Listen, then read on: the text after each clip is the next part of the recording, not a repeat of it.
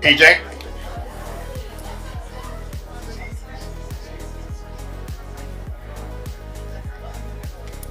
PJ? We're good. Yep. Oh, thank you so much. Please take your seats. The meeting is about to begin.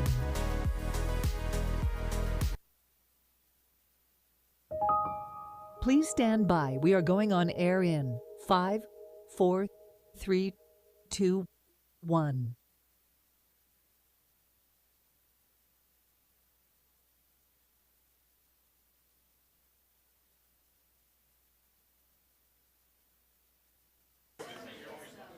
Good morning. Welcome to the June 26th, 2024 Commission meeting. It is a hybrid meeting, and I'm going to ask the city clerk to provide Zoom info and any other instructions. And good morning, everyone. Morning, Mayor. During this hybrid commission meeting, the City Commission is physically present in the Commission Chamber at Miami Beach City Hall, 1700 Convention Center Drive, 3rd floor. The public may attend the meeting virtually. However, members of the public who wish to attend the meeting or provide public comment in person may appear at the Commission Chamber. To participate or provide comment virtually during the Commission meeting, the public may join the meeting by visiting the Zoom app on their smart device or on the web at zoom.us or by telephone at 1-305-224-1968. Again, the local number is 305-224-1968. Toll-free is 888-475-4499. The webinar ID is 813-928-576-71#. Again, the webinar ID is 813-928-576-71#. Members of the public wanting to speak virtually on an item during the meeting must click the raise hand icon if using the Zoom app or press star 9 on the telephone to raise their hand. Thank you very much, Mayor.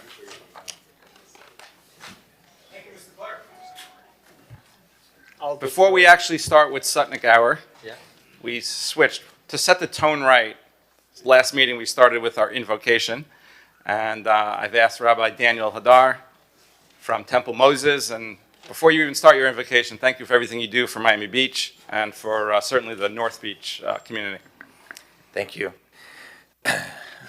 We'll just take a moment to say that this morning that we invoke God's kindness and grace upon this tremendous Miami Beach Commission and Mayor. May you have the strength, insight, wisdom to do all that you do for Miami Beach, to make our city better, brighter, and improved in every possible way. May you see that just as the tribes of Israel, when they marched in the desert, they didn't march under one flag. Each one had their own flag, to indicate that each one had a special and unique talent and a special and unique purpose. May you all see that in every one of us, and may you have the strength to see that that diversity brings unity, strength, and togetherness. And may God bless you in everything you do. Amen. Amen. Thank you. Thank you for your powerful words. We are now going to do the pledge, and it's my honor to ask Digna Abella to lead us.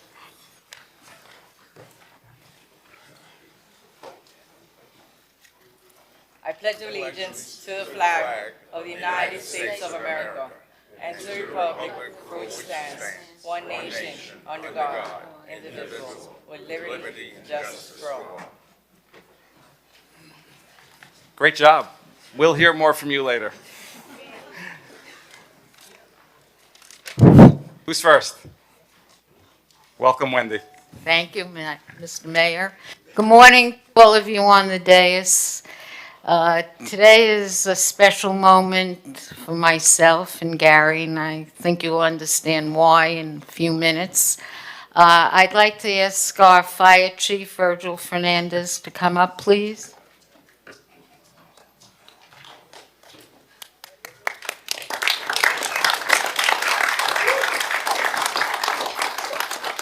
Before I go into the formal aspect of my presentation, I do want to say a few words about human relations, which now more than ever, with what's going on in the world and going on around us, is very important. I think you all know that for 5 years, Virgil and I debated about my boomerang balconies, and he was doing his job upholding the fire code, and I said the fire code has to change. But through 5 years, in every department head's office in this building, the human relations aspect is one that we all should copy. I have to tell you, if you look up the word decent in the dictionary, our fire chief is one of the most decent, D-E-C-E-N-T, human beings that I know. And I hope we all can emulate that aspect of Chief Fernandez. That being said, this certificate of appreciation awarded to Virgil Fernandez, Fire Chief, for his extraordinary leadership as Miami Beach Fire Chief, awarded this June 26, 2024, from Bell Plaza residents, and I really think from all the residents of Miami Beach.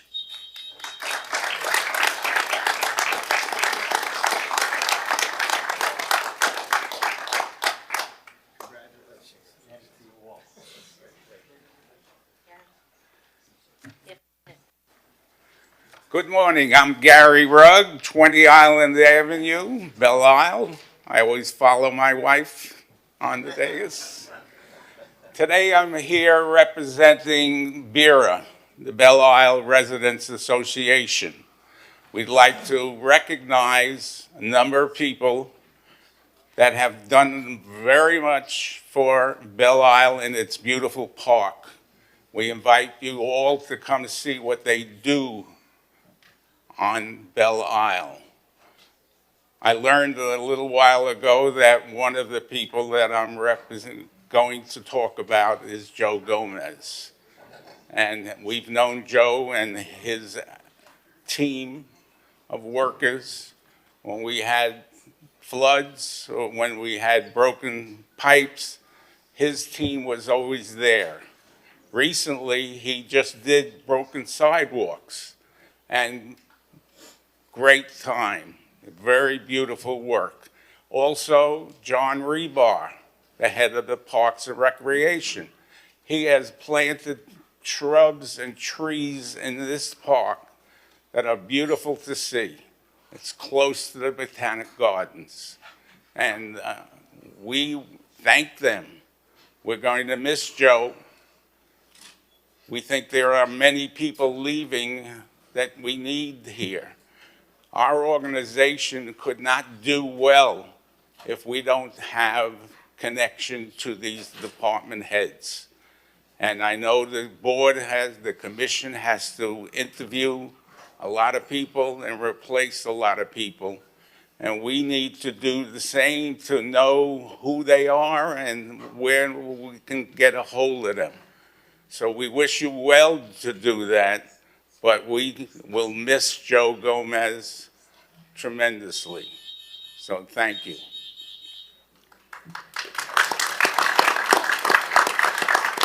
I'm going to go now to Zoom, and I'll be back here. Our first Zoom caller is Alicia Casanova. Ms. Casanova, please state your name, address, and you have 2 minutes, please. My name is Alicia Casanova. My address is 4775 Collins Avenue, Miami Beach. This morning, I'm representing the Mid-Beach Neighborhood Association. Good morning, everyone. Good to see you all. The MBNA is glad to know that C7AA regarding the continuation of the pedestrian pathway on Indian Creek Drive is on today's consent agenda. The MBNA has been advocating for a much-needed continuous path on Indian Creek Drive from 41st to 26th Street for several years before construction of this project even began. Although we appreciate the improvements made to the landscaping in that area, we've been very disappointed that this beautiful city amenity does not have a continuous path and is therefore flawed in several sections. We support the June 26th resolution and encourage the city to negotiate with the owner of the 2811 outlet parcel or otherwise pursue an eminent domain proceeding. We also support the May 24th recommendation from the Finance and Economic Resiliency Committee to prioritize funding for a feasibility study to determine the design and construction costs associated with the new capital project to develop a continuous walkway for those segments of the pathway which are currently not connected to the path. The MBNA requests to be kept abreast of the results of that study and with all plans for the completion of the Indian Creek pedestrian pathway so that we are given the opportunity to provide our input throughout this entire process. Thank you. Good morning, Mitch Novick, 901 Collins Avenue. I urge you to affirm Digna Abello's appointment as our new fire chief. Miss Abello is extraordinarily qualified. She's familiar with all the many nuances of the fire code, and equally important, Digna will be the first female fire chief in Miami-Dade County, setting an example for all of us to be proud of. On another note, my homegrown Miami Beach-based real estate and hospitality company, which for decades has provided jobs, housing, accommodations, and opportunity, will be turning 35 on July 5th. On the 4th, in addition to our country's independence, we'll be celebrating with fireworks at my place beginning at 7 p.m. Everyone is invited and welcome. Absolutely no gifts, please. Hope to see you there. Thank you so much. Our next virtual speaker is Amanda Knapp. Ms. Knapp, please state your name, address, and you have 2 minutes, please. Hello, good morning. My name is Amanda Knapp. I reside at 1200 West Avenue. I've been a resident for over 13 years. Good morning, Mr. Mayor and Commissioners. Today I'm excited to speak as the Human Rights Committee Chair and with my experience as a PhD candidate researching human trafficking for over 10 years. It's estimated that 27 million people are victims of human trafficking worldwide, with over 16,000 self-identified victims in the United States. Florida remains number 3 in our country, with Miami being number 1 in the state. Human trafficking affects all races, genders, citizens and non-citizens, and the LGBTQ plus community. Traffickers do not discriminate. Our city continues to move forward in efforts to address human trafficking. On June 12th, we had the first ever Miami Beach Human Trafficking Coalition meeting with Commissioner Fernandez and Dominguez, the Department of Homeland Security, FIU representation, 2 nonprofits, and our Miami Beach Human Trafficking Detective Unit. Our human trafficking detectives explain the importance of human trafficking victims, communicating with them promptly when they are in desperate need of help. A major issue with human trafficking countrywide is the victim identification process. Victims experience manipulation and are physically and emotionally abused and could fear reaching out for help. Today, Commissioner Fernandez will present C4AN, which is a referral to the Public Safety and Neighborhood Committee to discuss expanding the capabilities of Public Safety Communication Division to support calls regarding suspected human trafficking in the city of Miami Beach, which has been requested by our expert human trafficking detectives. Please support Commissioner Fernandez and assist human trafficking victims in Miami Beach. Also, please join the Human Rights Committee on July 27th for the city's first ever Red Sand event to remember the victims who have fallen through the cracks. Thank you so much for all of that you do. Thank you. Please, sir, you're next. State your name, address, and you have 2 minutes. My name is Alan Levine. I reside at 910 Bay Drive, Miami Beach. I want to lay out a couple of principles that should inform how the commission and the mayor respond to the following speakers. They intend to talk about Israel, and the commission and the mayor have inserted Israel into the business of this city in very substantial ways. And when the issue has been raised by people with whose views the mayor disagrees, he has exercised the power of censorship by threatening to cut off mics, in fact, cutting off mics, threatening people with ejection. So I want to remind the mayor and the commissioners that this is a Sutnik hour. This is a public forum on which people have a right to speak about issues of importance to them. The First Amendment, of course, controls what one can say at public meetings.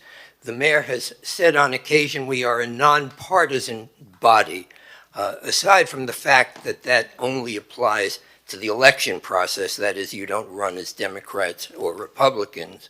To the extent that the mayor implies that that applies to views about Israel, of course, the mayor's views and Commissioner Suarez's views have been very openly expressed. So the citizens of Miami Beach have an absolute right to talk about Israel. They should do so, and you may not like their views, Mr. Mayor or Commissioner Suarez, but you have an obligation to listen to them and not to interrupt them. Thank you. Our next virtual speaker is Nicole M. Nicole, state your name, address, and you have 2 minutes. Hello, good morning. My name is Nicole Morse. And since December, this commission has been committed to stifling free expression on the topic of Israel. From anti-free speech ordinances restricting the right to protest to this current proposal of a ban on contractors who are participating in the non-violent BDS movement, this commission has been clear. When it comes to Israel and the crimes against humanity that it is committing with taxpayer dollars, this commission is utterly partisan and is willing to this is exactly what I'm not going. Partisan. Can you cut it? I'm happy to talk about the issues, the items. We're not going to sit here and start laying the blame that you believe is appropriate. It's just not going to happen here. Talk about the items. I haven't restricted, and our commission, by the way, that was a unanimous vote. We haven't restricted free speech. What we've done is protect people from harassment, from intimidation, which is also protected under our Constitution of the United States, that people should be able to walk into a synagogue, should be able to go into Art Basel without being hounded, screamed out, surrounded, simply because they are Jewish. I was at those places and none of that happened, and you know that. Shame on you. They're on video. They're on video. This woman was in front of Temple Emmanuel when I was there when Alan Dershowitz was speaking. And she inhibited my speech. She inhibited my right to hear First Amendment speech. So that's BS. Tell me who you represent. What temple do you represent? What Jews do you represent? No one. And yet you let him speak? Don't you dare. Shame on you. No, shame on you.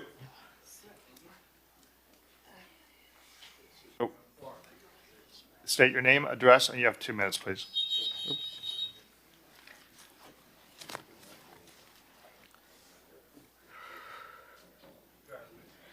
My name is Donna Neville, and I live on Bay Drive in Miami Beach. Was born and bred in Miami Beach.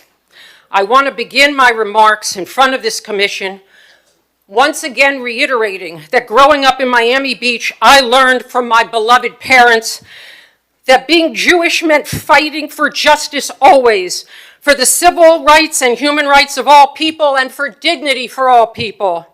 I've been here speaking at other commission meetings when the commission shut off my mic saying this was a nonpartisan hearing. Yet at the last commission meeting, you invited as your benediction speaker the Consul General of Israel in Miami.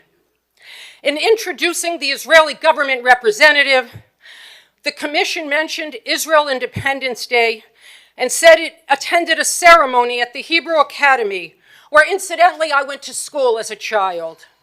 But what wasn't mentioned in those remarks was that for the Palestinian people, Israel Independence Day marks the Nakba, the catastrophe, where 750,000 of the indigenous Palestinian people living in Palestine were expelled and pushed out of their homes and their land before and during Israel's creation.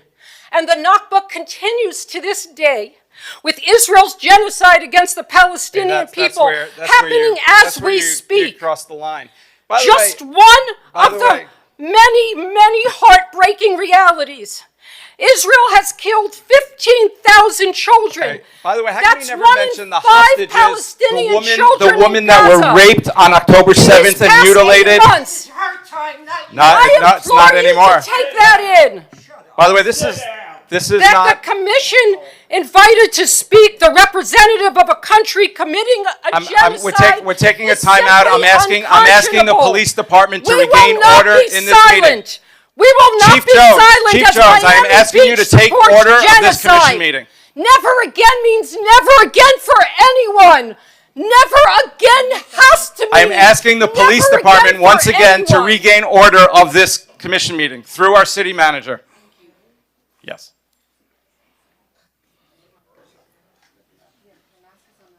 Our next virtual speaker is Johan Moore. Mr. Moore, state your name, address, and you have 2 minutes, sir. Good morning, Johan Moore, 717 Jefferson Avenue. I stand with Palestine and its armed resistance by any means necessary to free the Palestinian people from occupation, ethnic cleansing, and genocide. I oppose any and all measures before this or any other legislative body that seek to thwart that right to armed self-defense and self-determination. As always, I urge this commission to not get entangled in foreign affairs, certainly not in support of a genocide-indicted regime, but to focus on what is before us properly, what is before you properly, which is our municipal affairs. And I want to, while I oppose R5W, praise both Commissioners Suarez and Fernandez for their legislative items that seek to encourage car-free residential units on Washington Avenue, which I think go very well hand in hand with a proposal before you to put in bus lanes, dedicated bus lanes on Washington Avenue. That's my neighborhood. That's my concern primarily, while my heart also bleeds for issues abroad. This is our city. You work for us. You need to focus on our needs as a city, not entangle us in foreign affairs. Thank you very much. Here's the problem I have, and this is why I'm intervening. And by the way, most people in our city agree with me. We are not talking about, first of all, we're starting to get into foreign affairs. We're starting to get into foreign issues. Secondly, the comments that are being made are not just hostile. They're not just anti-Zionism. They're anti-Semitic. You may not realize it, and you can tell me, whoever you are, that you're Jewish. Being Jewish does not mean you're not anti-Semitic. That's where I'm drawing the line, and I'm not going to allow it in this commission meeting.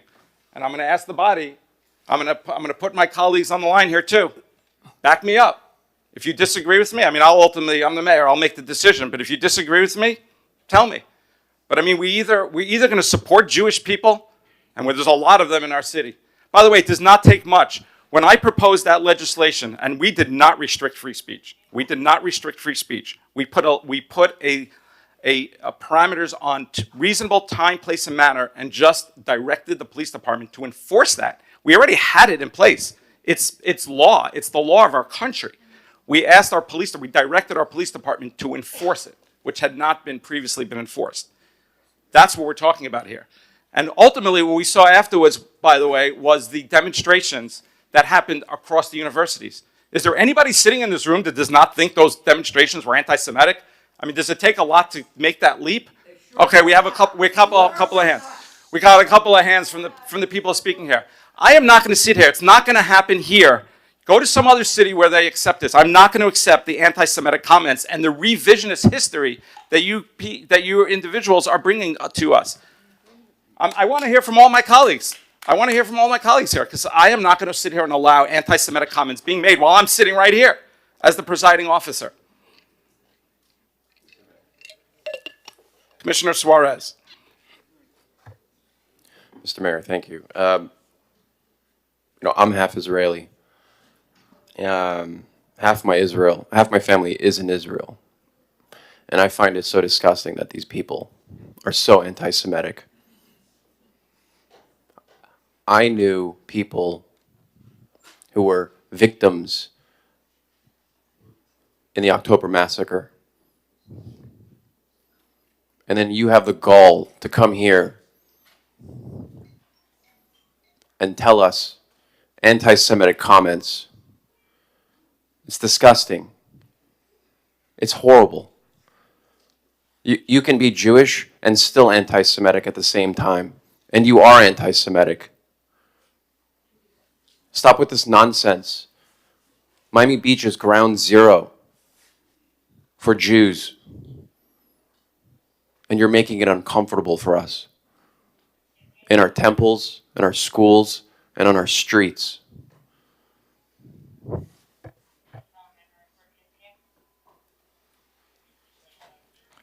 Our next speaker virtually is Audrey Bomsey. Please state your name, address, and you have 2 minutes. Hold on, I'm trying to unmute. Okay, yeah, Audrey Bomsey, 8600 Byron Avenue. I want to speak today as a Jew who's lived and worked in Palestine for 7 years as a human rights lawyer, and as a Jew who made a few trips to Gaza, where I have friends and colleagues. A few have died, all of whom have family members who've died. And I'm also speaking as the daughter of a Holocaust survivor, whose mother taught her that never again applies to everyone, not just to Jews. So I find it really incredible that you had an invocation at the last council meeting, which recognized the suffering and honored the deaths of only Israelis, and said nothing about the over 37,000 dead Palestinians, which is surely an underestimate because there's so many bodies that remain under the rubble. He only talked about the Israeli soldiers who've killed them. You know, others have told you about the findings of various human rights bodies and the World Court, which found that genocide in Gaza was plausible. But I just want to give voice to my friends who have had no means to escape the bombings or to protect themselves and their children. One friend just wrote to me, and I just want to quote, I'll be quick about this. At the end of the day, you have to sit with the family, play the role of a good son, a good father, husband, brother, and friend, and be a hypocrite. Thank you so much. Your time is up. Says that the world Next, please. is fine. I want to make a correction, by the way. In my comments last month, I actually specifically mentioned that all deaths are tragic. War is ugly. Speak to any soldier, by the way, who's fought in wars, and I actually spoke to a soldier once, not an American soldier who had to go in during the Gulf War. He went in with passion, with a zeal, and he told me he came back broken from what he saw. War is ugly. It is atrocious. But let's remember that Israel did not start this war. You know, I don't want to get into history, but you keep bringing it up. Israel's army and pulled out Jewish people living in Gaza. Think of what the Israeli army did, pulled out people living in Gaza in 2005. For those who don't know, Gaza is a coastal city. Can be a beautiful city like Miami Beach, perhaps. They could have built hotels. They could have built gambling or whatever they want to build to bring in tourists, by the way, which used to exist in some level. But they chose to build tunnels underground to wage a war. So let's not forget what's going on here. I'm sorry, I don't want to get into that. I don't bring up these issues. You're bringing them up, so I have to counter them.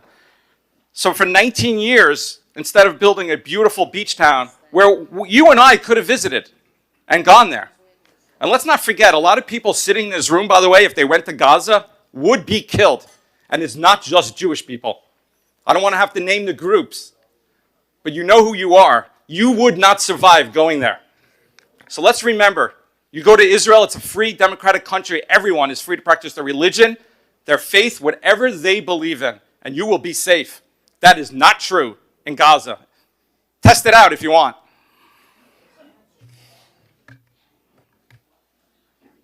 Sir, go ahead, state your name, address, and you have 2 minutes. My name is My name is Ken Barnes. I live in North Miami.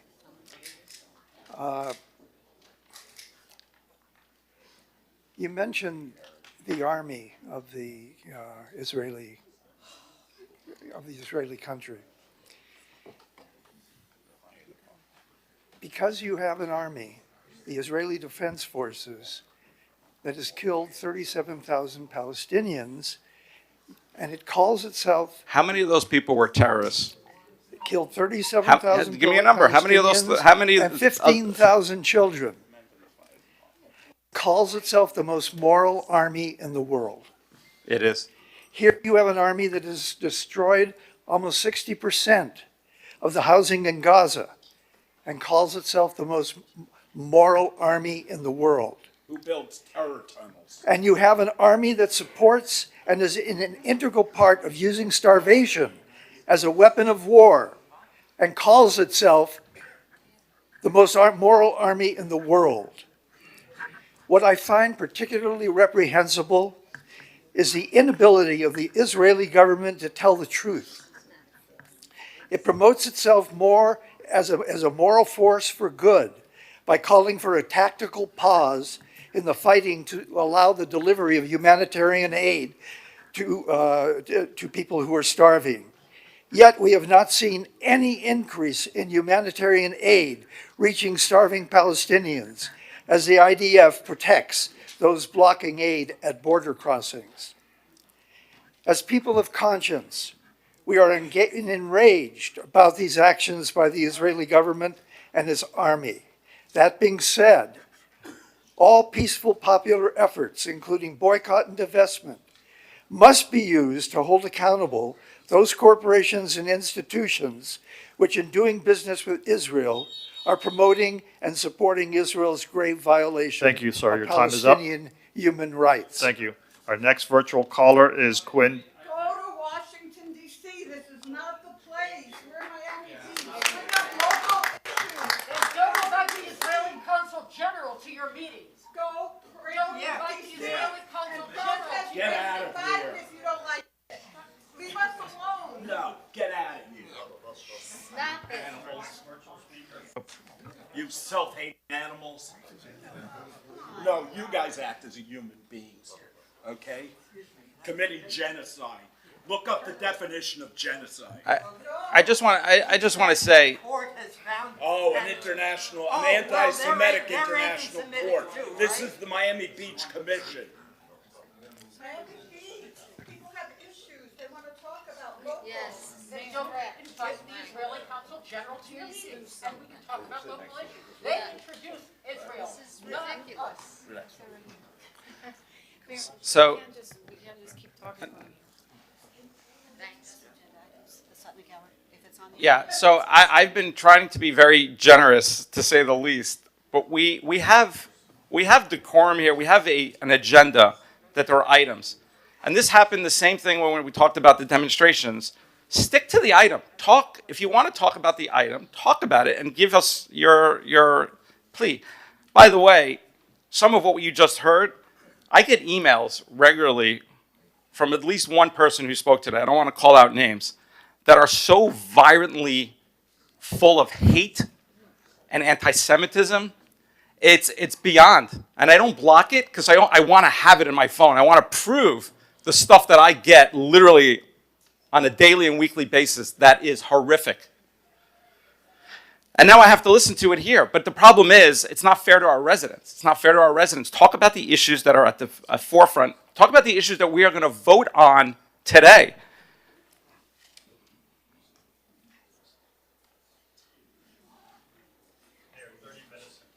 30 minutes have elapsed since we began the Sutnik Hour, so just. Is there anyone here who has an issue who wants to talk about something that is on the agenda? I have an agenda item. Okay, thank you. Please state your name, address, and you have 2 minutes, sir. Thank you. My name is Adam Saper. I live on South Beach, and I'm speaking to R5W. In 1990, only 4 months after being released from 27 years in prison, Nelson Mandela traveled to the United States for an 8-city tour. On his final stop here in Miami, no governmental official met him at the airport. No proclamations were issued in his name, and local leaders at the Miami Beach Convention Center turned their backs to a man who was recognized the world over as a symbol of peace. How deeply embarrassing for the city. In response to the snubbing of Nelson Mandela, Miami's black community led a boycott against Miami Beach and its hospitality industry. The boycott lasted almost 3 years and ended with the adoption of the Black Hospitality Initiative, a program now touted by local leaders. The anti-apartheid boycotts of South Africa lasted 10 times longer. From 1959 through the 1990s, activists used economic pressure to expose a system of racial stratification, political disenfranchisement, and forced relocation of black Africans into violently controlled islands known as Bantustans. Today's BDS movement encourages the boycott, divestment, and sanctioning of Israel to protest these same atrocities committed against Palestinians. An ethnic religious stratification, mass illegal displacement, and the forced confinement to ever-shrinking Bantustans. Whether one views Israel's actions in this way or not, there are many who do. They do so because of what they have heard, what they have read, and what they, their friends, and their families have personally experienced. As an American Jew who has lived in both Israel and Palestinian West Bank, I fall into this latter category. If people choose to express their political views through the same means that ended segregation on buses in the American South or toppled apartheid in South Africa, they have every right to do so without governmental interference. Proposed Ordinance R5W seeks to silence those with political views that differ from Miami Beach's current leadership. It attempts to extract a loyalty oath to a foreign nation to do business with our home city. This type of governmental constriction into political alignment is both terrifying and it is barred by our First Amendment. In 1966, black Mississippians boycotted white businesses in response to racial segregation. It took almost 20 years for the U.S. Supreme Court to weigh in. But when they did, they said that the government has, quote, no right to prohibit peaceful political activity such as that found in boycotts. Because we have a, quote, profound national commitment to the principle that debate on public issues should be uninhibited, robust, and wide open. This ordinance, R5W, slams the door shut on debate, and it silences those who think differently from their rulers. Nothing could be less American, and I urge this city not to do that. Thank you very much for your time. Do you wish to continue, or we're 30 minutes have elapsed? Okay, so. How many more speakers do we have? Let's do 1 minute. Thank you. I was going to suggest that as well. And please, please limit it to agenda items. Our next virtual speaker is Quinn Diaz. Go ahead, please. 1 minute. State your name and address.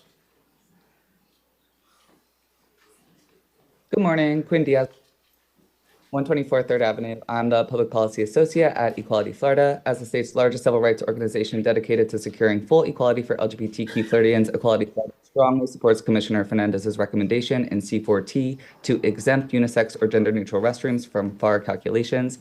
At a time when LGBTQ Floridians find themselves in a state of emergency every single day, this innovative proposal will incentivize private developers to construct restrooms that transgender people can use without fear of discrimination, harassment, or criminal penalties. The Florida touts itself as the most business-friendly state in the country. Its recent policies have set the private sector up to take the fall for the state's overreach. Businesses and municipalities know that discrimination is bad for bottom lines, and that inclusive practices and policies make them more innovative, profitable, and attractive. Miami Beach has long served as a leader in supporting the rights of LGBTQ employees, residents, and visitors, and its inclusive policies stand among the strongest in Florida. While harmful policies like the state's anti-trans bathroom law are enforced statewide, it is the responsibility of local governments to use their tools to mitigate harm to residents and visitors by leveraging new and innovative solutions. Thank you, sir. Solutions like Next, please. State your name, address. You have 1 minute. I am Susie Rudd-Cohen, Chair of the Advisory Board of the Wolfsonian FIU. I am a full-time resident of Miami Beach, residing at 1500 Ocean Drive. On behalf of the Wolfsonian FIU, I want to express thanks for the leadership of this commission and the City of Miami Beach for investing in and supporting a vibrant Miami Beach arts and cultural community. We at the Wolfsonian FIU strongly support Commissioner Bott's referral for exploration and discussion for the City of Miami Beach to make one-time grants to the arts community to mitigate the impact of the loss of state funding. Passage of this referral would allow the arts community to maintain their staff and planned programming for the coming year. Many of my neighbors were residents from areas with rich arts and cultural communities, and they and the city's many tourists want the same experiences here in Florida. State support is necessary. Thank you. Thank you. Our next speaker is Wayne Roberts. Mr. Roberts, state your name, address, and you have 2 minutes. 1 minute. What? Go ahead, Mr. Roberts. 1 minute, please. Thank you. Thank you. I want to state that I love you guys, and you know, it's infuriating to hear these folks come up and waste your time. But I want to state that there's a legislation. I spoke at Mr. Minor's Mayor Minor's meeting yesterday, and my concern is that approving existing projects should go forward. But if there's a change in price or scope in a significant way, that's material, that it requires still a 4-3 vote rather than a 5-2 or 6-1. It's imperative because the implications would be really, really damaging for 5 or 10 years from now. Approving projects that started out at 50 million and requiring 6/7 or 5/7 to turn down $200 million, which the way that's written would happen. I apologize, Mr. Additionally, Roberts, but your time is up. Next, please. I'm not sure which one was next, but go ahead. Hi, good morning, all. My name is Adam Ganuza. I live in El Portal, and I'm coming here today representing the Rhythm Foundation. The Rhythm Foundation is a 501c3 nonprofit that manages the Miami Beach Band Shell on behalf of the city of Miami Beach. I'm speaking here today in support of including a housing component into the Byron Carlile plan. We have the Rhythm Foundation has about 50 employees. Their work is contributing directly to the vibrancy of the neighborhood. The Bandshell is a cultural hub and economic driver for the neighborhood. Most of my staff does not live on the beach. Many of which would like to live on the beach so they can live in the very neighborhood that they are so tirelessly working to contribute to and to make more vibrant. They're commuting over the bridge every day and adding to congestion in the traffic. Oh wow, that was a minute already. And also in support for any effort that you all could do we're also subject to the budget shortfall, so any support would be greatly appreciated. Thank you. Our next virtual speaker is Cynthia. Cynthia, you have 1 minute. Please go ahead. Hi, good morning, Mayor and Commission. Thank you for all you do. I appreciate you supporting our entire community and keeping everyone at peace and, like you said, out of political issues that unfortunately we are not able to do anything. I did want to speak to you and thank you again for the item that you have on the agenda, which is First Street. I've been involved in this project for over 7 years. My concern today is the last commission meeting, there was talked about parking alternatives. Please note, living here for over 20 years, there's not any. We're already full. We sent videos to you last week of we're full almost all the time on First Street. Please note that the commercial spaces, which are 46 of the 85, are almost always full 24 hours a day. The last marina project, Rebecca Towers with promised parking, was never received as of today. And it's also private property and it can be taken away at any time. So I urge you that there are two strong options to be considered. Is that either Thank the you so use much. of I'm sorry, we're out of time. Next speaker, please. You have 1 minute, sir. Go ahead. Steve Bubba Cohen, 11 Island Avenue, Miami Beach. I came here to follow up with some issues on handicap parking, which I know you're partially addressing, requiring residents to register. One of the other things that I spoke to a couple of you about were the residential zones. And I think, especially for people over 65 years of age, those residential zones, if you're residentially approved in zone 4, you should be residentially approved in zone 14. One of the reasons I think we should go forward with that is there are no handicap spots. There may be one handicap spot per 3 or 4 blocks, and the parking department's answer is, well, find a handicap spot. If you're handicapped, you're handicapped. I got 2 bad legs where it's pretty difficult to go over to Washington Avenue and all the spots are residential zones and there's no place for you to park. And I have a legitimate handicap sticker. Thank you, sir. I have legitimate problems, and I hope that someone can make a motion to extend the handicap parking Thank you. permits. Our to next all virtual zones. speaker, apologize. Our next virtual speaker is Amy. Amy, you have 1 minute. Please state your name and address.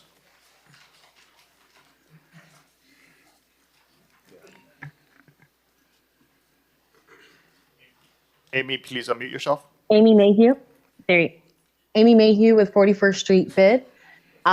Recently, the bid has released its vision plan, and we're really focused on traffic solutions and using 41st Street for traffic solutions. And we're supportive of the commission's initiatives to help in those regard with workforce housing and the Royal Palm traffic plan.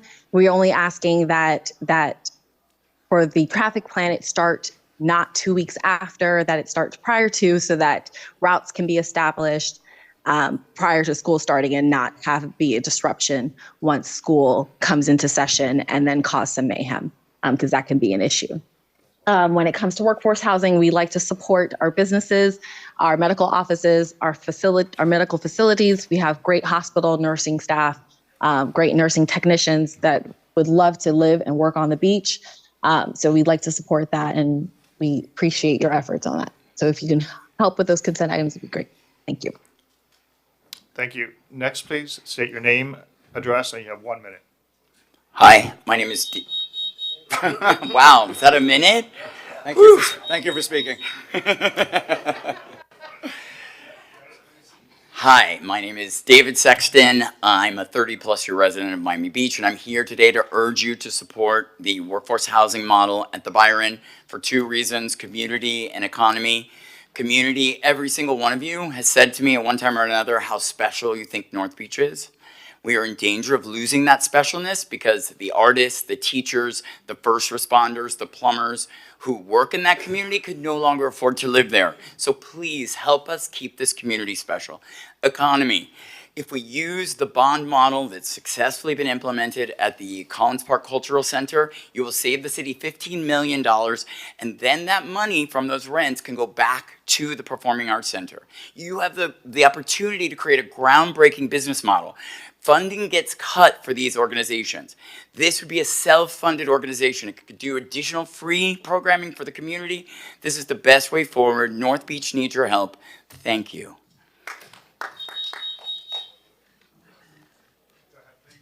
State your name, address, and you have 1 minute. Yes, please, you. Thank you. Good morning, Mayor, Commissioners. Blanca Villarello, owner of a unit in 6484 Indian Creek Drive. We've been here before because a huge problem with our landlord. Unfortunately, I'm here today because the problems we have with the last rains were horrific. I understand the video is going to be passed later on, but the water of the intracoastal came into the building, but the worst part was the sewage. The sewage came into the building until it covered all the pool, half of our garage.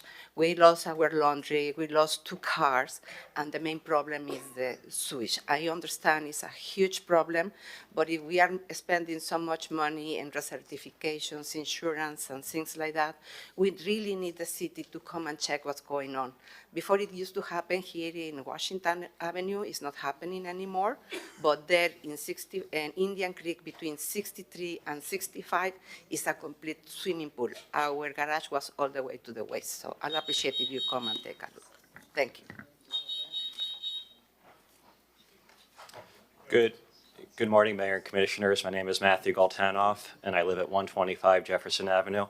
I want to speak in support of C7A and C7Z, which are 2 items that would resume progress on really important resiliency projects in South Beach. We've been reminded by recent rainstorms, even last night when it rained for 30 minutes, some of the streets become mini lakes. So I applaud the efforts of the Land Use and Sustainability Committee and the entire commission to reach consensus and to work with stakeholders. And I hope that it is passed today as part of the consent agenda. Thank you.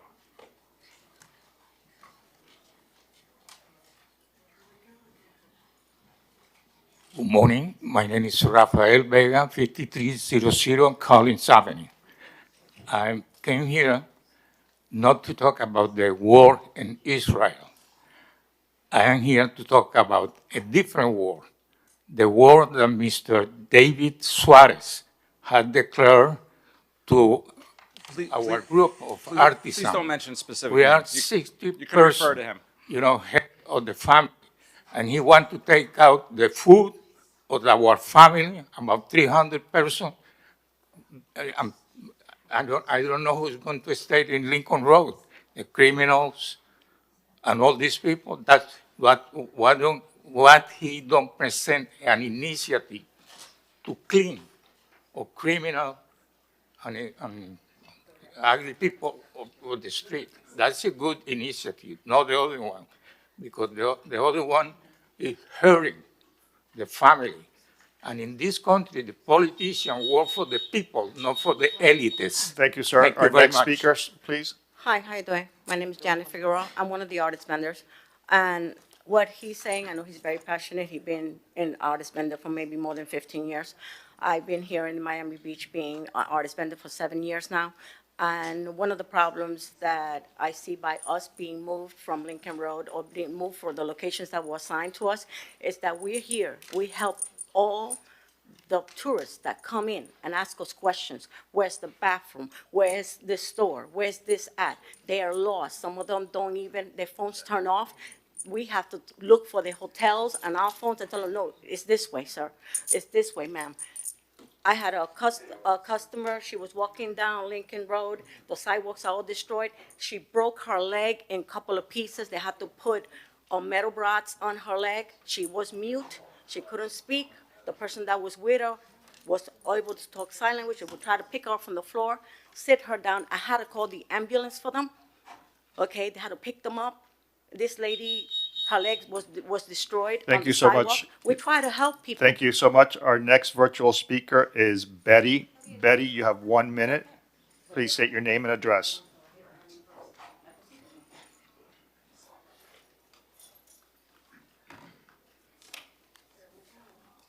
Betty, please unmute yourself. We're going to go to the podium. Please state your name, address, and you have 1 minute.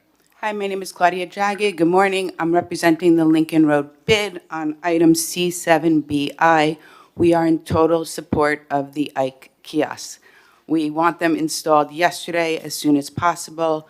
Obviously, it's a huge upgrade from our static clear channel kiosks we have now. And that's it. Thank you.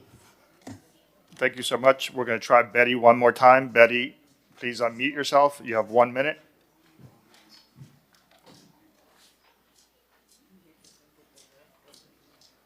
Betty, go ahead. Please state your name, address, and you have 1 minute, please. Mickey Bloom, 1040 10th Street on South Beach. The proposed ordinance R5W attempts to limit the right to protest through boycott in order to force compliance with a certain political agenda. As others have noted, the right to peacefully protest has not only been recognized by our Supreme Court, but has been used as an effective tool to achieve social good throughout the history of our country. Now married to a proud Michigander, I have become all too familiar with the atrocious legacy of Henry Ford, a racist tycoon who is nonetheless hailed in textbooks throughout this country. What many don't know is that he was also the subject of a boycott. In 1920, he published the Dearborn Independent, a newspaper that spouted vitriolic hate towards Jews such as myself. In response, Jewish communities began advocating for a boycott of Ford Motor Company. Imagine if a municipality enacted an ordinance requiring people, including its Jewish people, to pledge not to boycott. Fortunately, no one at the time had the audacity to attempt to limit political speech by mandating an oath not to express their political views. In response to the boycott, the racist publication was eventually shut down. The right to be able to express one's views. Mayor, there's no one else on Zoom that either hasn't spoken or hasn't been called, and I don't see anyone else in the audience, so Sutnik is now concluded. Mayor, could I have 30 seconds for Sutnik? I don't want to ruin the vibe in here. I came for 2 reasons. One was to congratulate Virgil Fernandez on his retirement. Chief, been a true professional. I also want to say I didn't start off right. Good morning, Mayor, Commissioners, Madam Manager, Mr. DePico, Mr. Granato. I also want to say that the union fully supports the appointment of Chief Albello. We want to continue that relationship with what we call our first cousins, which is the fire department. Thank you.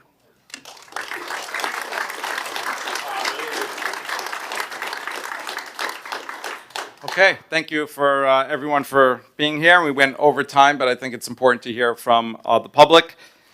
And we are a little behind. I am going to, Commissioner Rosen Gonzalez requested to call C4D because Rabbi Hadar is here and he may need to address it. So Commissioner Gonzalez. Thank you, Mayor.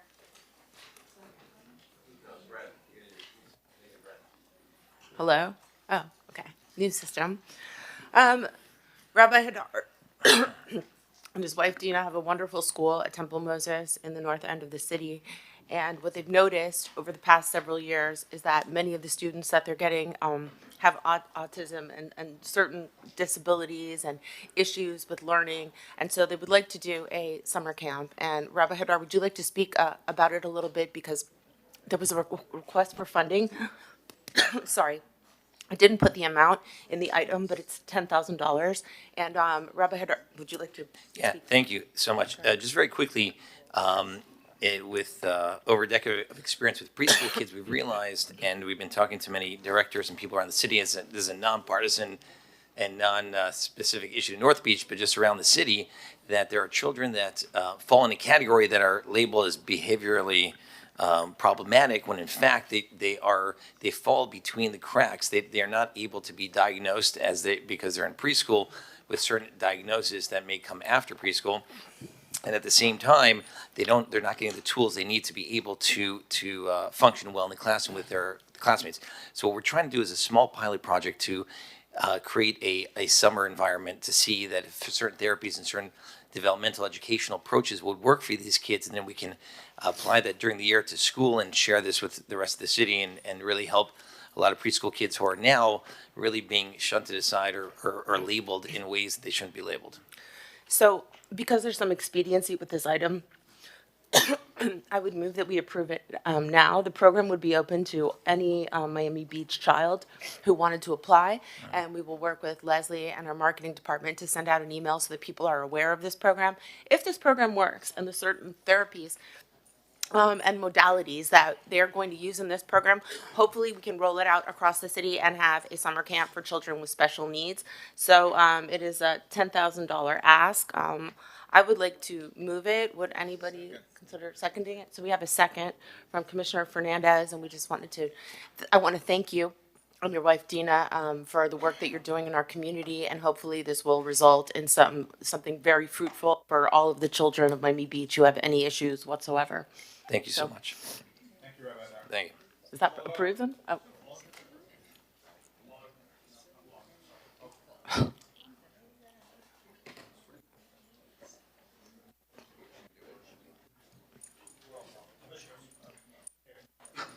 Thank you. So this motion is in favor. The motion was made by Commissioner Rosen Gonzalez, seconded by Commissioner Fernandez. All in favor? Aye. 7-0, the item is approved. Thank you, Commissioner Rosen Gonzalez. We have a few time certains that we're a little behind on. I'm going to ask our state House Representative Fabian Pasabi to give us an update of what's going on in Tallahassee. And thank you for being here. Thank you for all the work you do in your service. Thank you. Good morning, Mr. Mayor. Good morning, Commission. Before I begin with the update, I walked in on this as you absorb every commission meeting, and I can't not comment. Just to put some things into perspective for the listeners, and I think they're all sitting outside, the ones I'm trying to address. There are rules of engagement in battle. There's a level of honor and code in war. And to just take the acts of October 7th into account, the act of war of one party was to behead, to mutilate, to kill, to hurt women and children in the most vulnerable communities at a very unexpected moment of family celebration. You mentioned rape earlier. As horrific as that is, in the act of war itself, there are prisoners at this very moment, 8 months later, after they've been captured, tortured, unarmed, and broken, that 8 months later are finding themselves pregnant while in these prison camps. So I just want to make sure everybody really knows what they're talking about and who they're talking about. When you compare someone as honorable and humble as the Consulate General, who we proudly recognize, and then ask us to honor or recognize terrorists or terrorist supporters. The state of Florida is clear. This district is declared for Israel. We have a fund for anybody that wants to try out Palestine. One-way tickets. On behalf of the state of Florida, we will proudly send you there, and don't come back.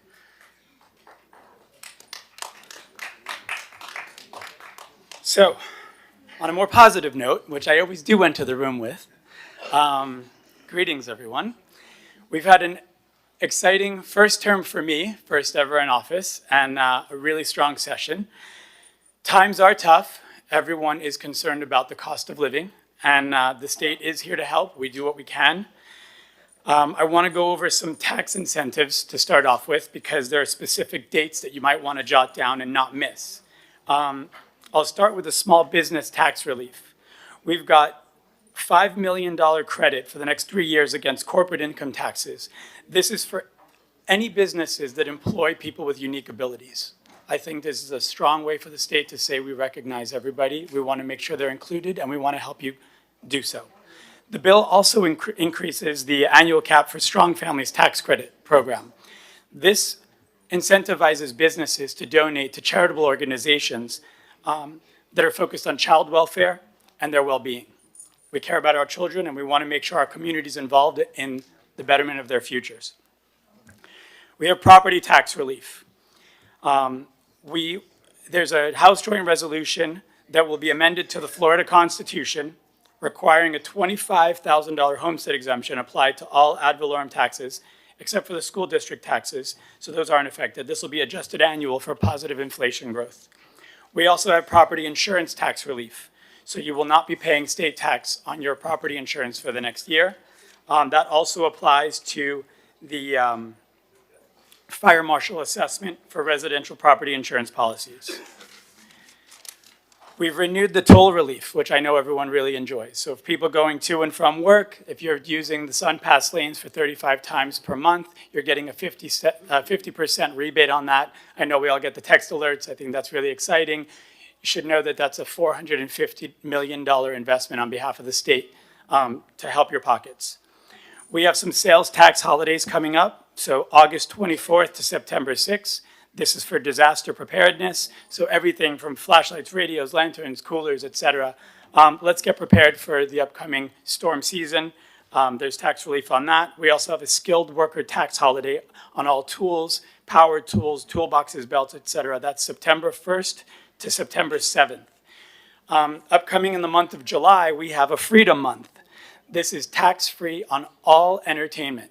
So visit your state parks, visit your museums, go to concerts, go to the movies, join a gym. Those annual memberships, all tax-free. Some things that affect our local business. We've got, and also throughout the states, we're not the only city that I've heard these comments on, but we've got a bill that's going to demand for the expedited approval of residential permits. This mandates local governing bodies to implement programs to accelerate the building permit process. It also allows applicants to employ private providers. Also, in protection of the cities, it also requires applicants to indemnify local governments from liabilities due to their construction. We all struggle with vacation rentals. A bill that will be hopefully signed on July 2nd. It's gotten a lot of positive feedback. It defines the advertising platform. They must show their licenses. We need to know who we're dealing with. And this division is also going to create and maintain a vacation rental information system, which facilitates compliance and provides a mechanism for local governments to verify vacation rental statuses. It also establishes criteria for local governments to fine, suspend, or revoke vacation rental registrations for noncompliance. There's the controversial Live Local Act. While we need housing, and throughout the state this bill does apply, there was a lot of concern on how this would affect overdevelopment in our district. While we have certain areas protected from the unsafe structures bill, like Ocean Drive and the Art Deco district, this bill does apply to all. However, I've met with some of you and we've discussed how setbacks and assessments on projects can help us carefully guide those projects into our city. The homeless encampment law that was passed, I think that's a very strong legislation that I know you've enacted your own similar legislation so that we can address the homeless needs. But on top of that, we have HB 7021, which addresses the real problem. And the state is investing $50 million in an initiative where we are now focusing on mental wellness and substance abuse, which we're all familiar all too well with the cycle our homeless population goes in, where they're just bussed around, and if they don't meet certain criteria to be in specific facilities, they're put right back where they started. Taxpayer funding has been wasted, and the issues have not been resolved. We now have real-time, real resources, and real partnerships from the state to address the needs, to find out what's ailing them. If they're suffering from substance abuse, we have time to hold them and detox them, to carefully consider a diagnosis for their mental illness conditions, and to get them the real help that they need. It is inhumane that they've lived this way for so long, and I'm really happy to partner with Miami Beach and your initiatives in addressing this issue. Sorry for my voice, I talk all day, every day. A lot of people are concerned about the waterways. We've got a lot of abandoned boats, we've got homeless encampments on the water, we've got a lot of issues and bad actors ruining it for the good boaters. HB 487 will address that. It's giving the FWC real teeth to address the bad actors on the water. We've all dealt with flooding, especially lately. I myself lost a car last week. We have $200 million in wastewater management grants that were funded last year. This year they became renewed, and they will be automatically renewed as we expend those funds. I urge every city to tap into those resources. The portal is open this month. We've got another week to attain those grants. We also have a crime prevention and intervention grant that was funded at $5 million to address the needs of our law enforcement agencies, but also to address the gun issue. We need to not only teach gun responsibility, but also accountability. And we need to educate, especially our young, but all citizens, on the civil liabilities and consequences of gun ownership. We've got tremendous funding. I'll try to speed it up a bit for Everglade restoration funds. As far as Miami Beach specific funding, we've got, thanks to my partnerships in the state, $4.85 million granted for the Miami Beach intersection and beach walk upgrade and safety improvements. Also the fire department ladder truck replacement at $417,000. We also got the senior services and programming funded at $175,000. And hopefully the state will continue funding this in the future so that our seniors know they have a place to go, their fund is secure. I want to talk a little bit about spring break. I gave you a more in-detailed update on that when you did your law enforcement update. I think people really noticed that with a strong partnership and a strong hand in law enforcement, we can accomplish our initiatives and our goals. Spring break was a tremendous success. I've heard from so many business owners, they've actually finally been profiting. People feel safe. I myself took my family out and walked on Ocean Drive just about every night. I thought it was magnificent. I encourage everyone to go revisit Ocean Drive. It's truly a paradise, and we are globally renowned for it. We must protect it and celebrate it and support it every way we can. As far as the HOA and insurance crisis that we face, the governor has signed. We've got record funding going into the DBPR, which anyone who's had any experience with them in the past, you know it's an office that's not very responsive because it's extremely understaffed. I think they have 3 people. I tried to knock on the door once, nobody answered. Never got a call back in the past. We're now adding 65 agents to that throughout the state. Huge budget. They are going to be a partner for our residents to take on the bad actors that are in place in our HOAs. They are misrepresenting legislation. They are making side deals. They are not protecting our most greatest asset, which is our homes. And it's just wrong what I see happening. I see a lot of people misrepresenting the reserve requirements. Those are not something that's due immediately. That's something due in the lifespan of the products that have not been funded. A lot of, I mean, literally when I leave here, I have to go up north to one of the other cities where a family is about to be selling their property for way under value and forced to move out because they simply can't afford the assessments that were put on them. I'm hoping people seek legal counsel until the DBPR can get involved and help you with your case.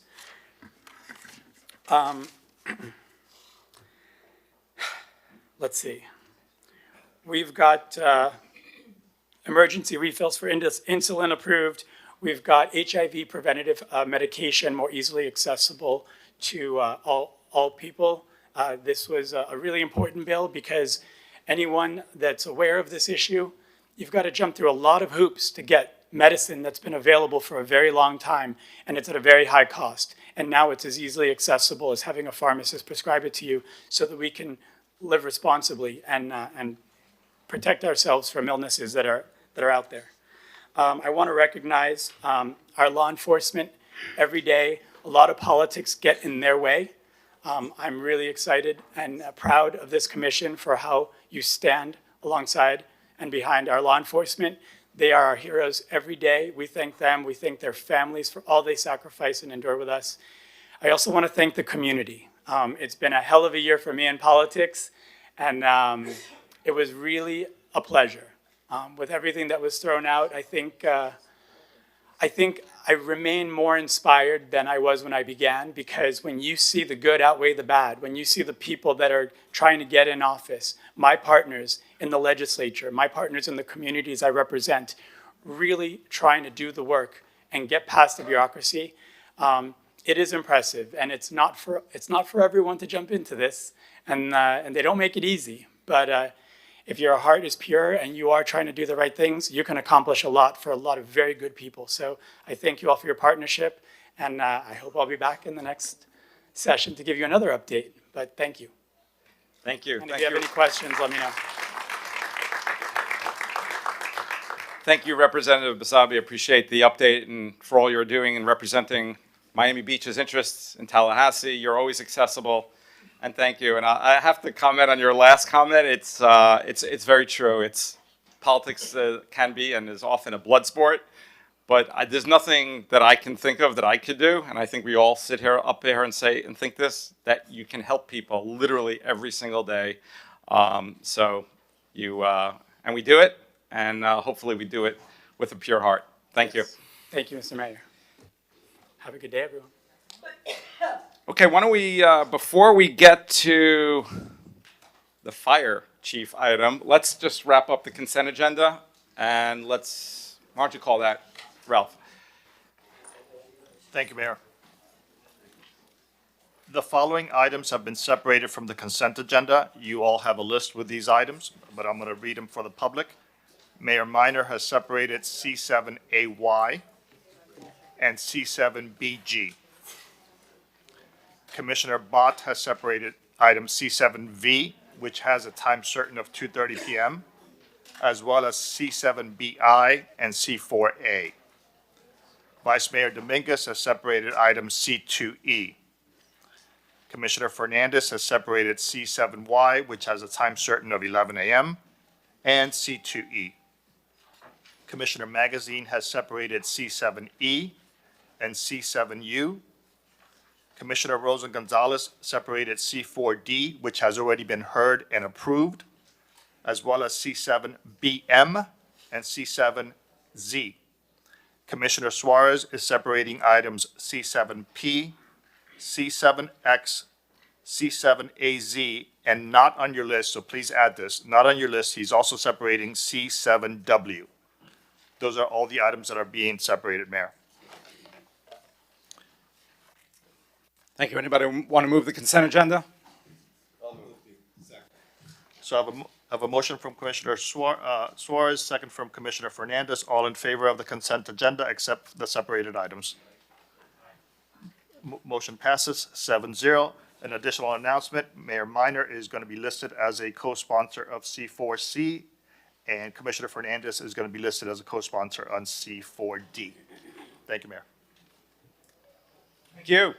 Now, we have a special moment to call R7N, and I'll turn it over to our city manager, Raquel Williams, but it's a special moment because we get to not only honor and really express appreciation to those who served our city so honorably, but also to take a vote and bring in the new. It really is a hallmark of a city and leadership when you have a proper succession plan and can bring in new leaders to bring our city into the future. So take it away, City Manager. Thank you kindly, Mayor. I really appreciate the opportunity to highlight this item on the agenda today.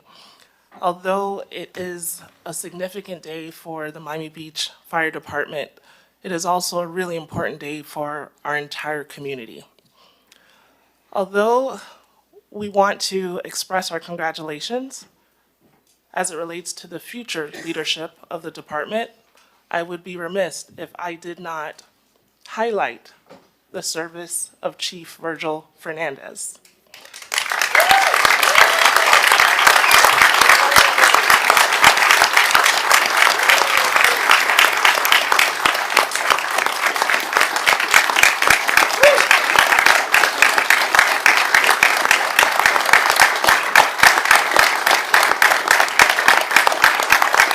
Chief,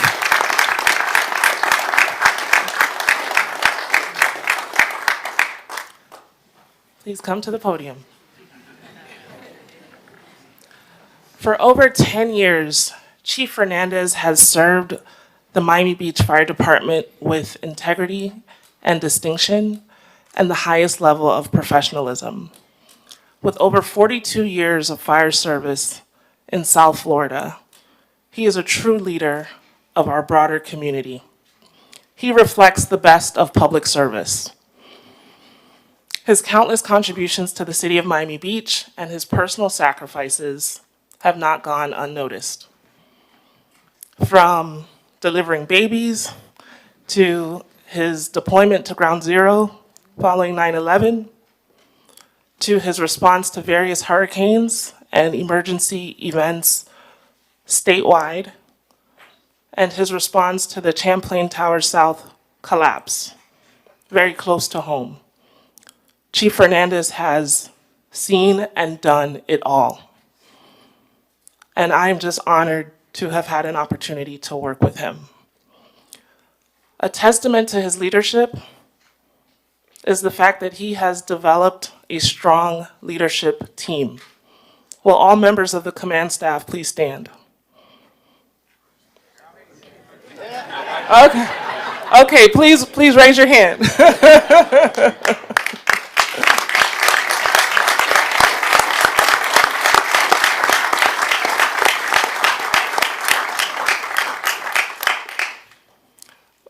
Chief Fernandez has had the foresight to cultivate a leadership team that is capable, experienced, and professional. And that leadership team has included Deputy Chief Digna Abello. For over 19 years, Chief Abello has served the City of Miami Beach's fire department, rising up through the ranks, starting first as a firefighter, ultimately serving as division chief for 3 of the major divisions, training, support services, as well as rescue, then being promoted to Deputy Chief of Administration.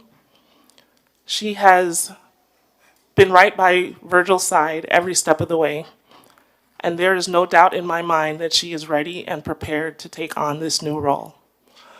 Her unwavering integrity, breadth of experience, and leadership skills make her the clear and best choice. When I had the opportunity to sit with each member of the command staff, each one wholeheartedly recommended that Chief Abello become our next fire chief. When I discussed with the union, same thing. When I talked about Chief Abello to members of our community and our stakeholders, including those at Mount Sinai, same thing. So I have the utmost respect for Chief Abello. I am honored to be able to recommend her for this appointment, to not only be the first woman fire chief in the city of Miami Beach, but also in all of Miami-Dade County.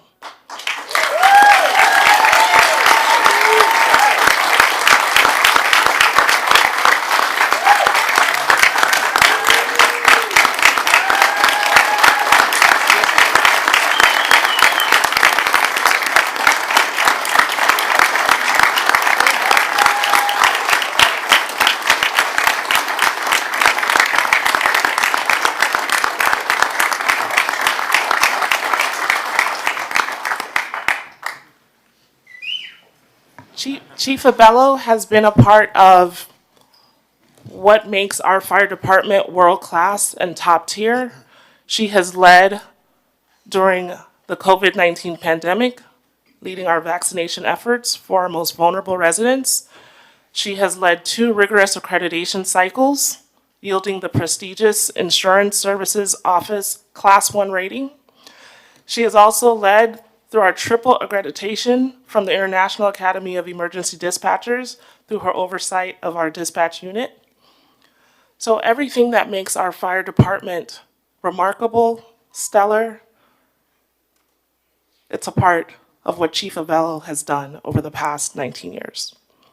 So at this time, I'd like all of the firefighters here with us today to please stand, as well as members of the administration of our team to stand in support of Chief Abello, as I hope she will be unanimously approved as our next fire chief.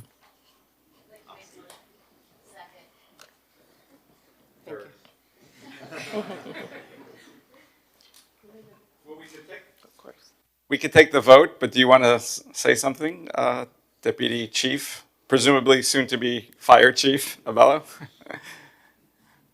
Or you could take the vote, because you have a motion in a second. Chief? Yes? Just real quickly, thank you very much. It has been an incredible ride. I got to do every day what I love to do. And it's hard to believe it started 42 years ago. I thank the mayor, the vice mayor, the commissioners. Thank you for your support throughout the years. Thank you to the residents, our businesses. Some were more than just friends, some became family. And of course, thank you to, the men and women that I got to work with, whether they wear a uniform of a dispatcher, a lifeguard, a firefighter. These are incredible people. These are heroes that you see behind me with white shirts and black shirts, because I got to work very closely with our police department, with Chief Oates, Chief Clements, and now Chief Jones. These are incredible, incredible public servants. And it's not just the uniform personnel. Every single department in this city, I'm in awe of the work that they do, the spirit that they bring, the compassion that they do it with, and the extreme dedication. It's I guess it's kind of bittersweet. I sit here and I go, well, the sad part is I'm leaving. I think the happy part is that it happened, and I can't put into words how that feels. Obviously, thank my family who, I guess almost 38 years ago, I met my girlfriend who later became my wife, and little did she know, she had just been sworn into the fire department also. And as far as Chief Abello, I hope that she gets to have the same amount of support that I got. There are tough issues that we're facing, and just know that from the fire department, all we want is what is best for our entire community. There's no if we win, somebody loses. Hopefully, everybody wins.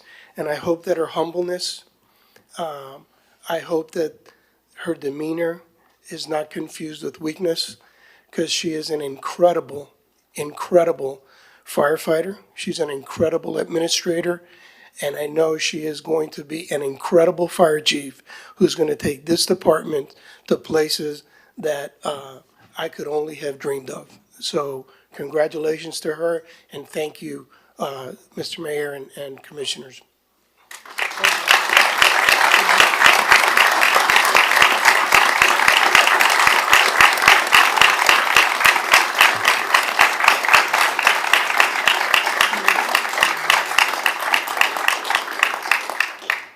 Thank you, Chief. Honorable Mayor Minor, esteemed city commissioners, Madam Manager Williams, city attorney, city clerk, cherished members of our community, all the city staff that's going to sit here for a bit, and the dedicated men and women of the fire department and police department. Today I stand before you with immense gratitude and profound humility as I accept the appointment as the 14th fire chief of Miami Beach. This moment is not just a significant milestone in my career, but a testament to the dedication and collective efforts of many who have encouraged, supported, and believed in me. First and foremost, I want to express my deepest appreciation to the mayor and the city commission for entrusting me with this vital role. Your confidence in my ability is both an honor and a responsibility that I will uphold to the highest regard. To Madam Manager Williams, the choice of either convincing Chief Hernandez to stay past his second grandchild's birth or ensuring the interim city manager recognized my qualities Chief Hernandez saw in me was very dreadful. I'm grateful you took the opportunity to interview and speak to each one of us. It's not because I didn't have faith in the process, but it's so you understood that whoever was chosen was supported and just not given the role. When I was hired in 2005 at the age of 22, I was an athlete who never expected the fire service career to take me from being one of a handful of women among 190 men to being the first fire chief in our 105-year-old department. When you're hired, you enter a 10-week mini fire academy. Every morning, the instructors will line you up in class to this uniform inspection. It was exceptionally thorough. Your bunker gear had to be a certain way, your uniform immaculate, pressed, and your boots shiny to avoid any smudges. But it seemed that no matter how much effort you put into pressing your uniform or polishing your boots, it wasn't good enough. The instructors will always find something wrong. For failing the uniform inspection, the recruits had to run the never-ending roads of Miami Beach, or raise the roofs, circles on a 4-count, until every part of your body was twitching in pain. I remember going home and thinking to myself, this torture was unnecessary, especially when the instructor was always in la chancletas. If you don't know what that is, it's the one that would come flying off your mother's foot into her hand every time you started to cause even a hint of trouble. I don't know about my classmates, but I would much rather have that furry chancletas than any more arm circles and 4-count raise the roofs. At the end of the 10 weeks, your final was to walk up 44 stories of the Portofino, 130 pounds of bunker gear, on air, up and down, in less than 12 minutes. The Recruit Academy is a great equalizer. Nothing mattered but your will to succeed, your dedication, your role, and your responsibilities, not your color, not your ethnic background, not your education, not your social status. And I still serve with those same ethos. As we look forward to a new chapter, it's essential to honor the legacy of Fire Chief Hernandez. Chief Hernandez has led the department with unparalleled dedication, courage, and vision. A leader must recognize that with leadership comes responsibilities and obligations, not privileges.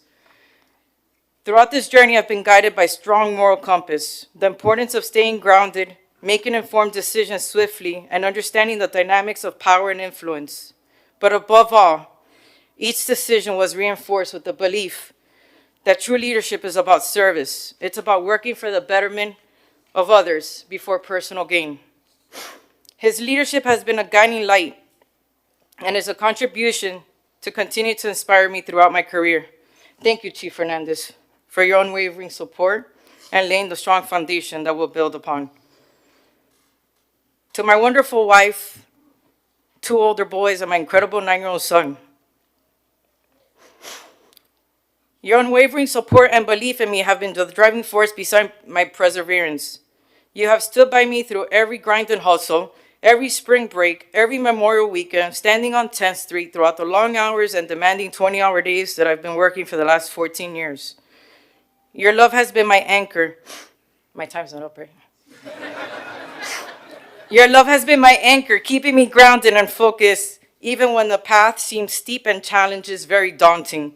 I'm profoundly grateful for your endless encouragement, your sacrifice you've made, for the countless ways you've lifted me up. Your love is a foundation upon which all my achievements that I will always cherish more than words will ever express. To my friends who have been my rock throughout this journey, I extend my heartfelt gratitude. To the men and women of the fire department, Remember that we share a common mission to protect and serve our community with unwavering commitment. Each of you plays a crucial role in this mission together, and we will continue to elevate our standards of excellence. You undertake a big responsibility, and that's to serve and protect this community. You undertake to protect the lives of us all. And for all that, I am humbly thank you for your support, for taking the time out of your day, whether you're forced to be here or not. I appreciate it. My vision is to build upon the strong foundation laid by me, by my predecessors. We will continue to enhance our emergency response capabilities, invest in cutting-edge technology, and prioritize the health and safety of our members.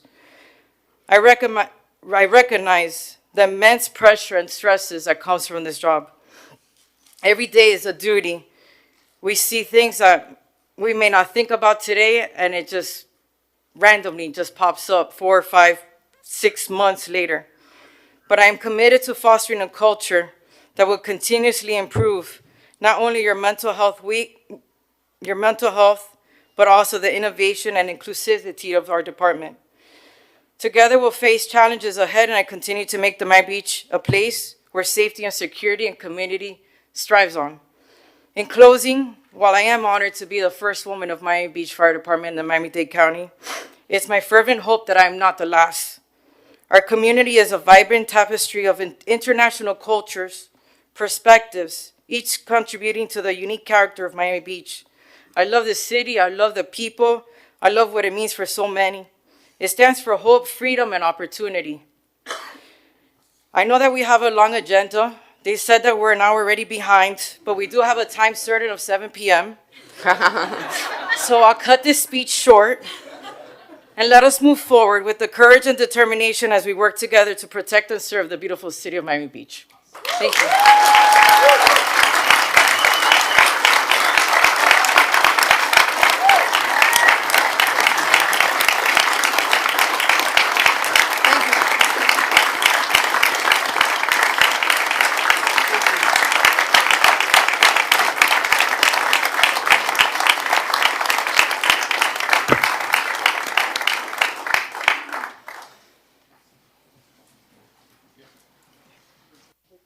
Thank you for your, we're going to take the vote in a minute. I just have to make a brief comment. First of all, to thank Chief Fernandez.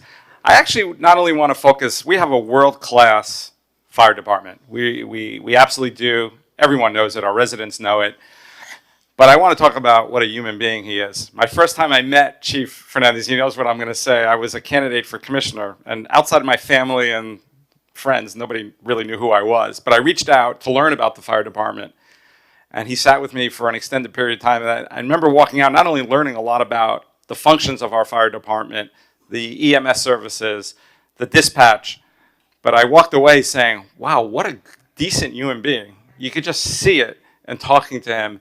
And that's been evident for the 4.5 years. But what was also evident after I got elected is that every time there was a function and Chief Fernandez was representing our city, you were right next to him, Chief Abella.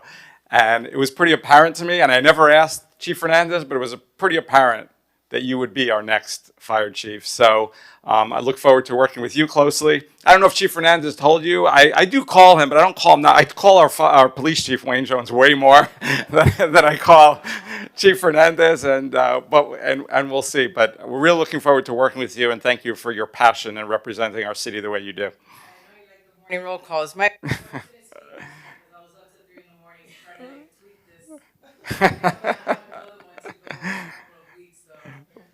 It's all good. Should we take the vote and then take a picture?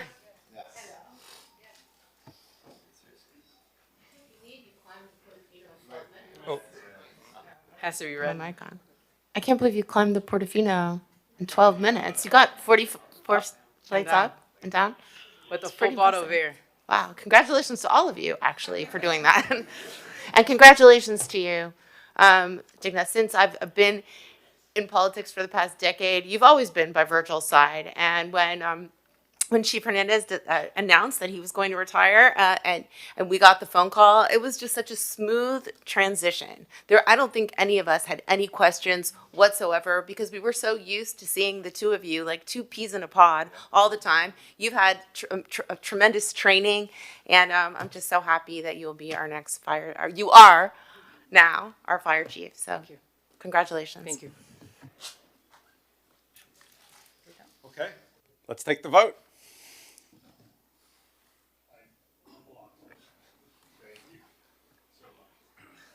There we go. So I have a motion by Commissioner Bott, a second by Commissioner Vice Mayor Dominguez. All in favor, please say aye. Aye. Motion carries 7-0. Congratulations. Thank you.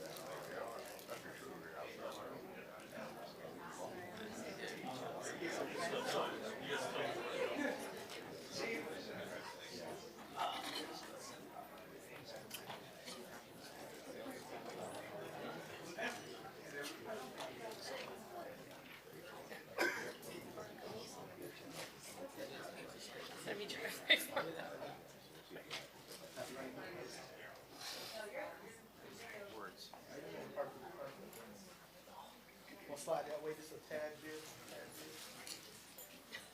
Slide just a tad bit this way. This way. Awesome, awesome. All right, so everybody right here on me on three. Here we go. Just looking at the real camera. Right here, 1, 2, and 3. Hold it. One more. One more. So Keep where you going.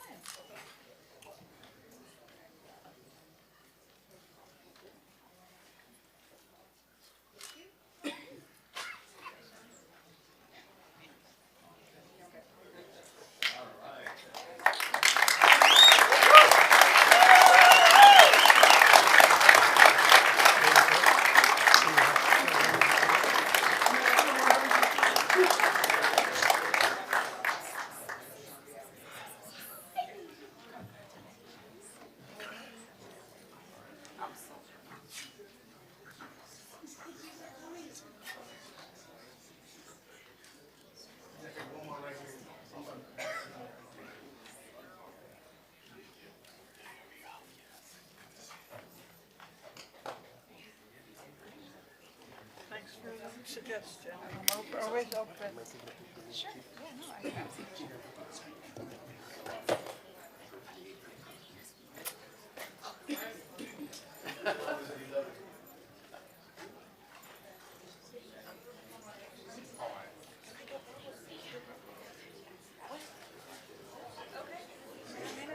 Okay, while we're finishing up the pictures, we'll at least announce the next item. We're going to hopefully try to make up some time. Ralph, let's call RDA1. Thank you, Mayor. We are recessing the commission meeting and reconvening as the redevelopment agency. Please note that Commissioner Higgins is absent. Item 1 is an amendment number 1 to lease between City and Collins 1560 LLC.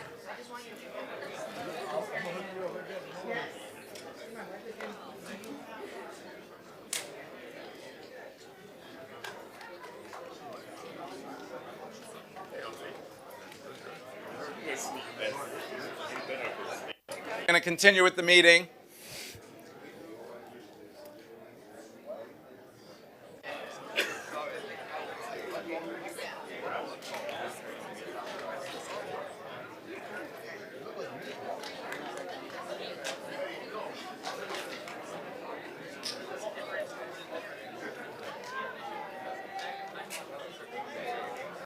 Okay, we're back in session. We're back in session.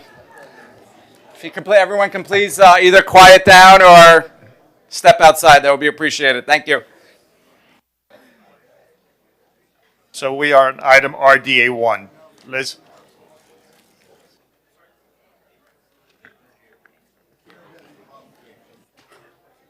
Liz, go ahead, please.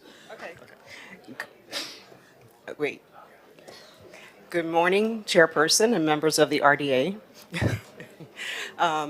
This item is basically to provide an 8-month abatement to an existing restaurant that's being underdeveloped right now at Anchor Garage.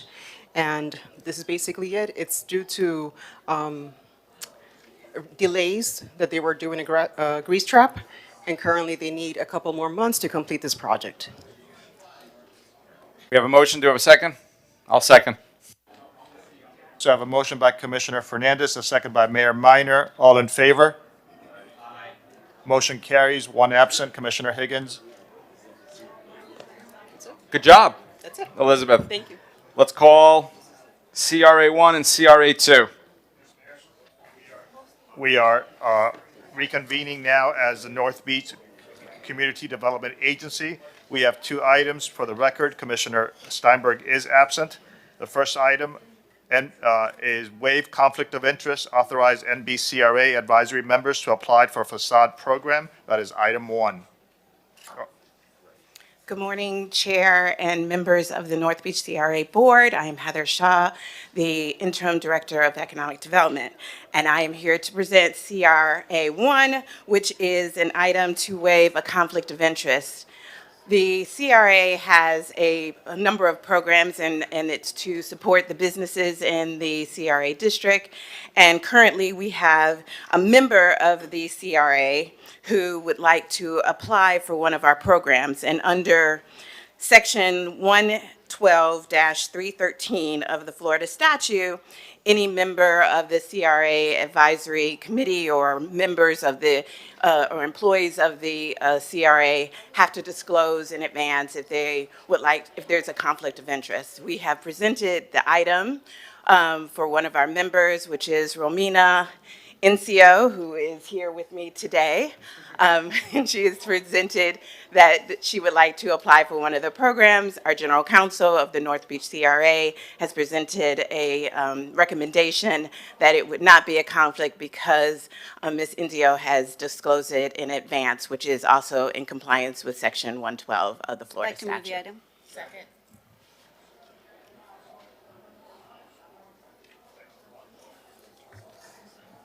So I have a motion. Actually, I heard it from Commissioner Fernandez first, and then I heard it from Commissioner Bott. So if you would like me to call the roll, may I? So all in favor? So it's 7, 1 individual absent. Commissioner Steinberg. Item passes. Thank you. Thank you, Mr. Clerk. And well, you have to call the second one, I guess. You're going to call the second one. Yes, ma'am. The next item is NBCRA 2, approve and authorize facade program grant to Normandy Isles Investment. Thank you, Mr. Clerk. Again, Heather Shaw, Interim Director of Economic Development, and I'm here to present North Beach CRA item number 2, which is as approval of an application presented by the Normandy Isle Investment Company, which is located at 1203 71st Street in Miami Beach. And they have presented an application to apply for our facade program, which allows funding for businesses up to $20,000. And the Normandy Isle Investment Company would like to do some renovations to their facade, to the glass in front of their business. And so the application is a request for $19,198, which is below the $20,000 threshold for the program, and it is 70% of the total cost of the renovation. So I'll move the item. making a recommendation to approve. So I have a motion from Commissioner Bott, and I heard a second from Commissioner Fernandez. All in favor of this item, say aye, please. Aye. Motion carries. 1 absent. Commissioner Steinberg. Motion passes. Thank you very much. We are reconvening as a commission meeting. go.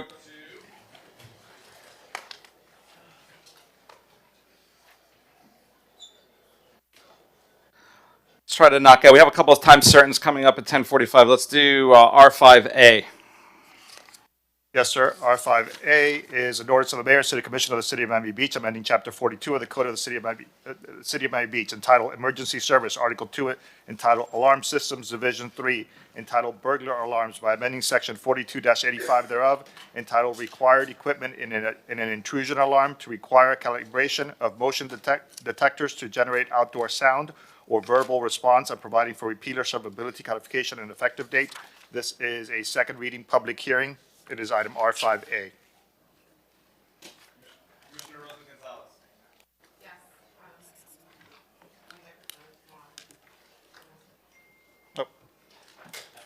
Oh, wonderful. This is not a controversial item. It is about the alarm systems that take over the right-of-way with a loud speaker that says, "You are being filmed and recorded." And when that happens, when you're on our streets or on our sidewalks, it is very egregious. It is happening in some of our single-family home neighborhoods, as far as across the street.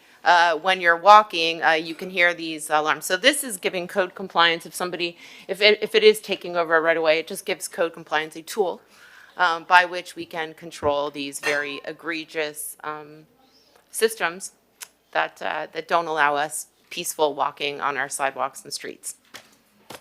So with that, I would move the item. Second. Call the vote.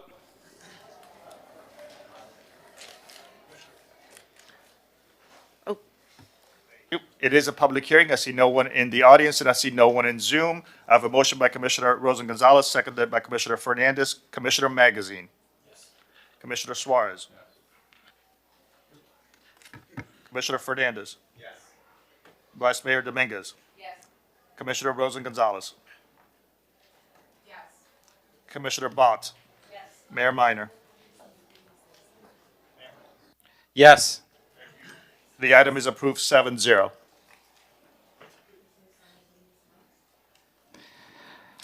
R5B. R5B is an ordinance of the mayor and city commission of the city of Miami Beach, Florida, amending chapter 110 of the city code entitled Utilities by amending article 2 entitled Water by creating a new division 3 entitled Permanent Year-Round Landscape Irrigation Restrictions to comply with the South Florida Water Management District's mandatory year-round landscape irrigation conservation measures for chapter 40E-24 Florida Administrative Code, and providing for repealer servability codification and an effective date. This is a second reading public hearing. It is item R5B. That's my item. I will let Hernan tee it up. Good morning, Mayor and Commissioners. Hernan Cardino, Code Compliance. So this ordinance restricts the times and the number of days landscape irrigation can occur in the city. Basically, it's 2 days a week with restrictions from 10 a.m. to 4 p.m. It also provides for an alternative method of compliance for those folks that need an alternative method to irrigate their landscaping. Thank you so much. Mr. City Clerk, please call the vote. So you're making the motion? Yeah. So Call the vote. this is a public hearing. I see no one in the audience. I see no one in Zoom. Commissioner Suarez is in favor of the item. He voted yes. Commissioner Bott. Yes. Commissioner Magazine. Yes. Commissioner Fernandez. Yes. Vice Mayor Dominguez. Yes. Commissioner Rosen Gonzalez. Yes. Mayor Minor. Yes. Motion carries 7-0. The item is approved. R5B. Thank you, Commissioner, Vice Mayor Dominguez. R5C.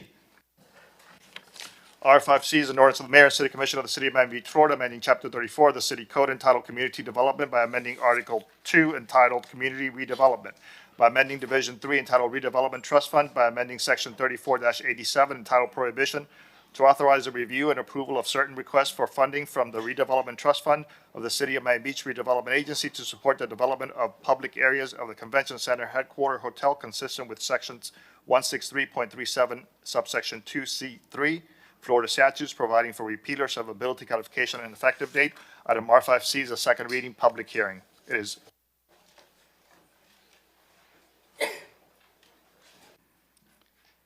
Commissioner Fernandez. Says AF. Thank you, Mr. Mayor. This is an item related to our convention center hotel. It's a necessary item in order to, in the future, potentially consider any grant funding that might be necessary for this important economic engine that the taxpayers of Miami Beach and Miami-Dade County have invested in just across the street in the Miami Beach Convention Center. With that, it's a pretty straightforward item. I move the item. Let's call the vote. This is a public hearing. I see no one in the audience, no one in Zoom. I have a second from Commissioner Bott. I'm going to call the roll. Vice Mayor Dominguez. Yes. Commissioner Magazine. Yes. Commissioner Suarez is a yes. Commissioner Rosen Gonzalez. Yes. Commissioner Fernandez. Yes. Commissioner Bott. Yes. Mayor Minor. Yes. Motion carries. The item is approved. R5C. R5D, as in David. R5D is an order to the Mayor and City Commission of the City of Miami Beach, Florida, amending the Resiliency Code of the City of Miami Beach by amending Chapter 7 entitled Zoning Districts and Regulations, Article 11, District Regulations, Section 7.2.11, CD2 Commercial Medium Intensity District, by amending Section 7.2.11.3 entitled Development Regulations, CD2, to eliminate the floor area ratio bonus for hotel uses in the CD2 district along Alton Road, Normandy Drive, 71st Street, and Collins Avenue north of 63rd Street, and providing for codification, repealer, severability, and an effective date. This is a first reading public hearing. The item requires a 5/7 vote. Commissioner Fernandez. Thank you, Mr. Mayor. This is an item that I've placed on the agenda that's been making its process through the Land Use Committee, through the Planning Board, and now it's before us in the form of an ordinance. In essence, this item removes the 0.5 floor area ratio bonus, the FAR bonus, for a site that has a hotel unit. Currently, our code gives a FAR bonus for hotel development, for suite hotel, for hostels in the CD2 districts on Alton Road, on Normandy Drive, 71st Street, Collins Avenue. And for us to incentivize more residential development, we're seeking to repeal this 0.5 FAR bonus. Separately, there'll be a separate item coming through the pipeline to address those CD2 districts along Collins Avenue, south of 20th Street, and also on Washington Avenue. I'd also like to state for the record that the Planning Board and MBU have both endorsed this item. MBU, and I want to quote from MBU because they specifically stated that since Florida state law preempts municipalities like ours from prohibiting short-term rental, and the city goal is to increase housing, removing the bonus 0.5 FAR for hotel development is a viable tool to accomplish new housing. With that, Mr. Mayor, I move this item. Let's call the vote. So this is a public hearing. There is no one in the audience that I see and no one in Zoom. Commissioner Magazine. Yes. Vice Mayor Dominguez. Yes. Commissioner Rosen Gonzalez. Commissioner Suarez. Commissioner Bott. Yes. Commissioner Fernandez. Yes. Mayor Minor. Yes. The item is approved 7-0. The second reading public hearing is scheduled for July 24th. Thank you, Commissioner Fernandez. R5E. Yes, sir. R5E is an ordinance of the Mayor and City Commission of the City of Miami Beach, Florida, amending Chapter 7 of the Miami Beach Resiliency Code entitled Zoning Districts and Regulations by amending Article 2, entitled District Regulations by amending Section 7.2.2, entitled RS1, RS2, RS3, RS4, Single-Family Residential Districts by amending subsection 7.2.2.2, entitled Uses, RS, to conform to the fine schedule for violations of subsection 7.2.2.2 to statutorily prescribed limits in Chapter 162 of the Florida statutes and providing for repealer, severability, codification, and effective date. This is a first reading. The item requires a 5/7 vote. It is item R5E. So this is a housekeeping item to ensure that our code is consistent with state statute. And as the mayor, I was asked to sponsor it. Let's see if there are any questions or somebody want to move it. I'll move it. Let's call the vote. So I have a motion by Commissioner Bott, seconded by Commissioner Fernandez. Commissioner Rosen Gonzalez. Yes. Vice Mayor Dominguez. Yes. Commissioner Magazine. Yes. Commissioner Fernandez. Yes. Commissioner Suarez. Yes. Commissioner Bott. Yes. Mayor Minor. Yes. Item is approved 7-0. The second reading public hearing of this item is scheduled for July 24th. That was item R5E. And thank you, Rob. R5F.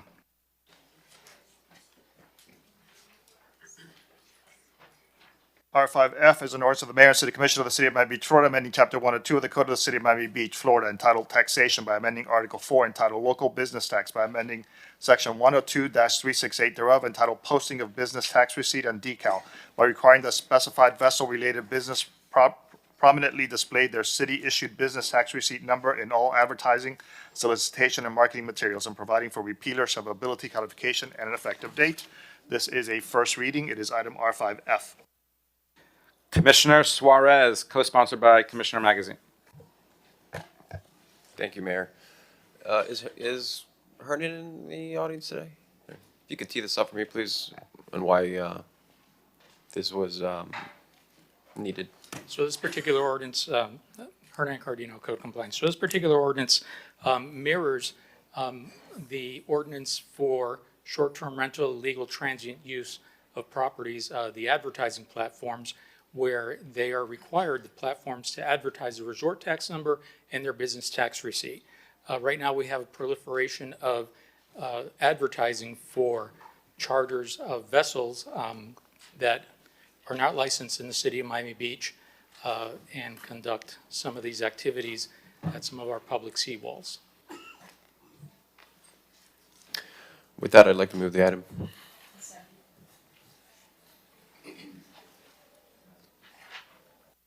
Any discussion?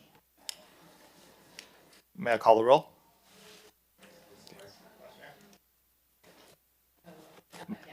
Thank you so much. Commissioner Magazine on item R5F. Yes. Vice Mayor Dominguez. Yes. Commissioner Suarez. Yes. Commissioner Bott. Yes. Commissioner Rosen Gonzalez. Yes. Yes. I mean, yes. Yes.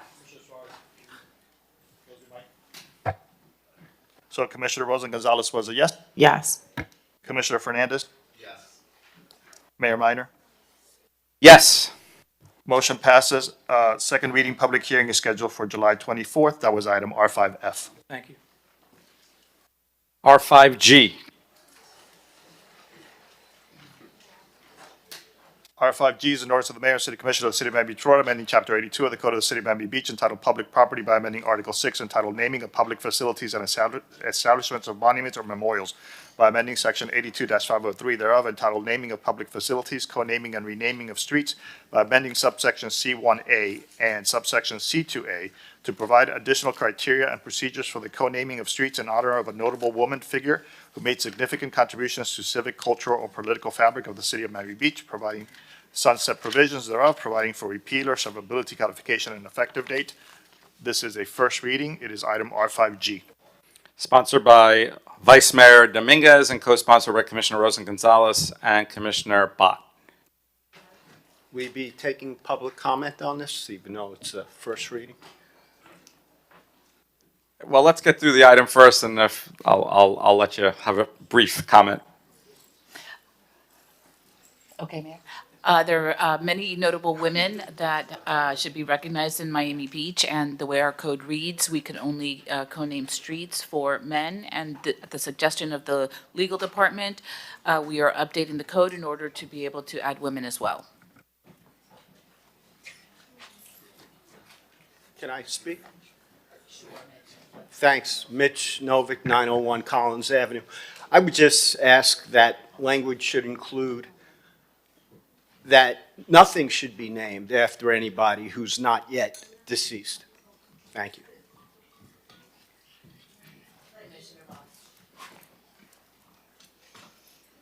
Commissioner Rosen Gonzalez. Oh, I'd like to move the item. Well, I'd like to say something. You don't have anything you want to say? Oh, thank you.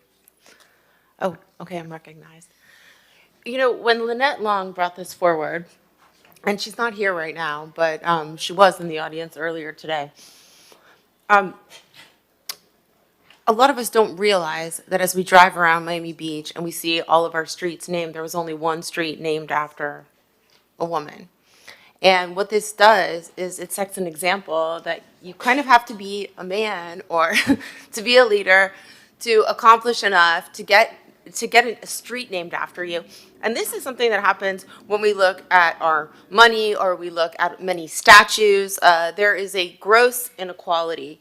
And so I'm really pleased, Commissioner Dominguez, that you brought this forward.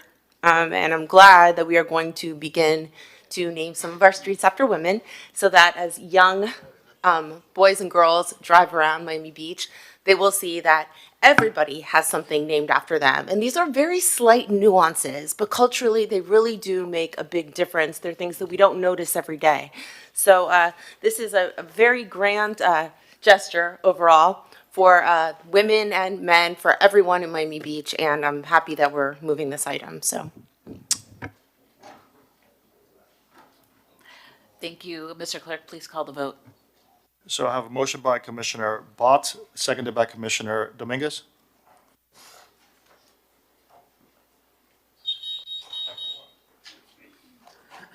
Sorry about that. Commissioner Suarez. Yes. Commissioner Bott. Yes. Commissioner Rosen Gonzalez. Yes. Commissioner Fernandez. Yes. Vice Mayor Dominguez. Yes. Commissioner Magazine. Yes. Mayor Minor. Yes. Motion carries. The item is approved. The second reading public hearing is scheduled for July 24th, and Commissioner Magazine will be listed as a co-sponsor on this item. That was item R5G. R5H. R5H is an ordinance of the Mayor, City Commission of the City of Miami Beach, Florida, amending the Miami Beach Resiliency Code by amending Chapter 1 entitled General Provisions, Article 2 entitled Definitions at Section 1.2.2, entitled Use Definitions at subsection 1.2.2.9, entitled Specialized Uses, by establishing a definition for sexually transmitted infection STI testing service, and by amending Chapter 7 entitled Zoning Districts and Regulations, Article 5, entitled Supplementary District Regulations, Section 7.5.5, entitled Specialized Use Regulations at subsection 7.5.5.1, entitled Assisted Living and Medical Uses, by exempting sexually transmitted infection STI testing services from the regulations of this division and providing for codification, repealer, and an effective date. This is item R5H. It is a first reading and it requires a 5/7 vote. Commissioner Fernandez, co-sponsored by Vice Mayor Dominguez. Thank you, Mr. Mayor. This is an item I've placed on the agenda at the request of residents who came and met with me and with I believe several of you, including our Vice Mayor Dominguez, about the concern over our community being an HIV hotspot, including the zip code 33139, which covers all of South Beach. And clearly, this is a public health crisis that disproportionately impacts our LGBTQ community. It also impacts people of color. And we want to increase our response to the rising rates of transmission.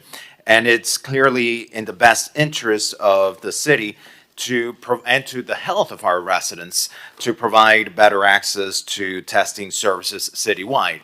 So what does this item do?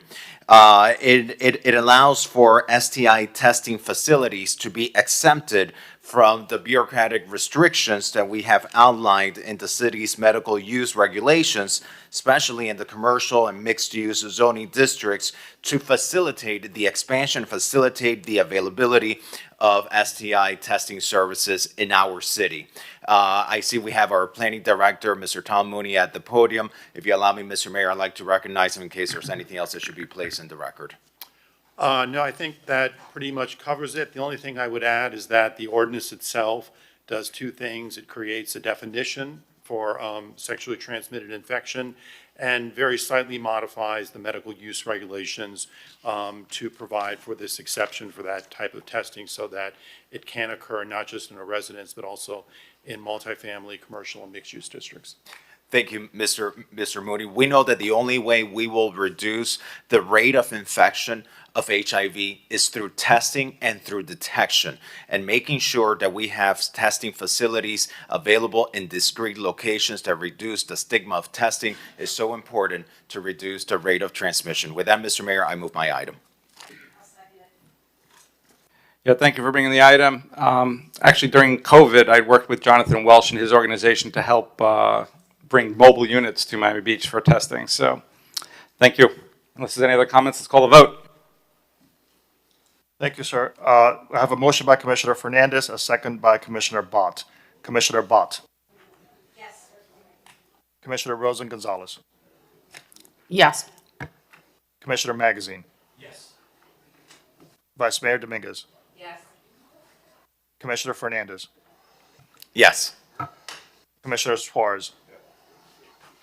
Mayor Minor. Yes.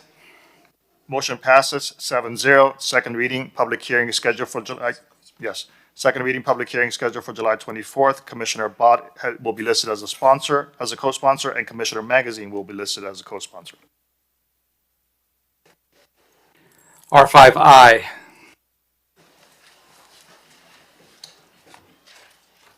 R5I is an order to the Mayor and City Commission of the City of Miami Beach, Florida, amending Chapter 46 of the Code of the City of Miami Beach entitled Environment by creating Article 12 entitled Light Pollution and creating Section 46-250 entitled Garish Flashing, Strobing, and or Multicolored Lights Prohibited to prohibit garish flashing, strobing, and or multicolored lights on residential properties that unreasonably disturbs the quiet enjoyment of a neighboring residence by a nearby resident, and establishing enforcement and penalty provisions and providing for repealer severability codification and an effective date.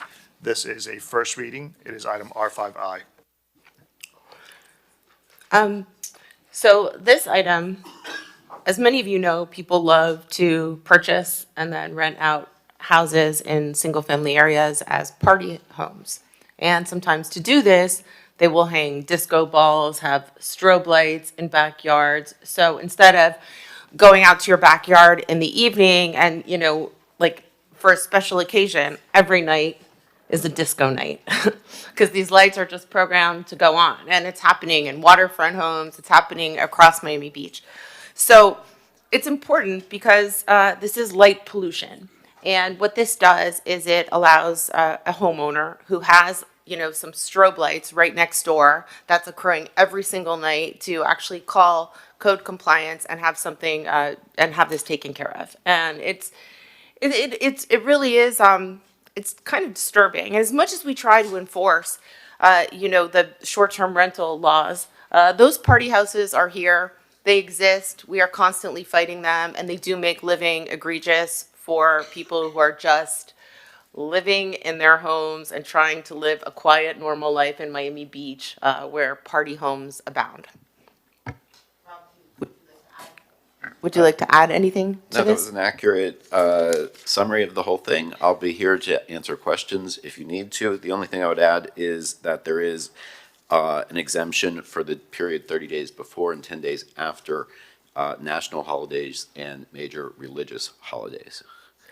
Can I say one thing? What if, okay, so, but that is every single month.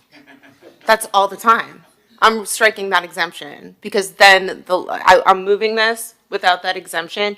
Obviously, if somebody is holding a party for one evening, this is not going to be enforced. This is for homes that have a disco ball all the time. I did not even know that we had that exemption, Rob. So I'm striking that exemption from this, and I would move it as such. I see that Mitch is here. I don't know if Can I request to, this should also. Mitch, let the commission, well, and then I'll call on you, but let us do our discussion. Thank you.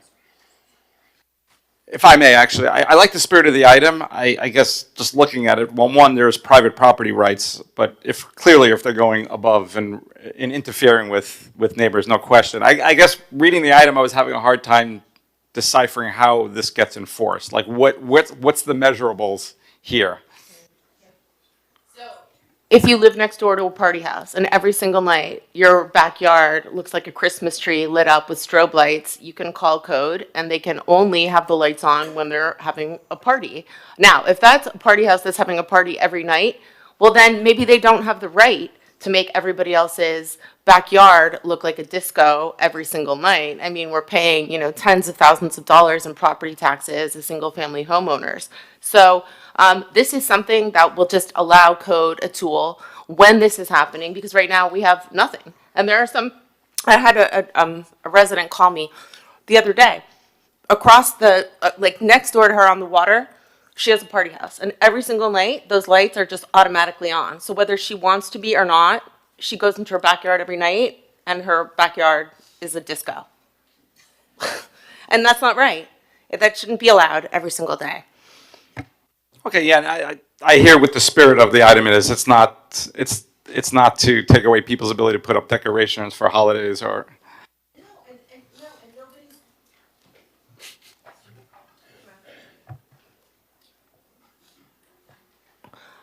This is not for holiday lighting. I mean, if you have regular holiday lighting, I don't think anybody's going to complain.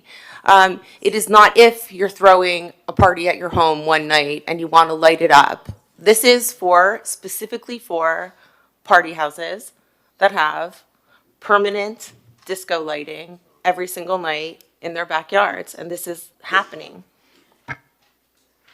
If I may, Mr. Mayor. Commissioner Bott.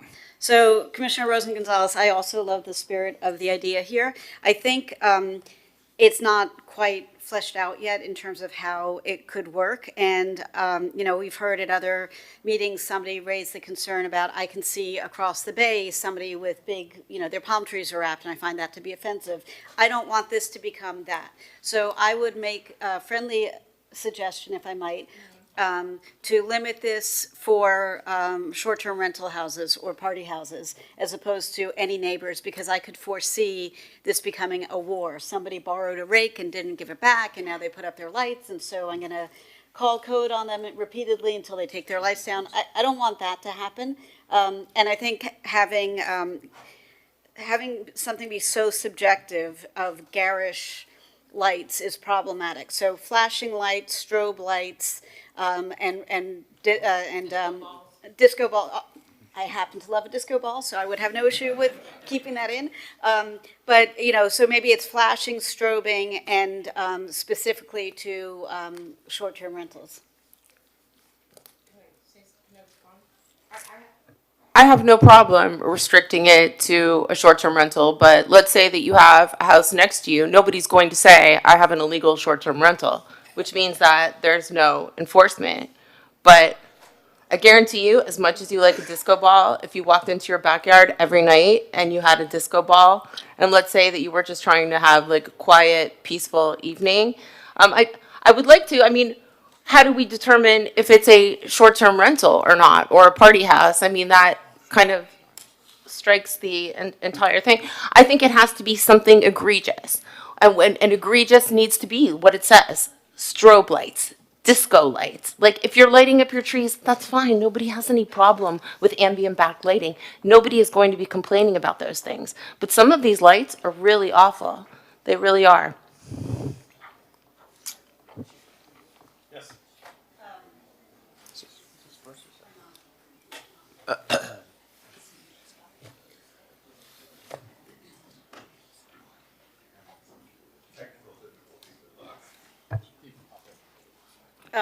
So in the interest of getting this right and making it something that is actually a very correct and precise tool that we can use versus something that is vague and kind of unenforceable, would you accept a deferral for a month to keep working on it to make it work? What if I fix it? Oh, sorry. What if I fix it between, can I have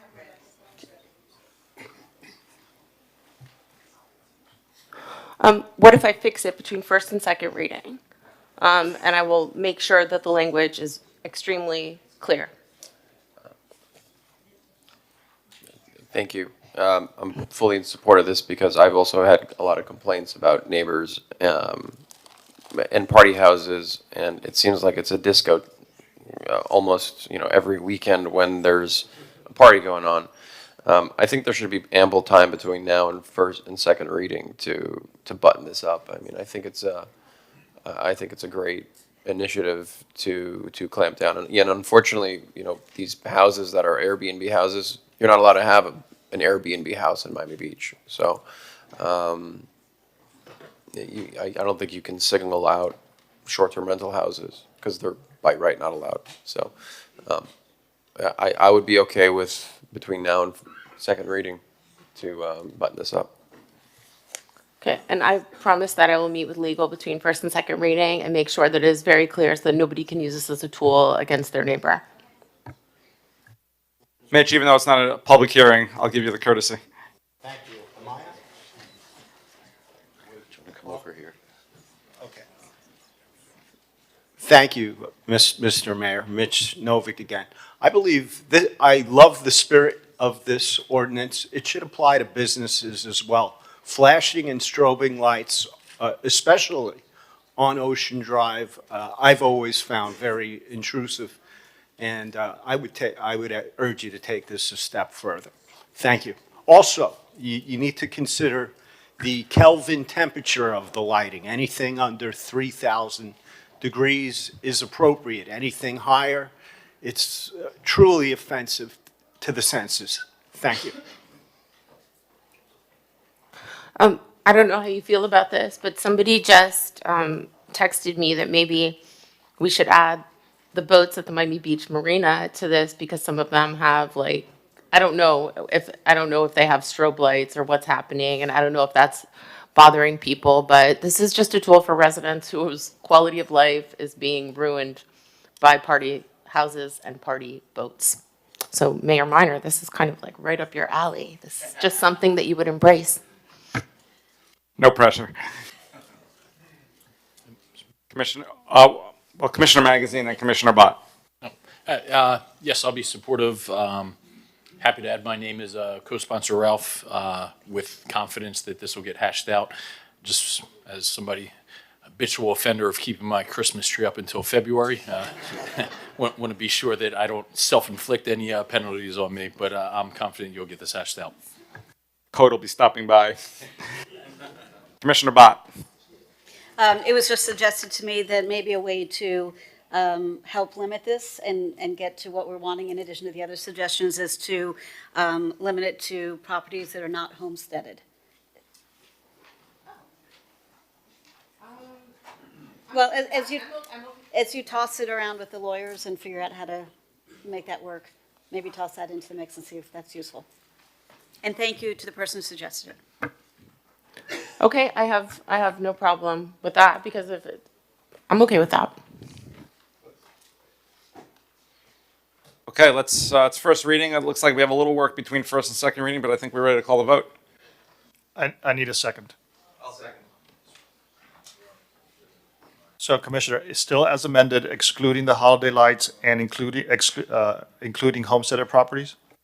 Well, I want to strike the within 30 days, right? So excluding the holiday light provision and including a homestead, properties that are not homesteaded, and you will work with legal between first and second reading. So I have a motion by Commissioner Rosen Gonzalez as amended, seconded by Commissioner Suarez, Vice Mayor Dominguez, and I've been asked to please everyone open their mics.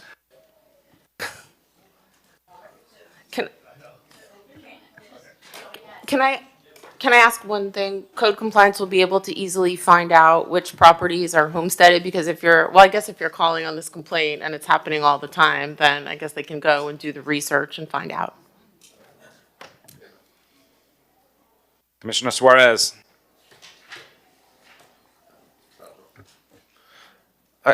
Let's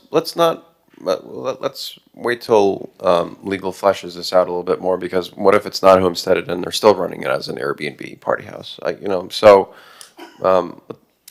Let's not make any sort of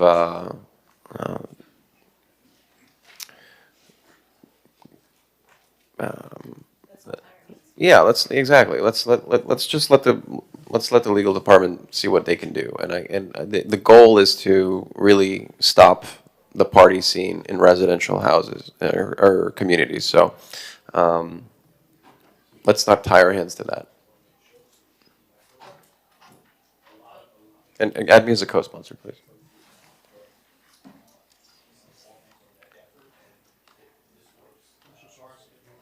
No.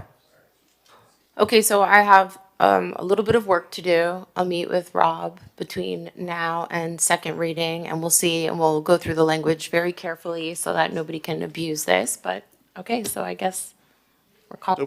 So would you like to then call the vote as is, and then you will work on it? I would call the vote with those items amended, and then I will amend further. I'll go through it and see what happens between first and second. So again, the clarification of the amendment is exempting or removing the holiday requirement and the holiday exception and adding for properties that are non-homesteaded. No, we're not going to do the homesteading one for right now. I think we're just going to do, we're striking the holiday exemption. And what else? Oh, and I'm going to move it like that and possibly add in boats at the Miami Beach Marina that have strobe lights. I don't know how you guys feel about that. Can we take a temperature on that? Are you okay with that? Strobe lights in the marina? Party boats? Yes? Okay, so add in the Miami Beach Marina, strobe lights, egregious lighting in the marina. Thank you. So Vice Mayor Dominguez, Yes. Commissioner Suarez, Please unmute yourself to register to vote. So we need our board members to utilize the mics to either mute or unmute so that your vote can be registered. So as Ralph calls each member, we're going to need you to unmute and then mute yourself so it can go to the next party.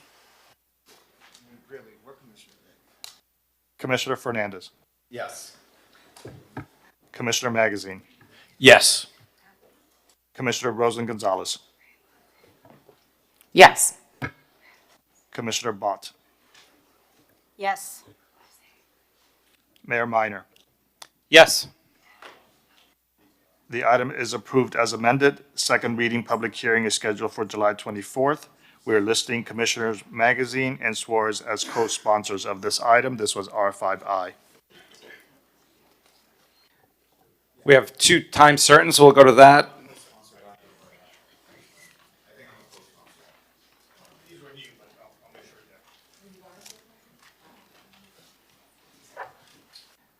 Let's go to a time certain, R9AH.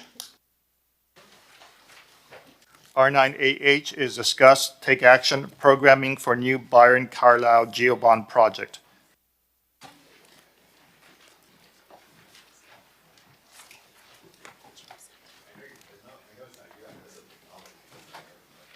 May I? Oh, Ralph, you have to call the, oh, you read the whole thing. May I? Yes, Commissioner Bott and co-sponsored by Commissioner Suarez. Before I turn it over to the administration to talk about this, this has been a passion project for a lot of us for many, many years. The original goal was to, first of all, I have to say that when I moved up to North Beach in 2016, I could walk to what was then being used as the O Cinema, the Byron Carlile, and sit in that great old movie theater and watch movies. And I've been to panel discussions there, and it was a wonderful neighborhood facility. There are people who grew up in that neighborhood who now have grandchildren, and they remember going to the Byron Carlile and loving it as a wonderful cultural facility. Years ago, when the late Commissioner Samuelin was still on the commission, there were a lot of us trying to salvage that building. There had been flood issues, there had been, I won't go so far as to say demolition by neglect, but there was a lot of work that could have been done to mitigate the damage that was done to the building. And it didn't get done for, I don't know what the backstory is entirely because I wasn't on the commission at that time, but I will say that we ultimately were faced with a building that has sort of outlived its design function. It is a building designed to be a movie theater, 2 movie theaters in fact, and we know that that is not the best use of space in that area. We also know that there is a significant amount of work that would take to just make it functional as a two-screen movie theater. So using money to bring back a building that is not the best use of that space seems like a poor stewardship of our collective tax dollars. So then the idea went from how do we make that space into a bigger, better, more multifunctional, multidiscipline art center, not a giant arched center. That is not the goal, but something that has a variety of functionalities, that it can put not-for-profit arts organizations or staff in their offices there, that has movie theaters, has a proscenium theater where you can mount actual productions, has a black box theater, has gallery art space, has gallery studios for artists, studios for artists, has a recording studio, potentially has a cafe, potentially has an outdoor space. How do you build that and keep alive and pay honor to the building that's there now and the building that was there when it was originally built, which, by the way, looks nothing like the building that's there now. This building has not been architecturally designed, so the images that have been put before you and have been circulated are not designs of the building. They are schematics to show how the space that is available to us could be used to best effect. It's not a finished built design or building design. The idea is to have, as we have in South Beach, so many cultural facilities. We've got the New World Symphony, we've got the Bass, we've got the Jewish Museum of History, we've got the Wilsonian, we've got the Art Deco Museum, on and on and on. The New World, Miami New Drama, we've got the ballet. It's all down in South Beach. We would like to have an anchor institution that has the same kinds of opportunities for residents of North Beach and Metro Miami and wider to come and enjoy arts and culture, in addition to the incredible programming that happens at the band shell thanks to the Rhythm Foundation, in addition to the great organic kind of block party events that happen for most of the year when the weather is tolerable at the Normandy Fountain, in addition to the world-class Jupiter and Fine Arts galleries that are in North Beach that sort of happened organically. My vision as somebody who loves the arts is to be able to drive up Washington as what I call the cultural corridor and go to all these different cultural institutions. And I use it loosely because I know the Art Deco Museum is off on Ocean Drive and, you know, not everything is literally on Washington, but drive up there to all the great arts institutions, make a stop at Faena, enjoy something at their location, head on up to the band shell, take a hard left, go see some fun family-friendly activities at the Normandy Fountain, and then you have this incredible arts institution that offers something for everybody, that has programming that is experimental, experiential for the community, that offers free programming for residents, where your kids can go and do art classes or studio time for emerging artists, for kids who just want to find out what it's like to produce a piece of music. All of these things can be incorporated. So then we have money for this. We have $30 million from the GEO Bond Fund. We also, pause on that for a second, we also have an obligation by law to build workforce housing in the district of the CRA in North Beach. Right now, there are 2 parcels of land that the city owns that wouldn't require us to spend 15 or 20 million to buy land for the workforce housing. It is the parcel of land that the Byron Carlile sits on, and it's the West Lots. And I don't know, I've not spoken to my colleagues about how they feel about building anything on the West Lots, but I, for one, am not interested in touching that for anything at this point. The other part about affordable housing being included in this incredible arts and culture facility is that it pays for the arts and culture facility. It helps make it a better facility. It offsets some of the costs. And with the ongoing rentals, it will help subsidize the programming, which means that we taxpayers will not be subsidizing the programming going forward. It means that when the state of Florida decides to cut the arts grants to the organizations that are based in the Byron Carlile, they won't be scrambling to try to make up missing money. It means that the arts organizations, which are based in the Byron Carlile, will be able to offer more programming for more different kinds of people and more free community-oriented programming. It is, in my view, and I will get off my soapbox in a moment, it is, in my view, financially irresponsible to not take the opportunity to provide housing for people who need it, whether they work at the organizations that would be anchored in that facility, or whether they are people who are in housing insecure situations, teachers, first responders, anybody who fits the criteria, who can build another anchor point of community in this area of North Beach. You know, we spent a lot of time in North Beach working on the master plan.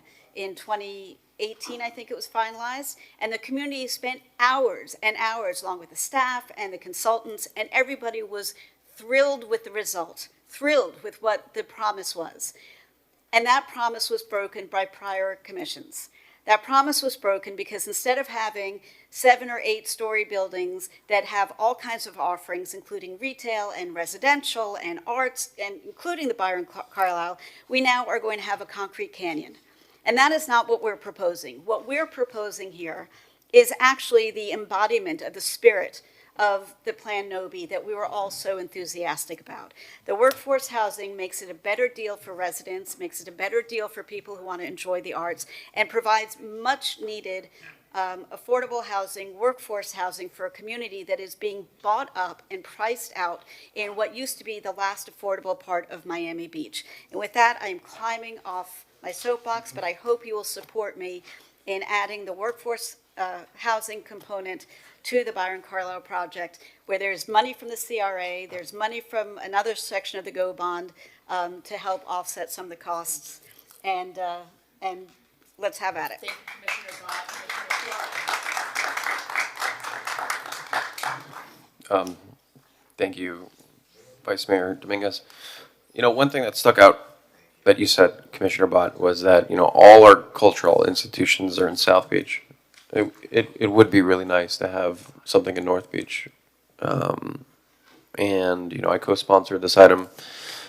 I believe wholeheartedly in your desire to really retrofit this this building, because it's been sitting there empty forever. And there's you know, you're not going to have the perfect solution, but that makes everyone happy. But I think this is the best solution for our city. And you're right, we need workforce housing. It is, I mean, it's probably the top 2 issues of when we were going door to door. You know, people, especially in North Beach. So I'm going to fully support this initiative.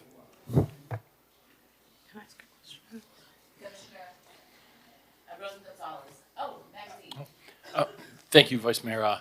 Sometimes saying less is more, and I think if I went on with my thoughts, I'd be doing a disservice to the incredible thoughtfulness that you led with, Commissioner Bott. So wholeheartedly support this vision, and City Clerk, if you could add as many as a co-sponsor. So thank you for your leadership here.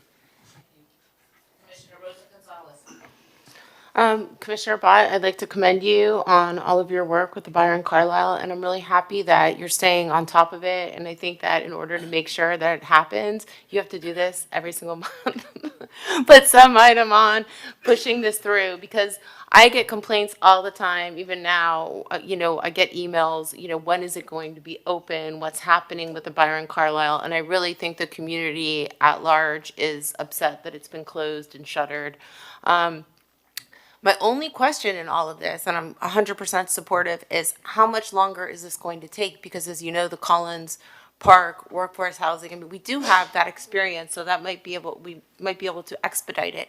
But is this going to add on years to this project? Or if we do this right now, look, what do you see the timeline for with the workforce housing from right now as we approve this until we break ground? What kind of timeline could we expect? Hi, good morning, Vice Chair, Commissioners, Daniel Alzuri, Facilities. From our estimation, we're starting our models in 2027. It is difficult to say right now.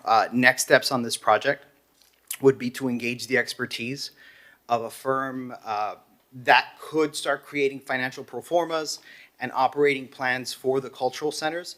This will inform the finances that we have to work with and the debt that it can take on. That will inform the building program, and then what kind of, or the scope of the construction itself. At that point, we'll have a better idea of how long construction will take.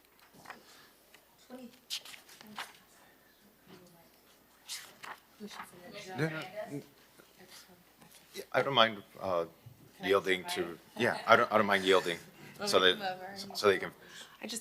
I'm sorry, it's my fault because I turned off my mic and I can't do that anymore. So 2027, just to we need 3 years to do what? So the first stage is the planning stage, so that we start with the end in mind. And then once we've defined what this facility is going to look like, then it's about bidding it out for the construction itself. I'd love to be able to deliver something earlier than that, but I don't want to sit here and promise something that I'm not 100% sure that I can deliver. So if you start in 2027, and that's where the planning stage starts, we were looking at like. No. No? No. We have contacted different firms. We are building off of our knowledge from Collins Park. Our financial models start the year of operating in 2027. That could move back or forth. That timeline will be informed by the building program, by the nature of the cultural center. Really, we're not going to understand what it's going to go into construction and how long that construction is going to take until we define the facility, and there's a little bit of work to do before we define that. We are in conversation with AMS Planning and Research on what they suggested in their report were the next steps, so that we can almost immediately, and the memo outlines some of the next steps if it is decided today that we are going to move with the workforce housing. The next steps in moving this ball forward and keeping it moving forward. So the 2027 is opening. You will be opening it. I can't stand here and promise that, but that right now our financial modeling is assuming opening in 2027. Well, I would encourage Commissioner Bott to somehow create some sort of prioritization so that we can move it forward and expedite it so that it doesn't take, 3 to 5 years to get it done. I don't know how we do that, and I don't know if that's possible, but the community is really suffering. That was an anchor. They don't have it anymore. So, yeah, I'm supportive. I just wanted to encourage expedition.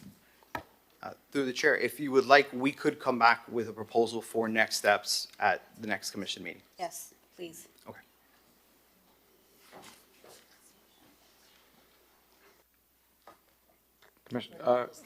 Commissioner Fernandez. Thank you, Mr. Mayor. I too want to commend the leadership of my colleague, Commissioner Bod, not just for guiding this process forward, but for the community buy-in that this has yielded. And that's the most important thing here, that the community is supportive of this. And I have to say, getting emails from individuals who at one point didn't support this. And I just want to quote from one, while we would have liked to save the Byron Carlile as it exists, it is clear that a cultural center with a wide range of uses, including spaces for theater and other performing arts, rehearsal studios, cinema, offices for cultural, cannot be accomplished in the confines of the current building. We are pleased that there is a commitment to preserve and incorporate aspects of it in a new project.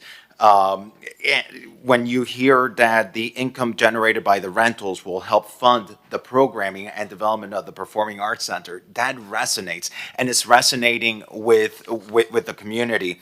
And one of the more important aspects of this that was highlighted in an email from David Sexton is the great need for housing that is affordable to the North Beach community. And one of the points he's written in his emails that in the past year, North Beach has seen a huge rental cost increase that is forcing out teachers and artists and middle-income residents. And he highlighted, for example, the Miami Beach band shell and its 50-plus employees, many of whom cannot afford to live in Miami Beach anymore, and how this could potentially support that part of the community. So I see this as a win-win opportunity, supporting arts and culture, but also supporting it with a much necessary housing that we need in this part of Miami Beach. And again, my commendations to you, Commissioner Bott, your leadership in pushing this forward, but with the unity of the community is what's making this move today. And I'm proud to support you.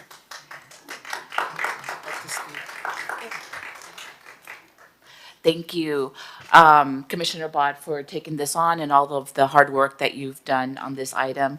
I did receive a lot of emails in support, and then a lot of communication from people who can gain financially from this project. And then I also received passionate emails from people who were the stakeholders that knocked on doors and wanted a rehab.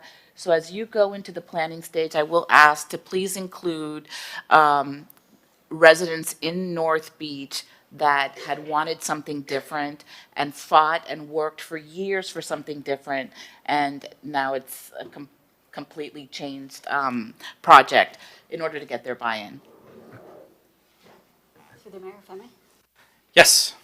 Thank you for those comments. Yeah, and some of those comments came from people who we were allied in trying to change to save the original Byron Carlile in the first place, but the situation and conditions have evolved. But as you know, as everybody knows, I always think that we are more successful in our efforts when we have the community engaged in what we're trying to do. So I know we've got people here who want to speak, but I think we have the votes for this, so I don't know if it's necessary to do that.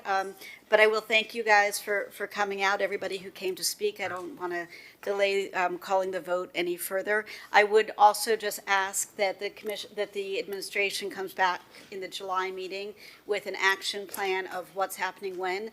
I know nobody's going to hold you to an opening date of 2027, but let's make that the goal and try to move heaven and earth to make that happen. So if it's, if we need to issue RFPs, if we need to, whatever we need to do, let's be prepared to discuss that in detail by the next commission meeting, please. With that, I'd like to move the item, if I can. I'll second it. Just to clarify, the motion is to proceed with the Byron Carlile project to include a cultural center as well as workforce housing, and that Daniel will return at the next meeting with proposed next steps. If I may, just one thing, not to prolong this, but will actually waiting until next month prolong this? Ironically, could this be achieved through a letter to the commission if you're ready to move forward with this next week? I don't want the infrequency of our meetings to essentially hold you up in this stage. So if saying come back with your recommendations a month from now, if you'd be able to do so in a letter to the commission tonight, somewhat kid, I'd prefer, but next week, let's not let a month hold things up. Yeah. Sure. Through the chair, we've already engaged AMS Consulting on the next steps. We do have a preliminary proposal. There's some work that needs to be tweaked in the proposal to align more with what we're going for, but it should be ready in short order.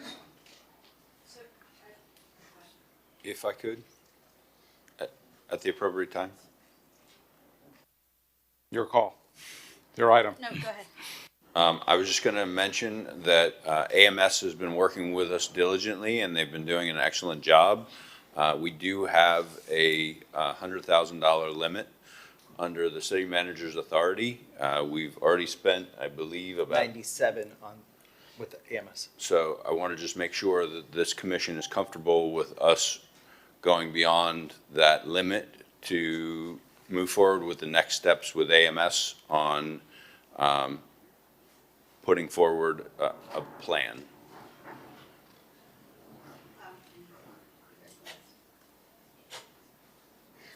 How much more money do you need over the 97 to get to being ready to go? So that's part of what is being adjusted. The lifelong potential commitment of AMS is up to 224,000, but the next two phases, which gets us to an RFP, is roughly about 160.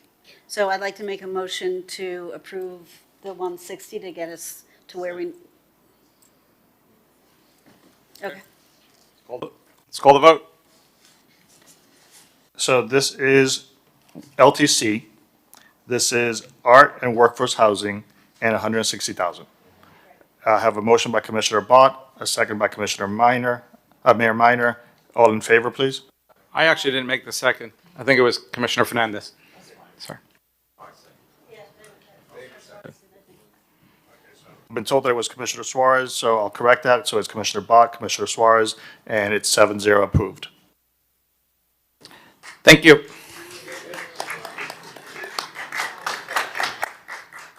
Thank you, Commissioner Bott, and literally the entire team. A lot of people came, so thank you. Let's call it time certain C7Y. C7Y is accept recommendation FPL undergrounding.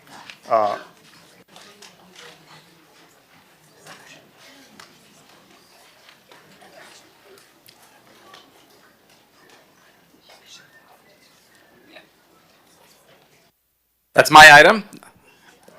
I'll turn it over to you first. Get us started, please. Presentation ready. Let's introduce who you are. It's Alex Billis. I am the Senior External Affairs Advisor for Miami Beach, here in support of item C7Y, and I'm happy to get going once we get the presentation pulled up here. All right. Good morning, Mayor Minor and Commissioners. My name is Alex Billis. I am Florida Power and Light Senior External Affairs Advisor. I am here today in support of this item, which would facilitate the hardening or undergrounding of distribution laterals in the city through FPL Storm Protection Plan, or SPP. Next slide. As you can see here, our distribution laterals are at the very end of our power delivery system. These lateral lines are the most common service points for private property, and they're what we target for undergrounding through our SPP. Next slide, please. On the far right, you can see what an overhead lateral looks like. You'll notice the lines coming off the pole as well, which is how we connect customers served by overhead service to our power grid. Next slide. You can also see a rendering of this in the image to the left, which shows the service drop coming off the overhead lateral and connecting to the property. To the right, you'll see that the overhead transformer is removed and replaced with a pad-mounted transformer after the conversion is complete. Next slide. By undergrounding your laterals with the Storm Protection Plan, city residents will not incur any upfront cost. This is because all SPP programs are funded through the Storm Protection Plan cost recovery charge, which is already paid by all FPL customers system-wide and is reviewed and reset annually by the Florida Public Service Commission. Undergrounding through the SPP also places the onus on FPL to complete these projects. And when customers do begin to receive their underground service, they enjoy faster restoration, fewer vegetation-related outages, and reliability that is 12 times better than they have with overhead laterals.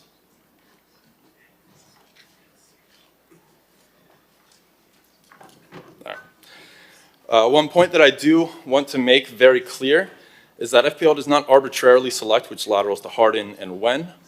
All SPP lateral projects are exclusively determined in a PSC-regulated, data-driven process that considers power line performance during named storms, outages due to vegetation issues, and performance during day-to-day operations. This data is refreshed after every storm season and is subject to change based on new information. On this slide, we have a sample bill for a typical customer in May of 2024. You'll see that the Storm Protection Plan cost recovery charge for this year is $5.57 per month. Once again, this charge is already included in the monthly bill for every FPL customer across the state. So when we say no upfront cost, that is why. You are already paying this, your residents are already paying this, you've been paying it, and you will continue to pay it, whether or not you underground via the SPP. With that, I would like to show you FPL's latest SPP hardening and undergrounding projections for Miami Beach.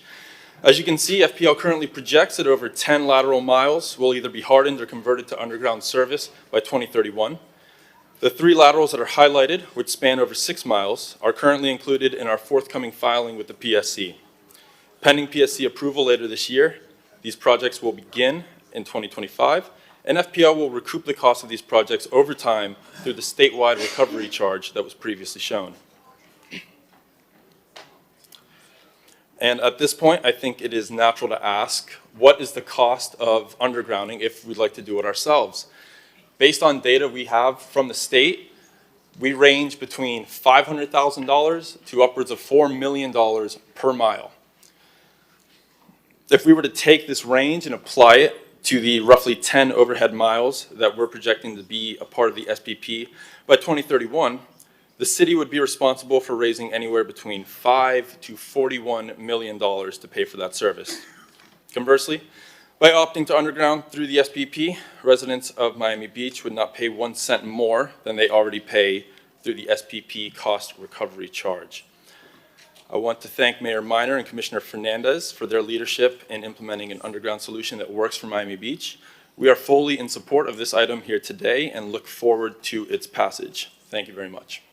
Thank you, Alex. I appreciate it, and all the work you've done. You know, the genesis of this item that I originally brought, and thank you to my co-sponsors, Commissioner Fernandez and Vice Mayor Dominguez, was an article I read in Miami Today that actually talked about the FPL undergrounding program and the funding.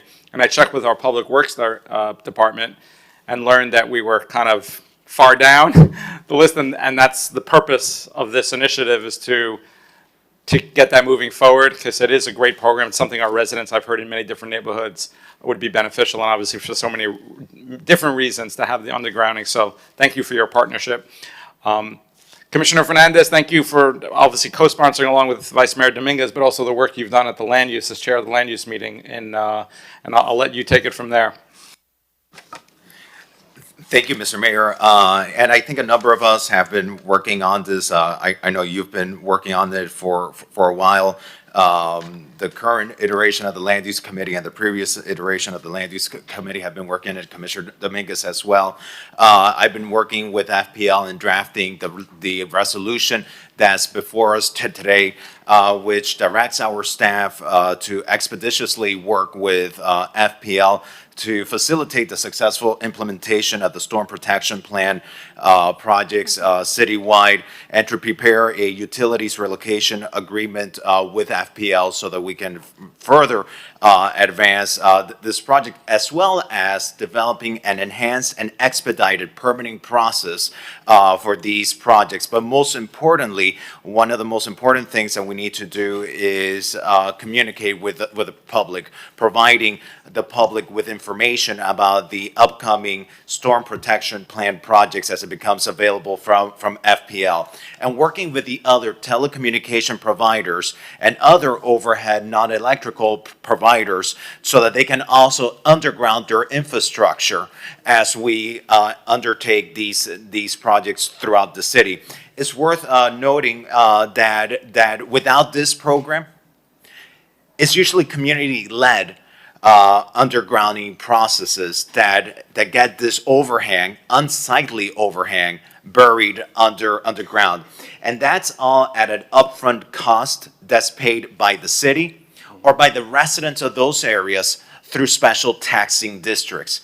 By passing this resolution that we have before us today, and by working with FPL, we're going to be undergrounding over 10 miles in our city by 2031 and saving our taxpayers up to $41 million. That is correct. And that is significant. Usually it's special taxing districts, usually it's residents paying out of their pockets up to $500,000 a mile to get this undergrounded. And it's, when I say the taxpayers paying out of their pockets, it's not that the city is paying for it. No, it's that the residents themselves are getting an extra bill and they're having to do it to improve reliability, to improve the aesthetics of their neighborhoods, to improve their property values. And here, by this partnership that we're approving with Florida Power and Light, we're able to advance this project at no cost to the residents and taxpayers of the city of Miami Beach. And I'm proud that we have this item on the agenda. I want to thank FPL, Mayor Minor, Commissioner Dominguez, and the work of the Land Use Committee in advancing this resolution for the benefits of our residents. Thank you, Mr. Mayor. Thank you, Commissioner Fernandez. Vice Mayor Dominguez. Turn it on. First and foremost, thank you so much, Alex, and your predecessor, Christopher, for always being so accessible and available. You and I were just a few days ago doing a walkthrough in the Sunset Harbor neighborhood and checking out what's going on there on Bay Road. And this item is so critical and so important. We're a barrier island, and some of the neighbors have paid for their own undergrounding. But as we saw during our walkthrough, even poles that FPL no longer has cables on, if those poles stay up there, then you have AT&T and the cable companies that take advantage and start adding things, and it really is very unsightly. It looks unsafe, and the more undergrounding we can do, the better. So thank you for all that you're doing. Agreed. Thank you, Commissioner. Thank you. I'd like to move the item. Let's call the vote. So I have a motion by Commissioner Fernandez, second by Vice Mayor Dominguez. All in favor? Aye. Motion passes 7-0. Commissioner Suarez, before he left, said he was a yes, so we're recording that vote. Let's go back to where we were on the regular agenda, off R5J. R5J is an ordinance of the Mayor, City Commission of the City of Miami Beach, Florida, amending the Code of the City of Miami Beach by amending Chapter 82 entitled Public Property, Article 4 entitled Uses in Public Rights of Way by amending Division 3, News Racks, by creating Section 82-259 entitled News Racks and Newspaper Storage Boxes Prohibited in the City's Historic District, and providing for repealer, codification, servability, and an effective date. This is a first reading. It is item R5J. Commissioner Suarez, co-sponsored by Commissioner Magazine.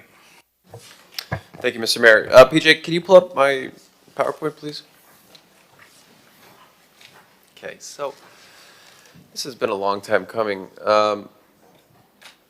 If anyone walks around the city of Miami Beach, you'll notice that you have these news racks that are in just utter despair. The one on the left was on fire. And as I go through the presentation, you'll be surprised at how bad these things are mistreated. Go to the next slide, please. Yeah, I mean, you can go test it out today and look around. They're used as trash cans. They're used to store personal belongings. I mean, I think even the police have told me, if Chief Jones wants to come up, that they've been used in drug deals. People have actually drug dealers put locks on them with a key for whoever's picking it up, and they use it as a transaction box. Pet waste, graffiti, and it certainly doesn't just use its purposeness for newspapers. Next slide, please. Also, it's in the middle of the right of way. You know, we've passed legislation just recently, you know, letting our right of way access, you know, be more open and free. These present a hazard, you know, very much like the broken windows theory. Next slide, please. And a lot of them are also just in really bad shape. In fact, you know, we're not supposed to be responsible for upkeeping these. For example, the New Times, they are, but we end up having our public works facilities to repair these and paint them because they just become so unsightly. Next, please. And here you see the one in the middle, there's a lock there. So drug dealers will use like locks to lock up a news rack for a drug deal. And you can see just other conditions of these news racks. And once you see them, unfortunately, you can't unsee them. They're everywhere. Next slide, please. So as far as I know, there's only the Miami New Times racks across the city. I don't see any other news station. Maybe in a private shop there might be, I think, a Herald one, but the ones littered across the city are the Miami New Times. On public property, there's 165 of these unsightly boxes, and on private property there are 130. Go to the next slide, please. About half the New Times news racks are within historic districts, are located on private property, and will remain unaffected. Neglected, abandoned news racks on the public right-of-way often don't fit with the overall aesthetic and design of historic districts. Approximately 3/4 of news racks on public right-of-ways are located within historic districts. Next slide, please. These are just a quick overview of the historic districts in Miami Beach and the areas that it would be affected. Next. We only get, believe it or not, $25 per year for these news racks. So in total, we get $4,125 based on current estimates. In fact, when I asked Joe Gomez when's the last time they made a payment, it's been, I think, like 7 years since they made a payment on these boxes. And so currently we pay for the removal and disposal costs of these boxes to either move them or replace them. Next slide. Again, waste of paper. Most people go online to read, and most newspapers you see on the street are just not recycled. Last slide. Okay, and so, when I presented this to the city attorney's office, their recommendation was to start with the historic districts in Miami Beach, and I want to see what my colleagues think about that. Do you move the item? I move the item. I second. Yeah, well, Commissioner Magazine, you're a co-sponsor. Thank you, Commissioner Suarez. When I first thought about getting involved in our city, and especially in elected capacity, I said to myself, what's missing is just riding around town or walking around town and saying, this doesn't make sense, that doesn't make sense. And these are little quality of life things that affect our everyday. So I walk down West Avenue daily with my daughter, and we already have a limited capacity on the sidewalk there. And we have a news rack that I've walked by, and thousands and thousands of residents have had to squeeze past for years, but nothing's ever done. And I hope we can actually come up maybe with a city task force, maybe the neighborhood affairs team, that just sits there and drives around. I'll plug my golf cart. Drives around a golf cart and says, this makes sense, that doesn't make sense, let's be proactive about it. And this is one of those core things. Not only do I support this, Commissioner Suarez, but I wouldn't say just start in our historic districts. People want to give out newspapers. There are plenty of commercial establishments. They're able to do so, as evidenced by the large amount of private property that these news racks are on and occupy. So not only would I support this, I'd be supportive of moving them from the public right-of-way in not only our historic districts, but citywide, and allow a private sector business to go out to private companies and say if they want their publications, they can do so in a private capacity. So thank you for bringing this. Over the weekend, I was actually thinking to myself I should go out and take pictures of some egregious newsstands, but I said, something tells me my colleagues kind of been on top of that. Before we have Commissioner Fernandez, then Commissioner Rosen-Gonzalez. Well, go. Or the reverse. Thank you, Mr. Mayor. And I too want to commend my colleagues' leadership on this, as it is our public right-of-ways are very limited in space. And there are opportunities for newspapers of whether they're general circulation or not, whether they're free or not. There's plenty of areas within our city that is not the public right-of-way for them to be distributed. For example, we see it with the Miami Today. The Miami Today, you see it all throughout our city in establishments, whether they be private or public establishments, and you can pick it up. And so there is opportunity for newspapers to be distributed within the city for free or for charge without having to use the taxpayer's property. And that, for me, is what is the key here. Someone is benefiting from the distribution of publications, generating ad revenues by utilizing the public's property. And no one should be entitled just to be utilizing the public property in this manner. I completely support in having this removal from our historic districts as it does take away from the aesthetics of the areas, but citywide as well. I do believe that they do pose a public safety challenge. What I do also believe is that if we have to store these or dispose of these because a company failed to pick these up after 30 days, we send them a bill. And it truly has to be a bill reflective of the city's expenses of it. Because it's going to take time to go throughout our historic districts to collect these. It's going to take the taxpayers' money to store these. And if we have to ultimately dispose of these, it's also the taxpayers incurring that. And this company, or whichever other company it is, should be required to fully reimburse the taxpayers for that expense that is incurred. Thank you, and I'm proud to support this item. Commissioner Rosen-Gonzalez, then Commissioner Suarez, and then let's try to take the vote. I think we got unanimous here. Here I go. I just want to thank you for figuring this out. You know, sometimes I walk around, sorry, I have a lisp, retainer.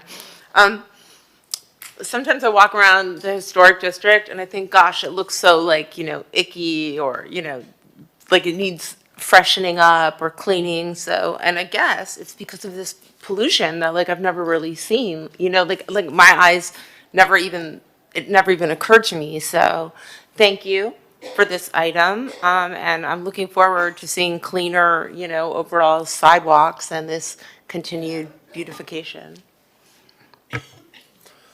Commissioner Suarez. Thank you, everyone. Just briefly, because I'm getting the temperature of the dais here that this kind of wants to be applied citywide and not just historic districts. Can you give a brief, I guess, description of why we're doing historic districts? And if we were to do it citywide, what would potentially be the challenges or risks that we could take? And if my colleagues feel like they are comfortable with those, you know, challenges or risks that might happen, I'd be more than happy to amend it to citywide.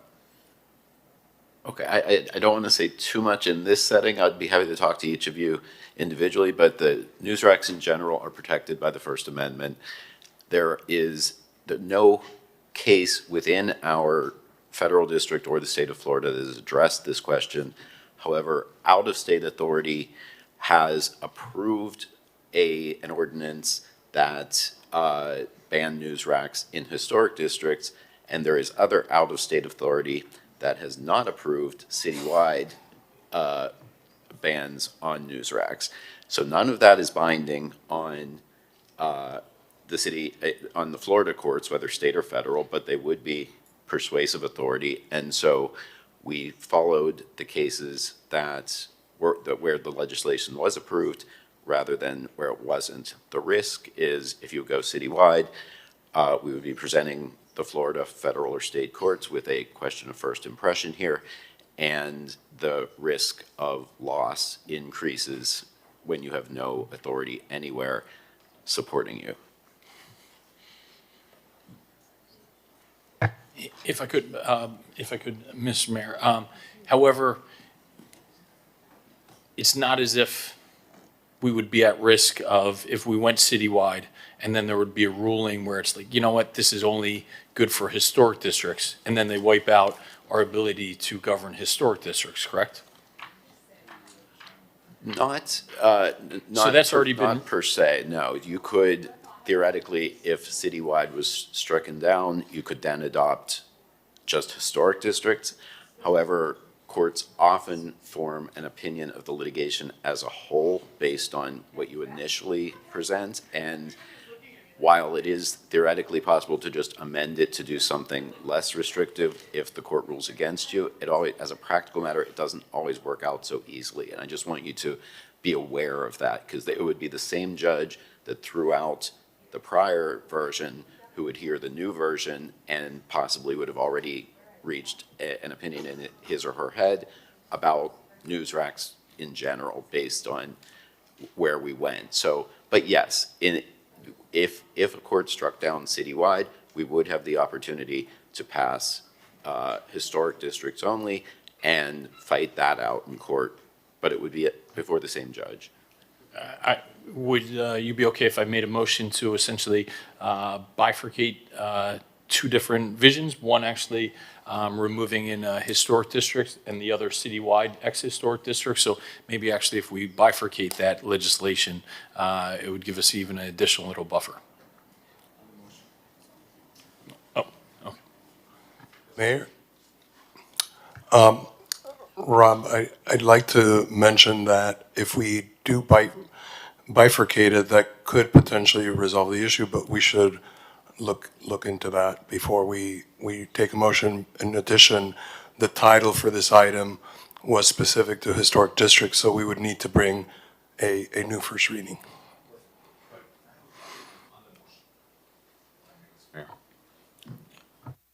Commissioner Fernandez.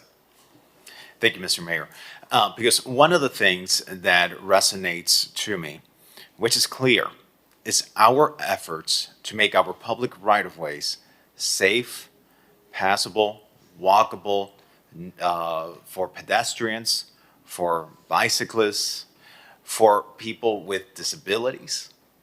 And the reality is, oftentimes you see the placement of these newspaper racks, and you have to ask yourself, is it safe for pedestrians? Is it safe for bicyclists? Most importantly, is it ADA compliant?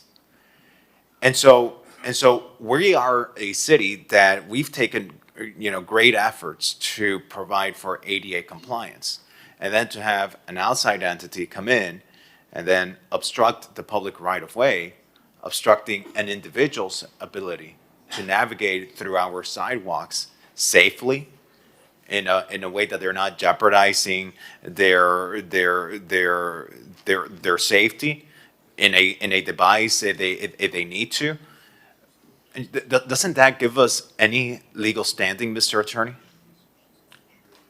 Yes, we would certainly make that argument. A court that was sort of inclined to find against us would say that you can position the news racks in places where they don't block the sidewalk, where they don't. But we do not position them. These are entities that come into our city and they position them.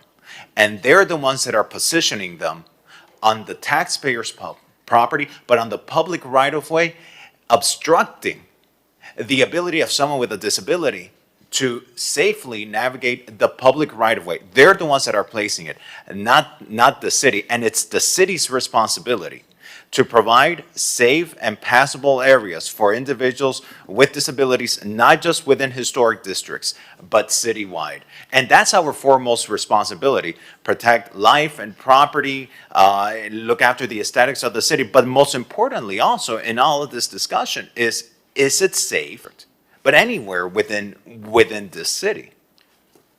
Right, and those are all very valid arguments, and we would very vigorously make them in court. And But if the companies are placing them, because it's not the city placing it, if these companies are placing it and blocking it in such a way that individuals with disabilities can't safely get around it, then the city has to go in and do something about it. The city needs to remove them then, because it's not right for the individuals with disabilities that then can't access the right-of-ways.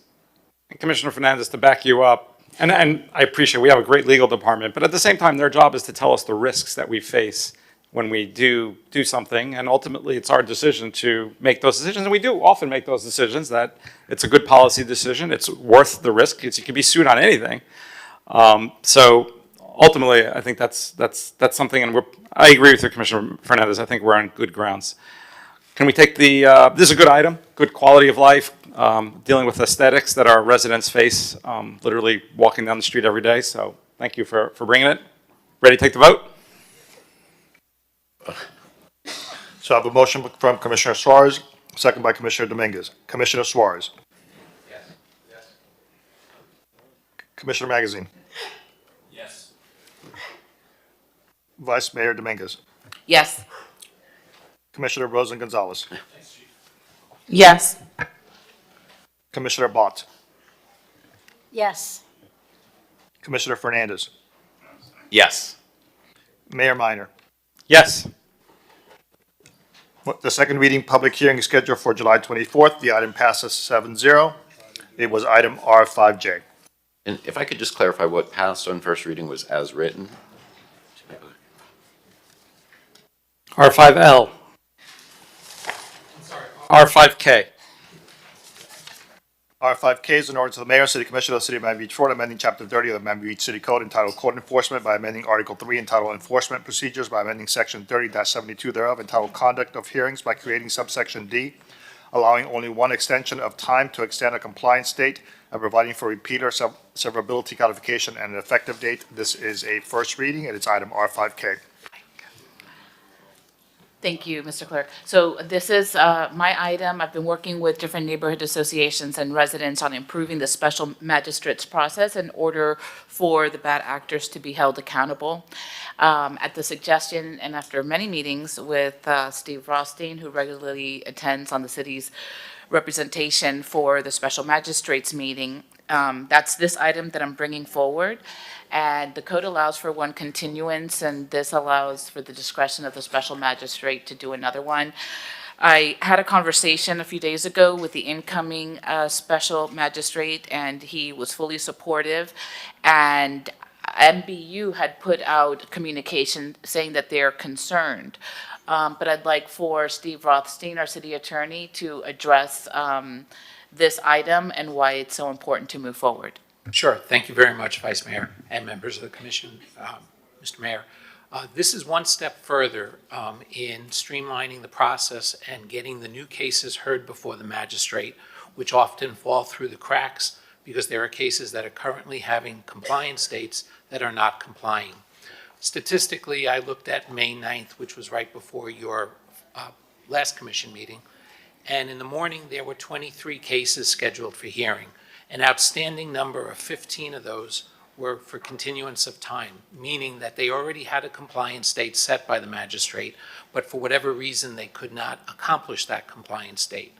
So under the current law, which there is none, conceivably these 15 cases could come back any number of given times. They can come back once, twice, 3 times. In fact, one of them was already 6 times before the magistrate on more time. So what this does is once you get a compliance date, you can come back once and ask for more time. It also has built in a good cause feature, which the continuance section had, so that if you're running in issues with regulatory agencies such as Durham, if you're having problems with funding, if you're a large association that has financial issues with a recertification, or if you have just supply chain issues with replacement of windows, for whether it be a property maintenance or a building violation, this would allow within the discretion of the magistrate to go further. So it also saves on city time and city expenses because each time a hearing is set, the clerk's office has to send out the notices certified mail, which is required by the state statute. So I haven't checked lately, but I believe it's between $7 and $9 just for a certified mail. So on those 15 cases, if there's multiple parties, we just keep snowballing it down. And the bottom line is the new cases for new people that have violations that aren't in compliance, taking into account when you get to the magistrate, that's not the first day you know about it. You routinely have 30 days, let's say from the department, till the file gets down to the clerk's office, maybe another 60 days, then another 30 days for the initial hearing. Then we deal with the continuances.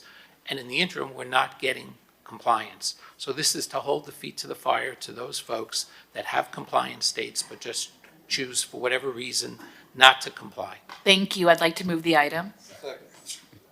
Call the vote. I have a motion from Commissioner Dominguez and seconded by Commissioner Suarez. Commissioner Rosen Gonzalez. Yes. Vice Mayor Dominguez. Yes.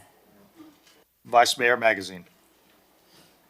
I didn't know I had the honor, but Promotion. Commissioner Magazine. yes. Commissioner Bott. Yes. Commissioner Fernandez. Yes. Commissioner Suarez. Yes. Mayor Minor. Yes, thank you, Vice Mayor Dominguez. It's a good item. Item passes. Second reading, public hearing is July 24th. It was approved 7-0. R5K. R5L, I believe, is being deferred as per Commissioner Rosen Gonzalez. Correct. It's being deferred till July 24th. R5L. It's called R5M. R5M is an ordinance of the mayor and city commission of the city of Miami Beach, Florida, amending chapter 2 of the Miami Beach City Code entitled Administration by amending Article 3 entitled Agencies, Boards, and Committees by amending Division 16 entitled Youth Commission by amending Section 2-188 thereof to allow members to serve up to 3 years total on the Youth Commission and providing for repeal or severability codification and effective date. This is R5M.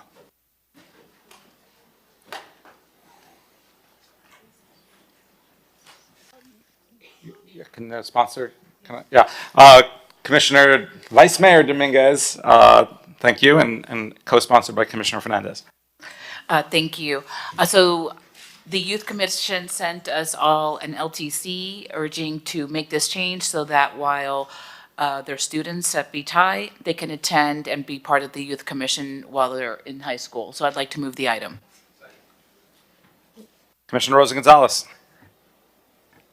Can I add something to your item, which I always wanted? When we created the Youth Commission, they wouldn't allow the teenagers serving on it, many of whom have cars, to also get the parking sticker for working on the committee. And I think that they should get the parking sticker because they're attending the meetings just like anyone else.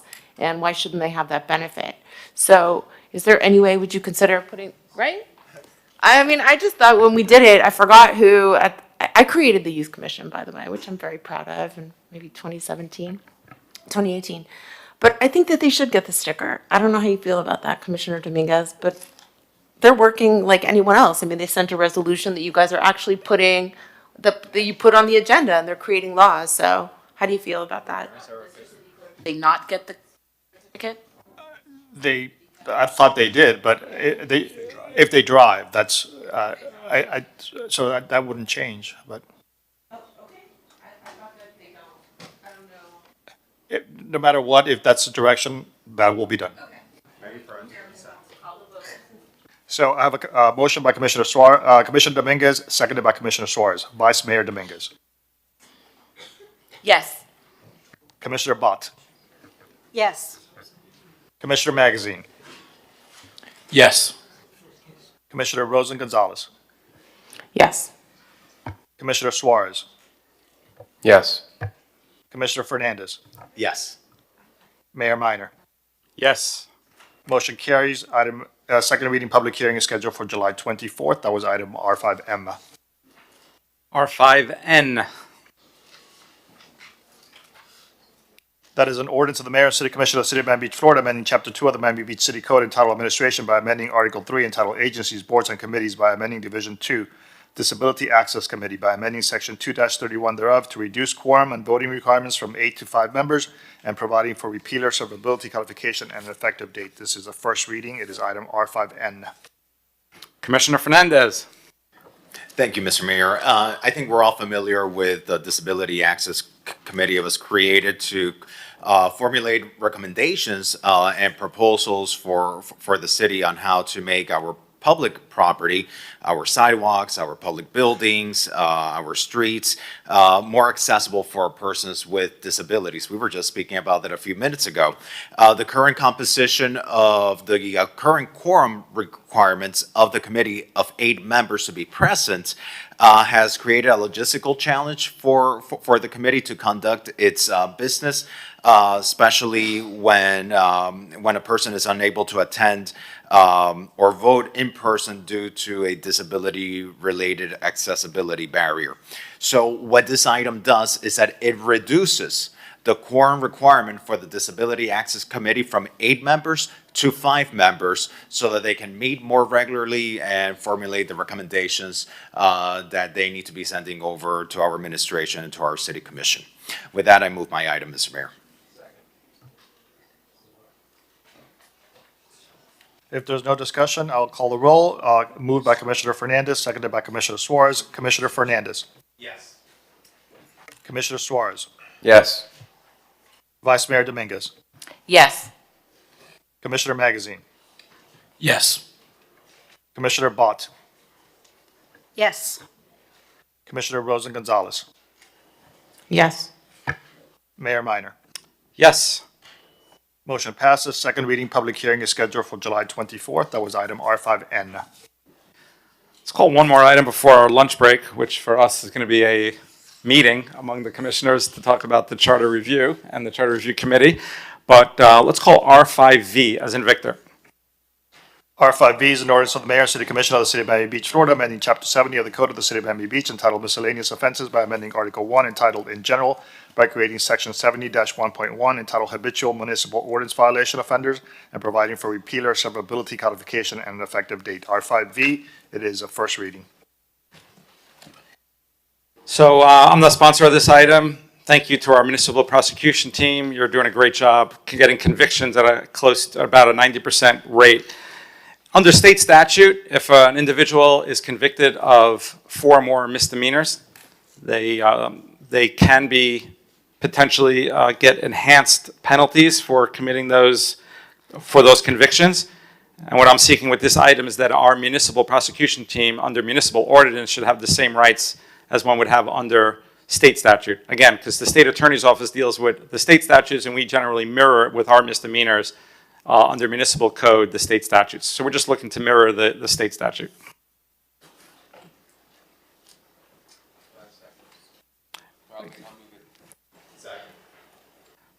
Let's call the vote. I have a motion by Commissioner Suarez, a seconded by Commissioner Fernandez. Commissioner Rosen Gonzalez, Yes. Commissioner Bott, Yes. Commissioner Fernandez. Yes. Commissioner Magazine, Yes. Vice Mayor Dominguez, Yes. Commissioner Suarez, Yes. Mayor Minor. Yes. Item is approved 7-0. Second reading, public hearing is scheduled for July 24th. That was item R5V. That went so smoothly. Let's try one more. R50. R50 is an ordinance of the Mayor and City Commission of the City of Miami Beach, Florida, amending the Code of the City of Miami Beach, Subpart B, entitled Miami Beach Resiliency Code, Chapter 2, entitled Administration and Review Procedures, Article 5, entitled Rezoning and Redevelopment Approvals, to establish mandatory progress report requirements for conditional use permits issued for neighborhood impact establishments and providing for codification, repealer, severability, and an effective date. This is the first reading. It requires 5/7 vote. It is item R50. Commissioner Fernandez, co-sponsored by Commissioner Bott. Thank you, Mr. Mayor. This is an item to require that those establishments that are neighborhood impact establishments that have a conditional use permit to be required to go before the planning board on an annual basis and to provide the planning board with an update on how they are performing, on the conditions that they agreed to, the privileges that they were granted by the planning board in order to conduct certain activities that they weren't allowed to conduct as of right. And I believe this is an important accountability because what we've seen over time is that oftentimes an entity goes before the planning board. They request from the planning board and from the community rights for certain activities that they're not entitled to under the code. They present themselves as honorable establishments, as good actors in the community. And then once they're granted that conditional use permit and they begin to operate, they'll have a progress report in 6 months. One progress report in 6 months, which is required by code. But after that one progress report, what I've witnessed as a former member of the planning board is a decline in their performance of their conditional use permit. They start to engage in impacts to the quality of life of residents, in activities that harm the surrounding businesses, in impacts of the traffic, on impacts on sanitation, on impacts on noise, and other issues. And so what this does is that it requires them as a checks and balances mechanism to protect and safeguard the quality of life of these neighborhoods for these neighborhood impact establishments to have a conditional use permit, to go back before the planning board that granted them that permit and tell them how they're performing to those conditions. Are they respecting the terms of that conditional use permit? Are they respecting the quality of life of our residents and the sanitation levels and the performance standards that are put in place? That's the purpose of this item. I would like to move the item, and I'd appreciate the support of my colleagues. Thank you, Mr. Mayor. Commissioner Suarez. I'd just like to be a co-sponsor on the item too, please.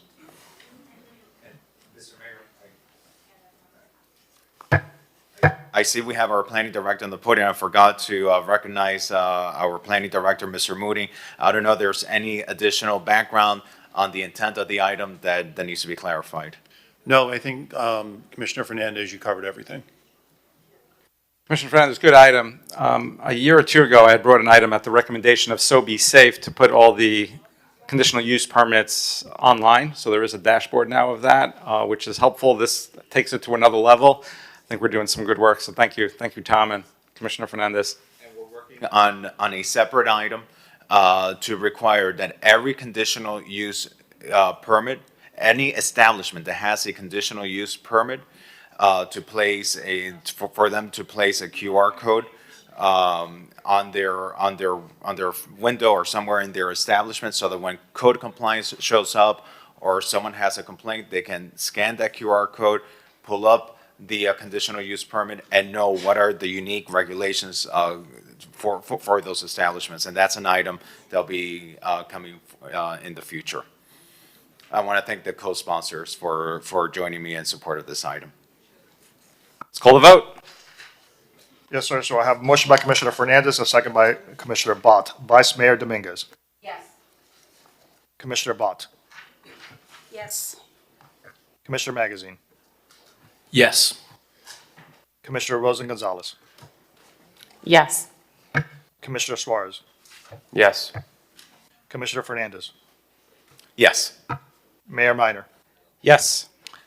Motion passes. Second reading public hearing is scheduled for July 24th. We're adding Commissioner Suarez as a co-sponsor to this item as well. Great. And City Clerk, Ralph, if you want to call R9D, our lunch meeting for the charter review. We will be convening next as the Committee of the Whole to review and discuss the final report and recommendations of the Charter Review Board. This will be held in the City Manager's large conference room. We'll break and endeavor to be back here at 1 o'clock for Sutnik half hour. Thanks. And the public is welcome to attend. This weekend, I was driving with Kelly.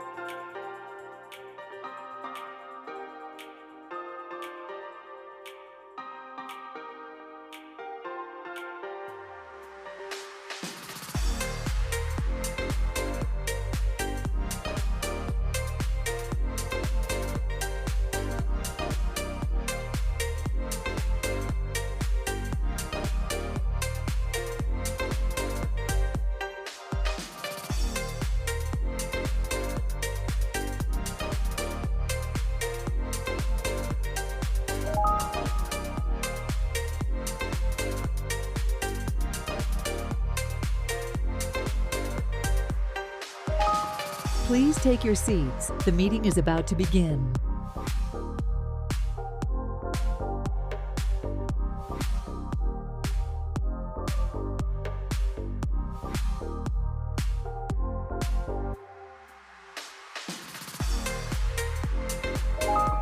Please take your seats. The meeting is about to begin.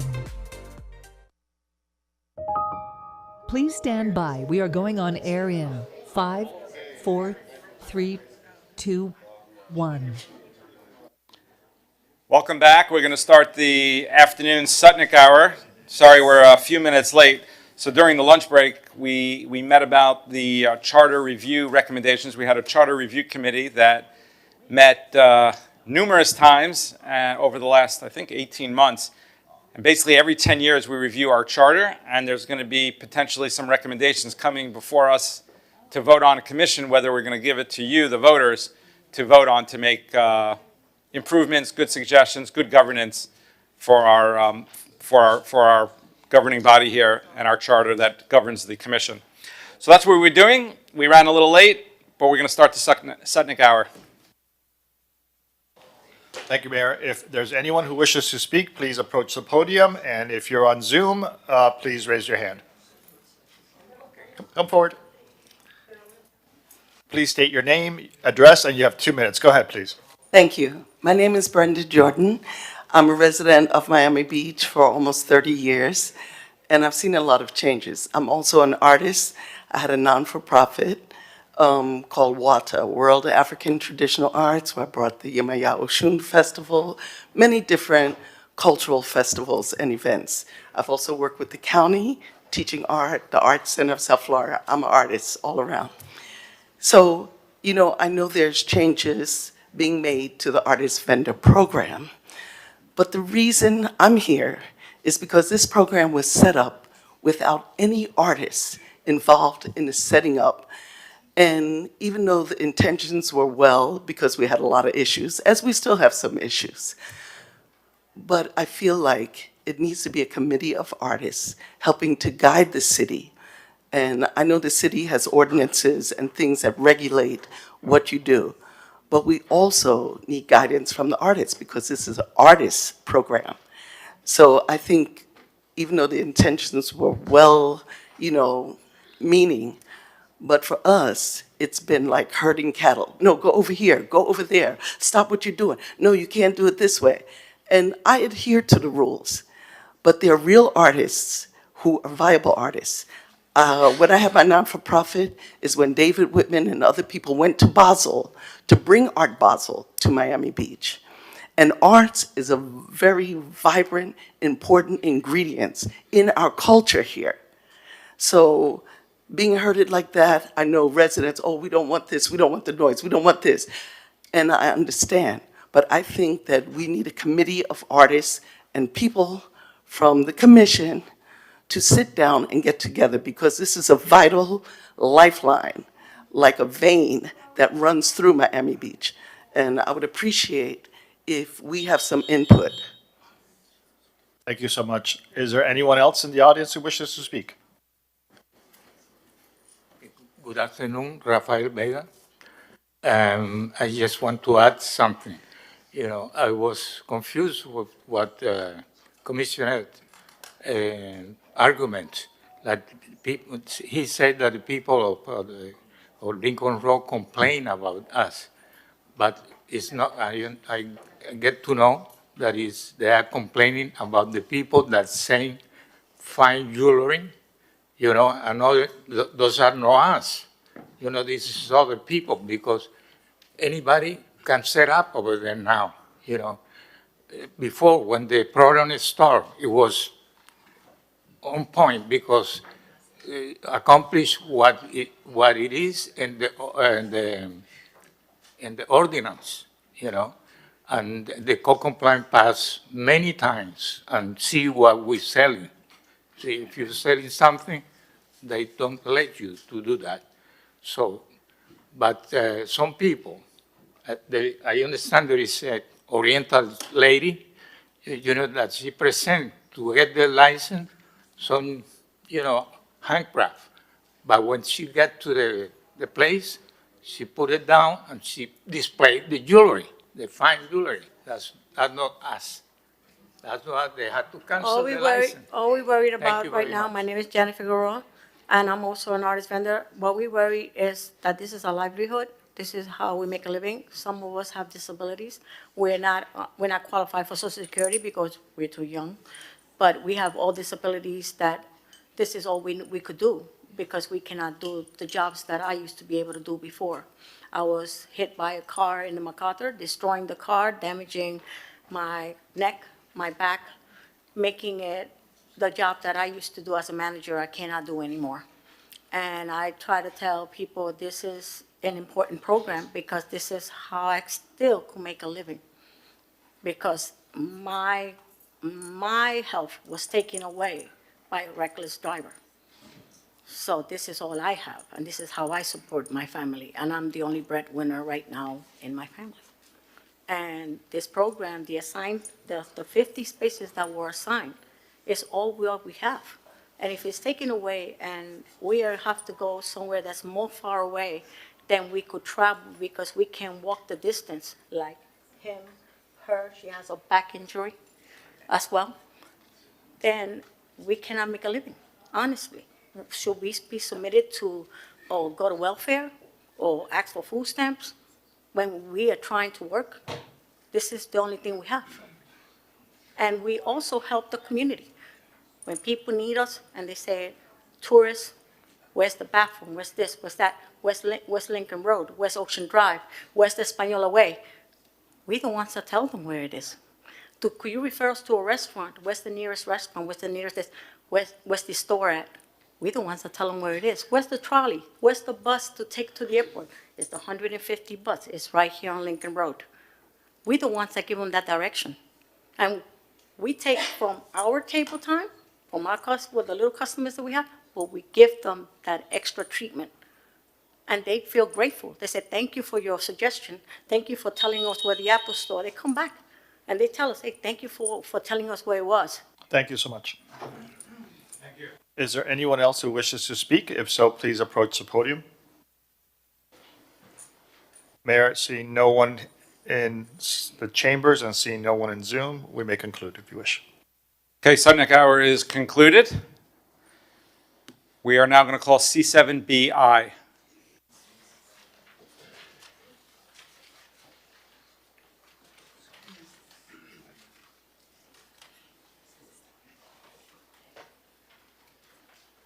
So C7BI is approve amendment number 3, Ike Smart City.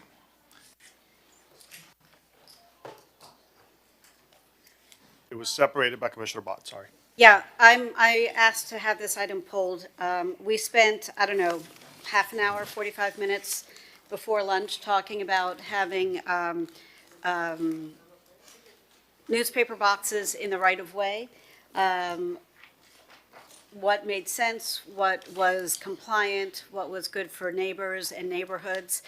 For the record, this has nothing to do with the two parties involved, the dueling vendors. I frankly couldn't care less about that drama. I've been a staunch opponent of kiosks since a previous mayor tried to inflict them upon the city, and I have not changed my position since then. I don't think it's best practice for us to strike legal language in our undertakings with this project. I think it's bad for our residents to have people installing things and then uninstalling them if they don't belong there. I don't believe they belong in our historic areas. I have no desire to break a contract. I'd be very happy to see these kiosks put someplace where they'd be really useful, like a parking garage where people are still sorting out which way to go and where to find what they're looking for. But putting them in our historic districts and in other places, you know, if you look at the comments made by multiple residents, if you look at the comments made by the land use boards before which this project had to go, it's not the right product for our city. And I know there are lots of clever uses for them in other places, but they are not the right thing for us. And so I want to not change our legal protective language that currently exists in our documentation, our contract, and let the process work out the way it is supposed to without inflicting the burden of tearing up sidewalks and making things more complicated for residents once or maybe even twice, once we see whether or not these things can stick around. Thank you, Commissioner Bach. Commissioner Rosen Gonzalez. Oh, okay. I hear you, Tanya. I also heard the Lincoln Road bid come up today and talk about the fact that what we have right now are these really old, have you seen them? They're these really old, clear channel, kind of beaten up stands, and they have to constantly change them. They don't. So sometimes we have outdated information on them. And frankly, nothing new has come to Lincoln Road in a very long time. And from the way I see it, nothing new is going to happen anytime soon. But when you put these kiosks there, and by the way, if you put the kiosks on Lincoln Road now, there's some really cool stuff that you can do with those. I read an article that they took like poetry from elementary school students and they did a contest. Yeah, right?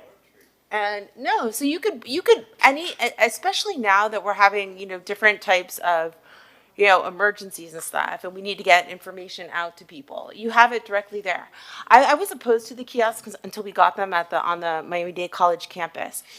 And since we've had them, it's been wonderful because students are getting more involved in activities than they never would before because we can change the messaging on the kiosks instantaneously. You don't have to print something out. You don't have to, in an age where, it really does share information.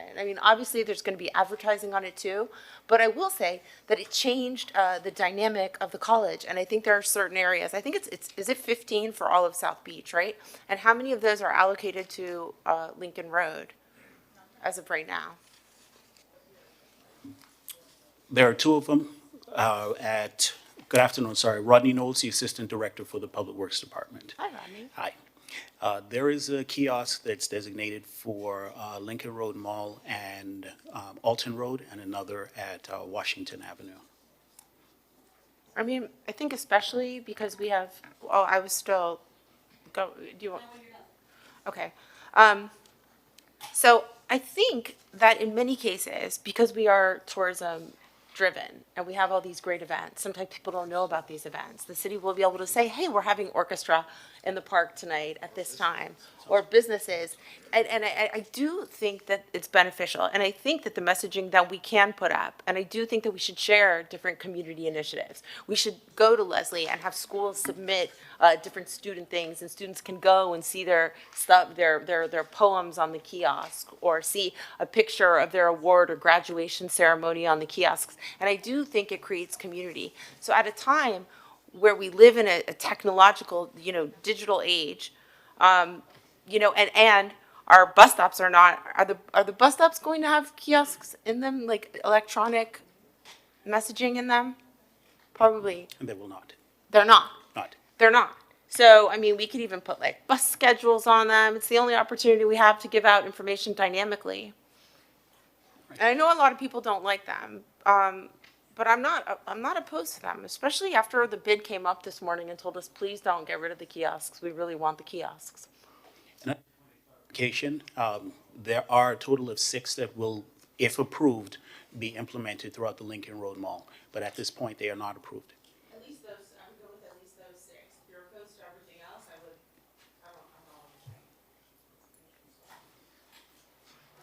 Commissioner, are you done? Well, I wasn't really done, but Can you take off for a moment? So, if you were opposed, I understand like all 15, but if we at least do the 6, that would be like a compromise. At least get them on Lincoln Road, see how they work. You can't? I don't think they're as bad as, everyone's saying, boogeyman. I think they're good for the community. Commissioner Suarez. Commissioner Bott. Thank you, Mr. Mayor. I believe it was at a committee meeting where I think it was Ike and Outfront, and they were going at each other. And it seems like this is like a tit for tat sort of thing. And I told, I think I told the representative from Ike that, look, we're not going to be doing, we're not going to have items that are going to try to even a score. And I'm going to have that same sort of application to Outfront, and because it certainly seems that these two companies are just, they're going at it on a public display. And look, as the Miami Beach, before we got elected, the three of us, there was a contract to install these. I certainly understand that Outfront is going to be trying to challenge that, and this is going to, I guess, solidify the deal. I think at the end of the day, we as a commission, we need to decide: are we going to move forward with this? Because that is the that is the direction the last commission gave, and we gave them our award and on paper. And so I think it is a good tool for that. On a separate matter, I have an item on this agenda for wayfinding signage for the businesses on Lincoln Road, and you have a bunch of businesses on the side streets of Lincoln Road where they're struggling just because people just do not know that they're there. My ordinance is really temporary, where I'm going to request like upside down T signs or A-frames on Lincoln Road, but that's just temporary.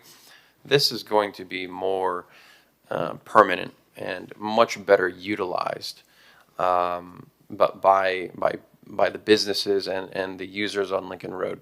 And not to mention, there's a bunch, I think you said Washington, it's going to be on Washington, Rodney. I mean, there's a bunch of side businesses off of Washington that could also probably benefit from this.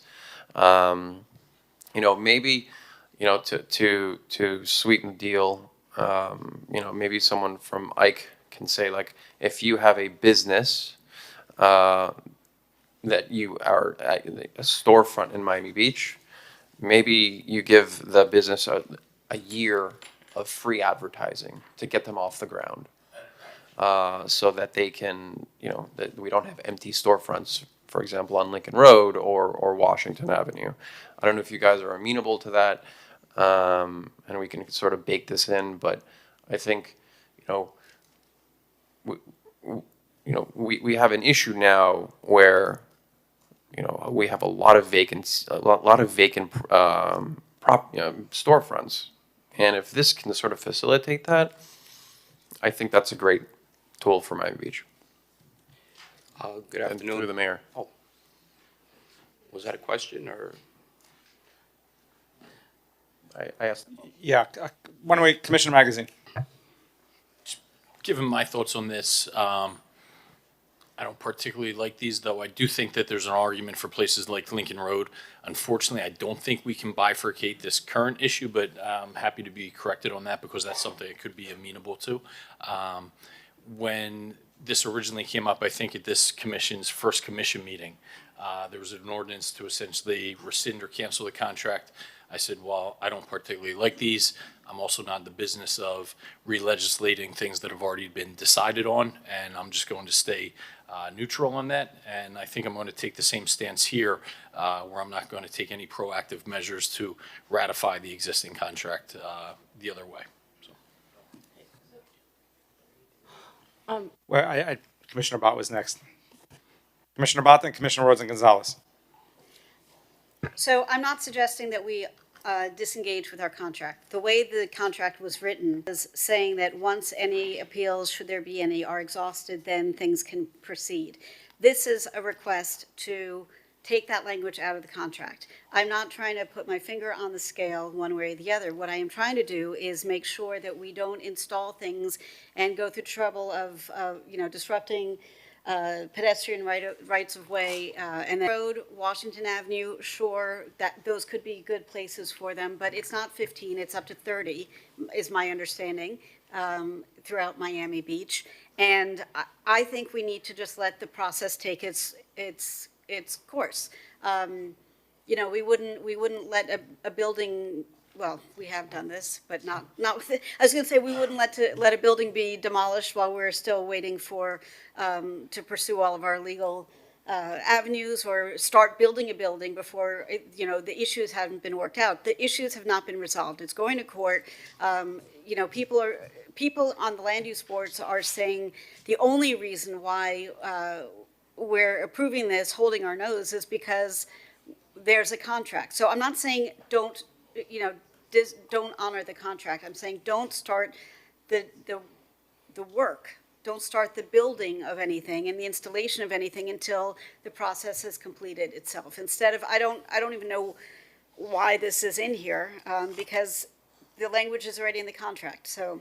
Through the mayor, can I? Commissioner Rosen Gonzalez. I hear you, Commissioner Bott, and, but, you know, we passed this item. I do think that, on some level, this is not even about you or about me. It's about two lobbyists that are in a duel. And I think we're both, you know, both of them have contracts. Both of them dislike each other. Both of them, though you like each other, you're just in a fight. Okay. But you know what? You're kind of, this whole thing is becoming a somewhat of a mockery. I would like to just move it, and the two have their contracts. Let's move forward as is. Let's not let ourselves, you know, become party to this petty duel. I know, but I know you feel strongly about the kiosks. But you know what? I think that, you know, the appeal is part of this fight that we're now getting dragged into. So with that, I would like to move the item if there's a second. Commissioner Fernandez. My mic is not on, but it's fine. You know, again, the city commission approved this. I think that there is a useful purpose for these devices, especially in commercial districts and pedestrian corridors like Lincoln Road, as Commissioner Suarez mentioned. The efforts being undertaken under his leadership to help those small businesses on the side streets, and how these types of devices could help direct people to those smaller businesses that perhaps can't afford, you know, retail storefront, you know, right on the main road. So I'm supportive of having this go forward. Technically, assuming the appeal says this wasn't placed here properly and they need to go back in and remove the equipment, is there any exposure to the city, Mr. Attorney? And just for the record, this mic situation is not conducive to an efficient meeting. I have my mic on, I'm asking my city attorney a question, and unless I turn off my mic, the city attorney can't talk. So I just ask, please, for whenever the next public meeting is in these chambers, we're city commissioners. We should have an efficient microphone system where we can ask questions of our staff and they're able to answer. So please, guys. Yeah, and I agree with you, by the way. As you know, I'm not controlling this. We need to, I think the problem is we each have the obligation to turn off our mics to let the next person talk. That shouldn't be on the onus on us. And so I agree with you, and we'll work that out in between until the next meeting. The applicant here, or Ike, would be traveling under section 2.2.4.8, paragraph E, paragraph 3 of the Land Development Regulations. That includes language that requires indemnity to the city throughout their entire appeals process, and further, that in the event that the court determines, or which, you know, whether it's decided at the court or at a different level, that the order was incorrectly issued by one of our land use boards, then they would need to return the property to its condition prior to whatever work they did.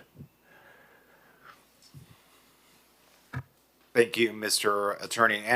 And just one separate matter, because I see representatives from Ike here. I understand one of the components on this is a Wi-Fi system, is that correct? Correct. And is that by Ike, or is that a third-party entity that's providing the Wi-Fi? It's a third-party entity. Is, He can- and is he there can answer any, better is questions. there any data collection and sale occurring from that third-party arrangements? Hi, Commissioner Jabran Sher Mohammed with Ike. Welcome. We are not gathering any data about the user, nor are we selling it. The third party here is the internet service provider. It's T-Mobile. And so it's whatever T-Mobile collects on its own regarding its general internet Do they cellular collect or, service. and sell data? Does T-Mobile collect or sell data? Commissioner, I'm not able to answer whether T-Mobile collects or sells data. We refer everybody to their privacy policy regarding that. We do not collect any data, nor do we transmit any individual data to T-Mobile. That's between the person using the cell phone and T-Mobile and what they allow on their personal device with T-Mobile. I just want to make sure that the people's information is protected. I think, this is just, it's a unique era that we're living in. Correct. And so that's the one thing I do want to make sure. This is on public property. If it does have Wi-Fi through an arrangement that we're providing, I want to make sure that the proper privacy policies are in place to protect people's personal identifiable information as they go through these areas with this third-party Wi-Fi that doesn't have an arrangement directly with the city. It's through you. And so I just want to make sure that proper protections are there in place. Thank you. And Commissioner, we can commit that we will not gather any personally identifiable information, nor will we transmit it to T-Mobile. Yes, sir. So just, I'm not supportive of this item. Two reasons. One, I voted against it to begin with when it was on a couple of years ago when we could roll back the tape. But the main objection I had was there's no termination for convenience clause, which basically subjected our city and our residents to 15 years worth without us even having much input. So here we have a contractual obligation and we're seeking to amend it. I understand it, and I had to put some thought to this, but ultimately it is a contract that was agreed to by the parties, and I think we should stick to it. Mr. Mayor. Mr. Mayor. Commissioner Suarez. Mr. Mayor. Couple things. But we did put a provision that if the residents didn't like it in a specific location, it could be removed. So I think that concern has been addressed. There was much more to it, but that aspect, yes. If we were not to do this, how long, I'm assuming you'd get bogged down in legal warfare, right? And it would prolong the installation of these. By doing this through the chair, what can we expect and why? Yeah, sure. So. And then I have one more follow-up. This process would take approximately 2 to 3 years. And objector attorneys who are trying to delay projects like this will use every trick in the book once they get to circuit court to delay the hearing, filing unnecessary motions and things of that nature. Okay. And the goal here is clear, right? Outfront doesn't care about your residents, about the city. They're a publicly traded billion-dollar giant that wants to maintain its monopoly on advertising in the city. And they want to maintain that monopoly as long as they possibly can. So they are going to do and use every trick in the book to achieve that outcome. Yeah, and so I think part of what Commissioner Gonzalez's item is to, make sure that this doesn't turn into a tit for tat, and the utility of these kiosks are great for the residents. And if I can make an amendment to that, to Commissioner Gonzalez's motion or item, is to, like I said earlier, allow 1 year free for any local business to advertise on the kiosk. So it looks like we're going to have the votes, but it would be great if you can. Yes, we agree. Speaking of voting, ready to call the vote? Yes. Okay. As amended. Yeah. So I believe I made a motion and Commissioner Dominguez seconded the motion. So let's call the. Call the vote, Ralph. The motion was amended, so Commissioner Suarez made a motion to amend. We need a second on that. to amend the amendment so that businesses get a 1 free year of advertising on the kiosks. We agree with that, yes. So a second for that.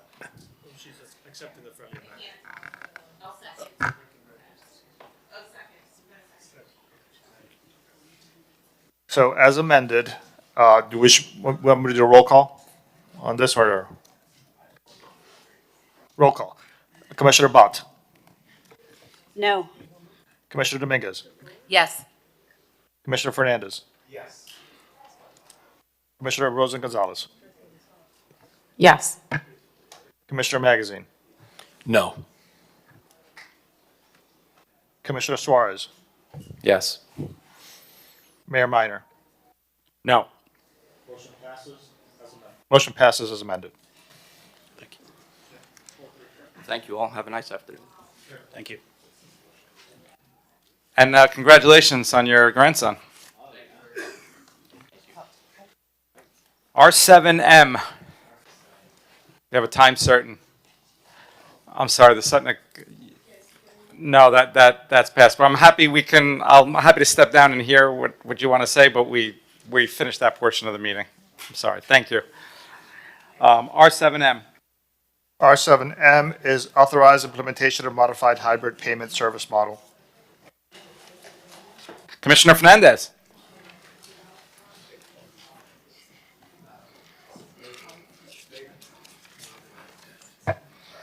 Thank you, Mr. Mayor. This is an item being brought forward through a recommendation of our city administration to provide for cost savings to our city in the payment offerings that we provide to the public, while still providing the public with ways to pay their utility fees to the city without incurring extra costs. I'm going to defer to our CFO, Jason Green, to explain the technicalities of this ordinance and the options that our residents will have and our businesses will have for their payments once this passes. Welcome. Thank you, Commissioner. Just for the record, I wanted to note there was a Scribner's error technically in the title of the resolution and memo. It should say unfavorable recommendation. I'm going to explain that a bit as we had our first time at FERC discussing an item with our new 4-person format. We had a 2-to-2 split on it, which technically makes it an unfavorable. And I just want to just explain quickly about what this is. What this is hopefully an attempt for us to stop the subsidization of those that use credit cards as a payment methodology. And actually really what kind of a quick story of what this kind of came to me as an issue was one of my finance accountant people came to me a little frustrated because they were dealing with credit card processing, and we had a developer making a $200,000 or $300,000 payment, which they were able to pay via credit card, and it cost us several $1,000s in processing fees. And then about 2 or 3 months later, they withdrew their application, and we had to charge back that credit card fee for another few $1,000s. So at the end of the day, we paid $5,000 or $6,000 in credit card fees for nothing. So, pulling that string a little bit, we looked into this a little bit more. And as you probably come across now, if you're paying a bill at the county or FPL, the DMV, the state, things along those lines, it is extraordinarily common nowadays to have, if you're going to pay via credit card, if that option is even available, to pass through that expense to the customer. What we're hoping to do is to go down that model, but what a couple of things is, we will always have several different free payment options to residents, whether it's paying, again, a permit or utility billing is probably the 2 main areas we're speaking about, is to be able to come and pay in cash, pay via check, pay via money order, to go online and pay via e-check or debit, direct debit from your account. All of that is a much lower cost to the city, and that would still be free to whoever's paying that bill. And after discussed, I think it was twice we had it at FERC, various discussions on that. And I think the actual final motion that was ended up being unfavorable, but if I could, was they asked to come back and say, on the utility bill, I think we're comfortable in everything else with the credit card fee being passed through, which is again mostly going to be permits and utility, but not the utility billing, was can we have an option where about single-family homes who are paying a smaller bill to have that additional option. Although the administration still recommends we go with a full pass-through model on the credit cards, what was the final discussion at FERC was a hybrid model there where we would still have on the utility billing side a free option for everything, but when it came to the credit card, we were looking at, because I think the average utility bill for single-family homes is $300, and the motion made by Commissioner Bott was to accept credit card payments up to $300. So what this would do is you would have all the free options like I talked about, paying cash, paying via check, money order, going online, auto payment with your e-check, direct debit from your account. But if you wanted to pay by credit card, you could do it as a one-time payment and up to a $300 max. And what this would do is, so commercial buildings, my condo building example, I just checked recently as a board member, we pay $35,000 a month for our utility bill. That would be a really big thing if we put it on our credit card and a fee, but we don't do that. So what this would do is limit it to those really that are smaller single-family homes at no cost on the credit card fee. So that's the administration recommendation, though, had ended up in an unfavorable. We're hoping that the full commission will look favorably upon this, that we would go with the full pass-through on everything else other than utility billing, but on credit cards, we would limit it to one-time payments up to $300 at no cost. And thank you, Mr. CFO, for your description, for your analysis of this. And I think there's other situations that you explained at committee where it's the taxpayer, the city, that's absorbing these large costs. Like for example, we were talking about permit fees.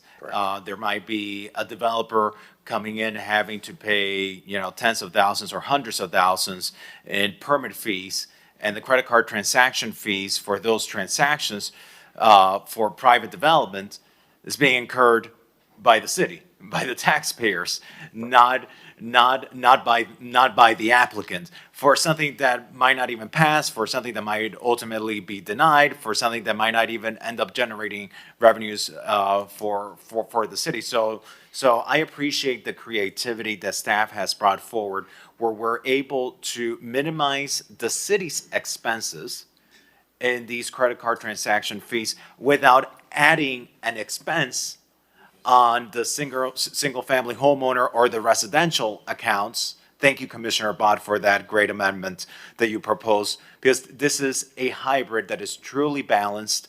And with those changes, even though I wasn't able to support it at committee, with these tweaks, I'm able to support it today. Because ultimately, our taxpayers, our residents can continue paying with their credit card if it's up to $300. That's within the average cost of what homeowners are spending, but the city is being relieved of the greater burden of the other commercial accounts. So I'm happy to move this item.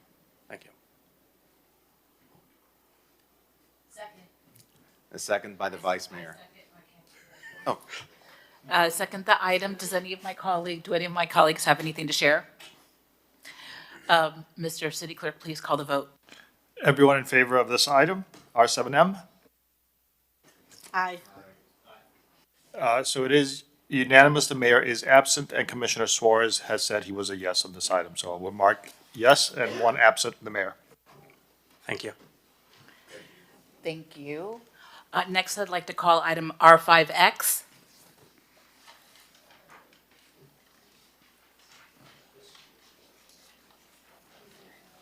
R5X is an ordinance of the mayor and city commission of the city of Miami Beach, Florida, amending subpart A entitled General Ordinances of the Code of the City of Miami Beach, Chapter 18, entitled Businesses, Article 15, entitled Street Performers and Art Vendors, by amending Section 18-906 thereof, entitled Regulations, Procedures, and Prohibitions to Regulate Sound Levels produced by any person in close proximity to outdoor dining, seating, and providing for repeal or severability, codification, and effective date. R5X is a first reading. So this was my item. I brought this item forward through several complaints from residents and my own personal experience being out on Lincoln Road in different parts of Miami Beach where the artist vendors would have amplification and you couldn't even hear what you were doing or have a conversation with somebody in a restaurant, even though they were half a block or a block away on the other side of the street.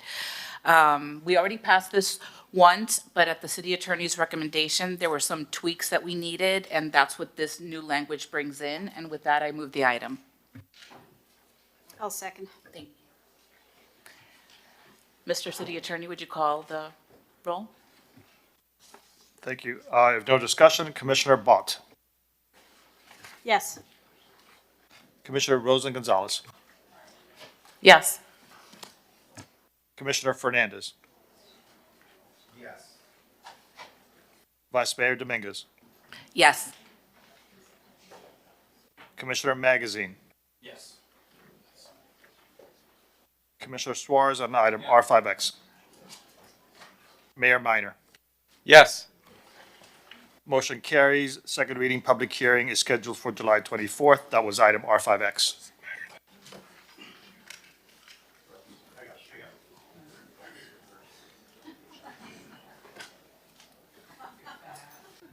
Just for the record, if I may, can I switch making the motion by Commissioner Bott and the second by Commissioner Dominguez, since Commissioner Dominguez was the person with.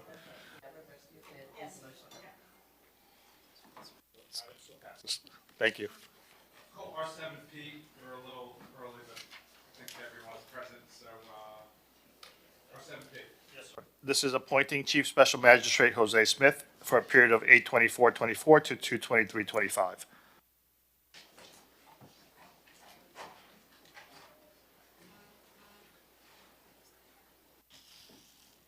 City Manager? Good Honorable Mayor and Commissioners, this item is to appoint Jose Smith, a local resident and also one with lots of experience as a special magistrate. Jose Smith did have a meeting with me where I reviewed his qualifications and experience. I also met with another interested party and made the determination that Jose Smith should be recommended for this appointment with the concurrence of the city attorney. I'll second. May I call the roll? If I may ask, what's the factors, what's the consideration? How did you come to your conclusion?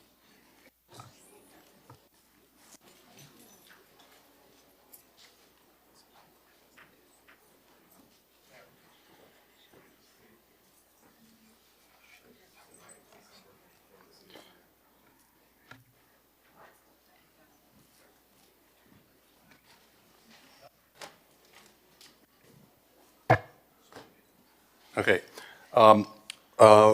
Both Raquel and I understand the direction that this commission wishes to move in terms of quality of life. And we have both had experience with Mr. Smith as the chair of the North Beach CRA committee. He is committed to making sure that our code is followed, and he will be very strict in terms of ensuring compliance. We believe that he is the proper candidate for this position. Mr. Mayor. First, Commissioner Fernandez.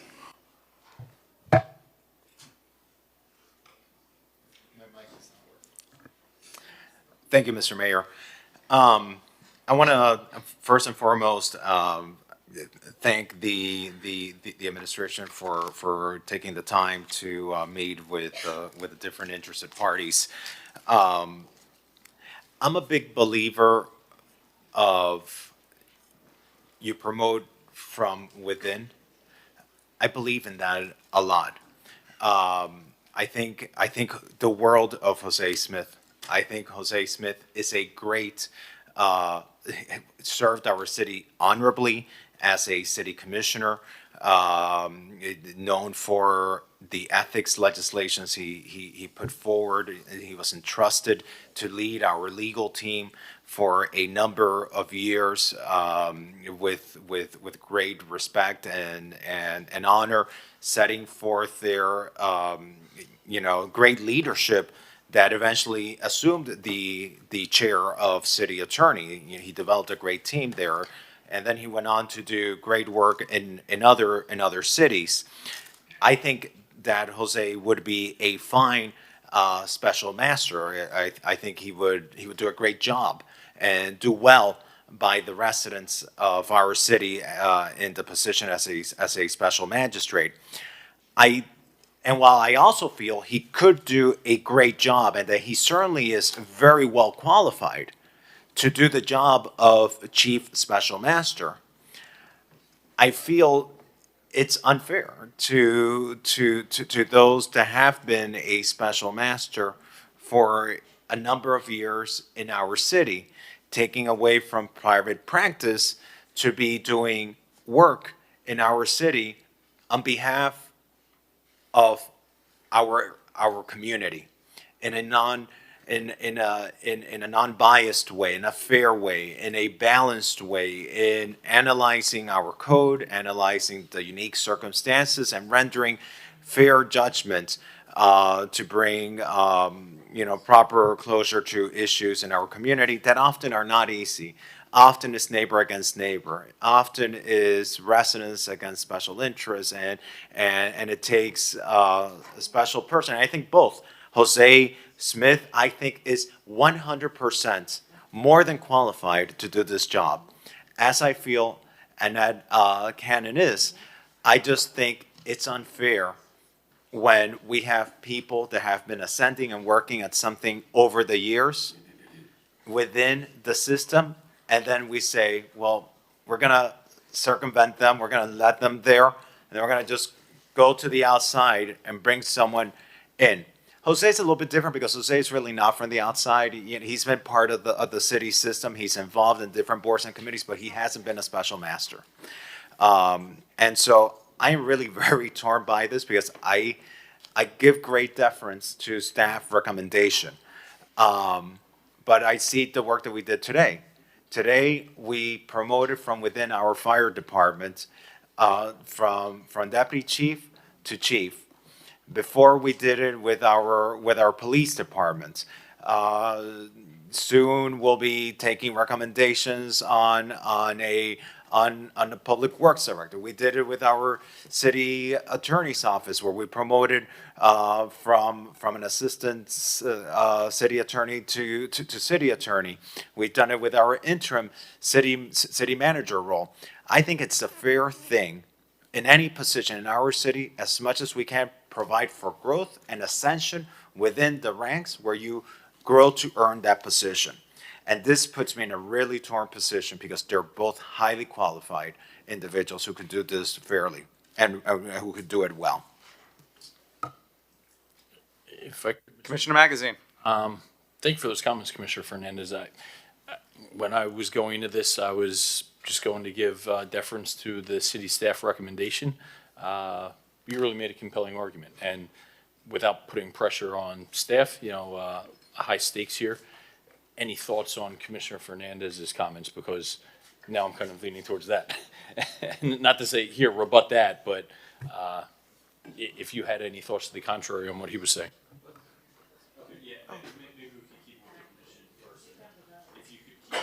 Sure. Through the mayor. Commissioner Suarez. I'm going to echo a lot of what Commissioner Fernandez said. We want to incentivize leadership in the city, and we have other candidates who have been with us for a long time, who's done great work, and who has sacrificed outside practice for the betterment of not only our city, but their city, right? And so, I think, this, I think this rolls, 6 months? Is that correct? And,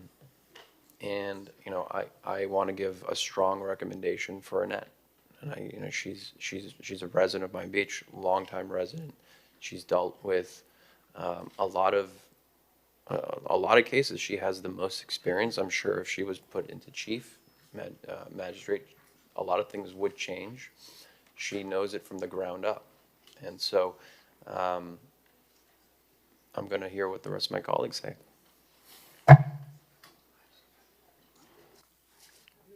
Commissioner Rosen Gonzalez. I'm actually very happy to hear all of you say this because up until very recently, I was under the assumption that Annette had been in this position. She was next in line. She's very patiently served the city for many years. And I think that that merits consideration for this position. And Jose is qualified. I mean, he has been our city attorney and he has served as a commissioner. And I do consider him a friend and I do support him. And, but in this case, if the will of this body is to go with Annette, I would support that because of her hard work and the idea of promoting from within. And, you know, swooping in, you know, at the last minute, it doesn't, there's something about it that just doesn't seem fair. So, if somebody did make the motion, I would be supportive of Annette Cannon today and very, very proud to vote for her as our Chief Special Magistrate because I think she's worked very hard and merits this honor. Vice Mayor Dominguez. Thank you.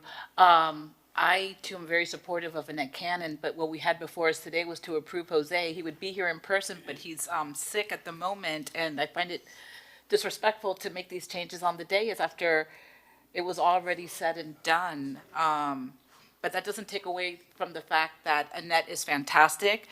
I'm also in the process of revamping a lot of special magistrate stuff to make the process better.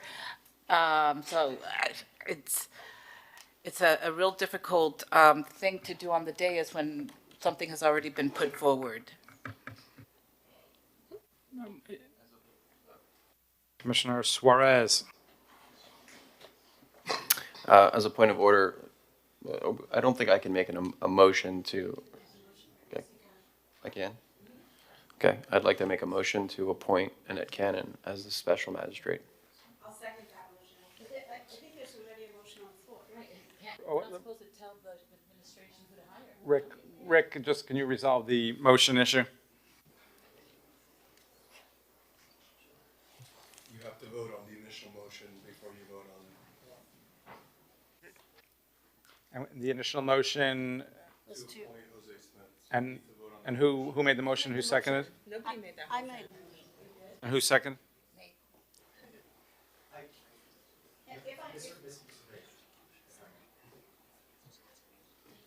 Commissioner Fernandez. Okay, I can't speak. My mic is not on. Yeah, okay. I really want to be very respectful for everyone because, you know, I have such a high level of respect for Jose Smith. I really have the highest level of respect for Jose Smith. I really feel in such an uncomfortable position right now because I consider him not only a great public servant, someone who I respect, someone whose guidance I in the past I've sought a lot, but I really feel uncomfortable voting against him or, you know, not giving him the opportunity to be here present when this item is here, when he's ill. And I actually haven't had the opportunity to meet with him as it relates to this position in specific. I think it might be respectful, perhaps, to defer the item to allow him to be present, since he was diagnosed with COVID. I don't know if I can say that or not. I guess You just violated HIPAA. Did I just? You're not a doctor. You can say anything.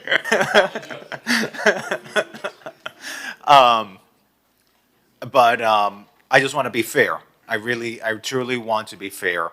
But the same way I want to be fair to Annette, who's here, I want to be fair to Jose. And I also just want to, for the record, to reflect these thoughts that I have.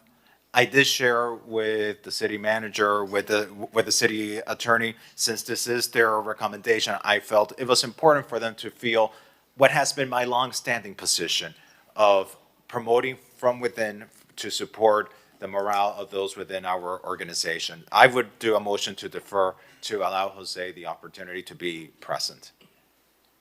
Well, you are the guru when it comes to the rules of order, and you know a motion to defer takes precedence over the prior motion. So are you making a motion? Do we have a second? Yeah, let me just go. Our city manager wants to speak. I would defer to Commissioner Bott, but I would like to make some comments as well. Commissioner Bott. So Ms. Cannon is here and is a very talented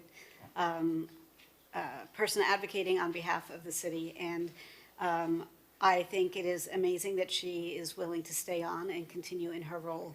I also think, I think this sort of horse trading on the dais is unseemly. I think that we've all had plenty of time to share our thoughts with the city manager, with the city attorney, and make this an elegant and respectful process.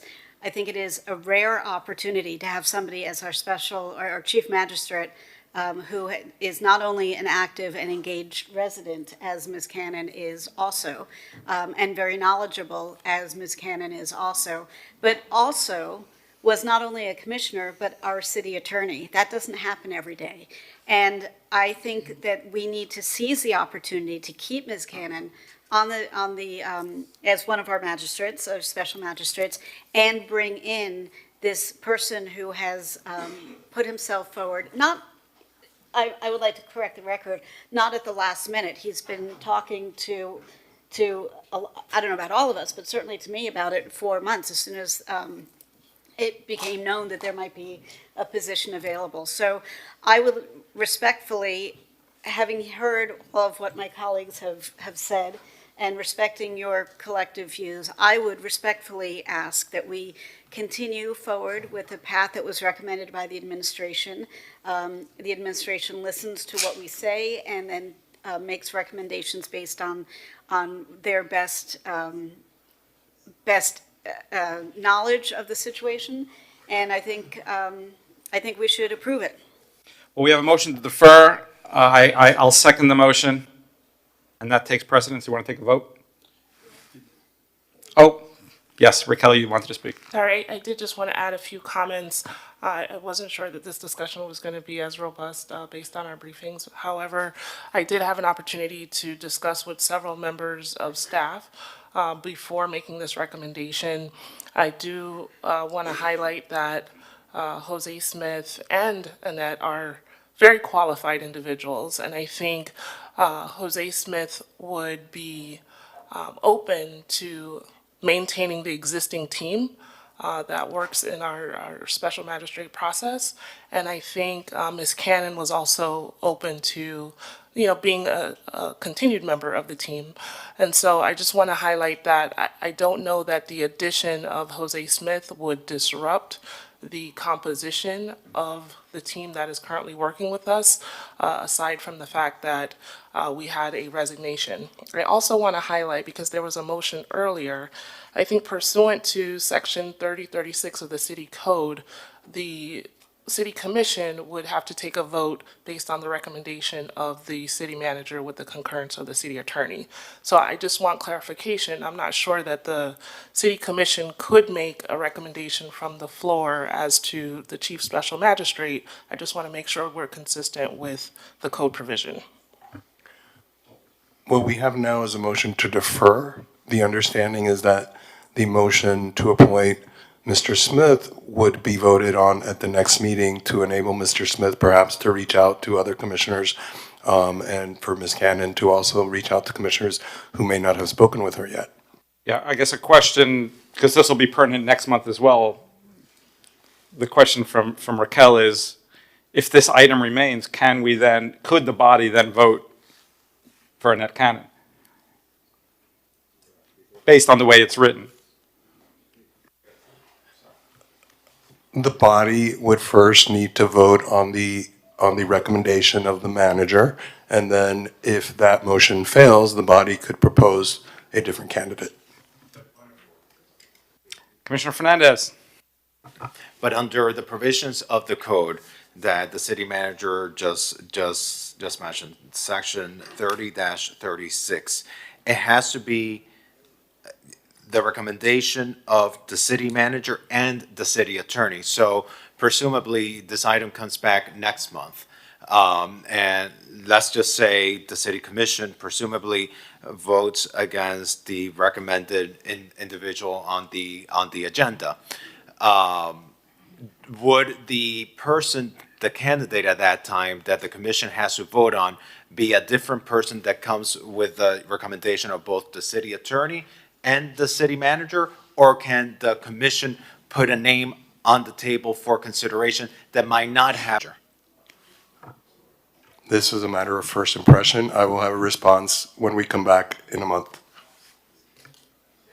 Perhaps between this meeting and next meeting, you could circle back to us individually with your opinion on the matter. Yes, of course. Or perhaps, if I can, through the mayor, or perhaps we could ask the administration to prepare an option A and an option B. I think that would take the legality out of it.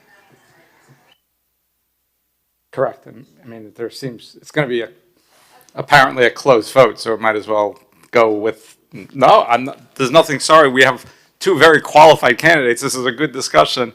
I'm just saying we're clearly exerting the will of the body that we want two options, and we'll vote on them. We go through this all the time with boards and committees. Through the mayor. So we are listening intently to the discussion here today. And as I mentioned before, I think both candidates bring lots of qualifications and experience to the table. I mentioned earlier as to why the recommendation was for Jose Smith. And so if the commission would like to have two options, I think that's feasible because we do need to fill this position, I think, by July, correct, Mr. Clerk? So it is not our intent to hold up the process in the selection of a chief special magistrate. However, the administration's recommendation will still stand. However, a backup is always a good idea. So thank you. So we have a motion to defer in a second. Can we call the vote? All in favor of deferring this item to the July 24th, 2024 meeting, please say aye. Aye. Annette, thank you for being here. And Jose, I'm sure you're listening. Please feel better quickly. We'll see you next month.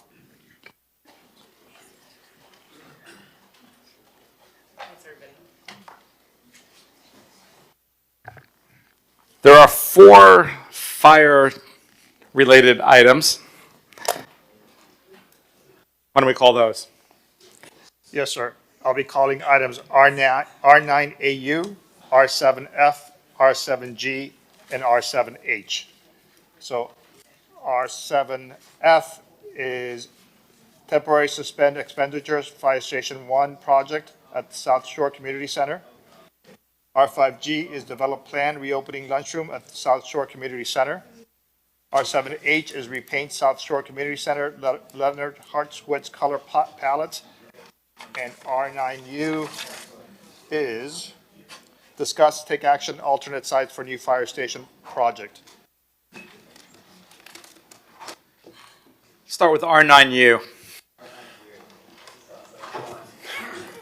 Good afternoon, David Gomez, Interim Director with Capital Improvements for the city. There was an error in your packet. Some of the exhibits did not print properly for R9U, so I have a hard copy that I'll share with the committee, with the commission.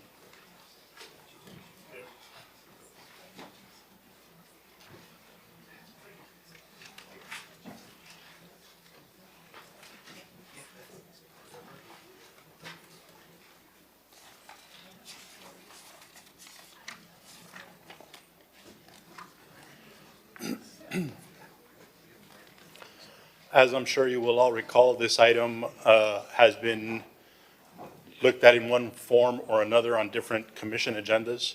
The latest one, this item being the commission asked staff to look at variable or various potential alternate sites for the Fire Station 1 project. We did go through that exercise and narrowed it down to 3 feasible sites. The third one, which has not officially been discarded, but it is what we refer to as the Whole Foods site. is a little more problematic than others.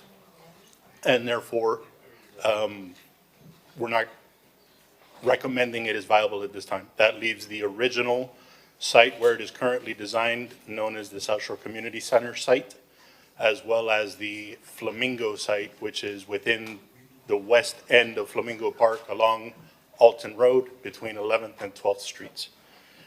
In your exhibits, you'll see the comparison matrix that we provided that shows potential additional costs as well as times and or delays to the project and other considerations.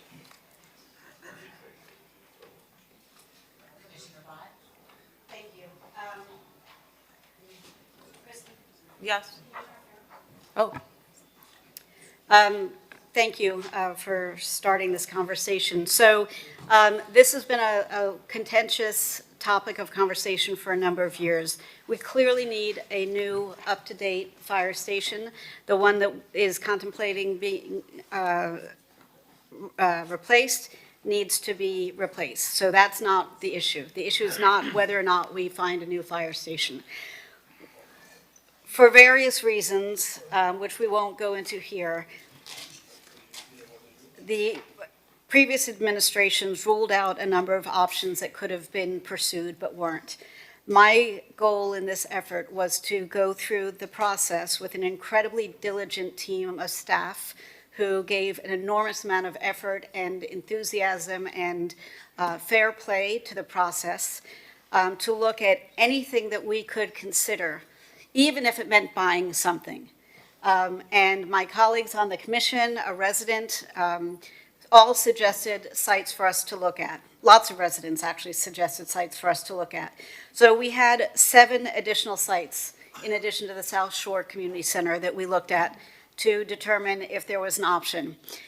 For point of reference, the South Shore Community Center serves, and until very recently, when it became clear that it was on the queue to be demolished, served a number of important functions in the community for seniors, for kids who had daycare, for job services. It is a solid building.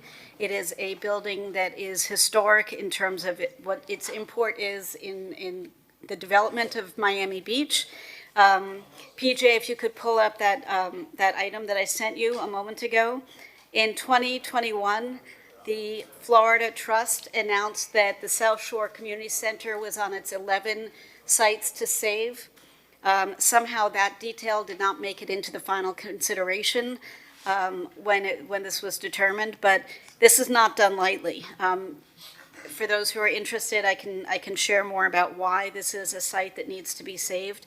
But more than all of that, we have found through a lot of due diligence and going through these additional 6 sites that there is a spot that is perfect.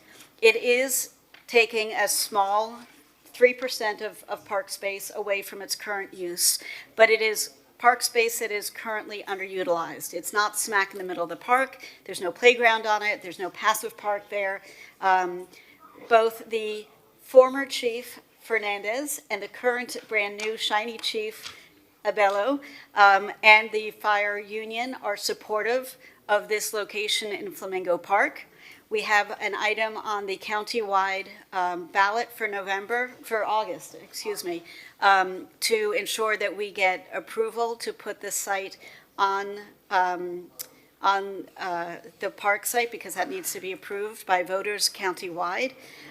There is a lot of conversation about how much more money this is going to cost. It will be incremental monies over the course of the next several years. And in fact, to start this process of putting this fire station in Flamingo Park will not cost additional money in the next year or two. The incremental funds will come down the road. Our CFO can speak. Jason, I don't know if you're here. Oh, there you are. Can speak to that to help if there are questions about how that money would be titrated out over the next number of years. There is an increased cost, but I ask of you all, my colleagues, I ask of you, what is the greater cost to find money over the next 2, 3, 4 years that will be amortized over the benefit for the city, the entire city, and specifically the south of Fifth and South Beach neighborhoods over the next 50 years to get a Category 5 rated fire station without destroying one of the most important buildings in our city at a time when our state is preempting our ability to protect our important historic buildings? What is that worth to you?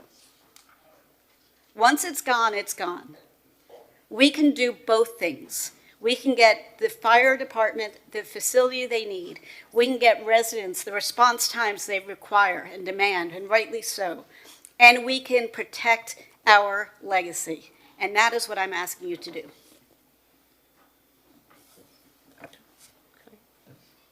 Commissioner Rosen Gonzalez. I agree with everything she said. Now, I have several items regarding the South Shore Community Center, which obviously we're not going to know until the August ballot, but I have an ask of the commission.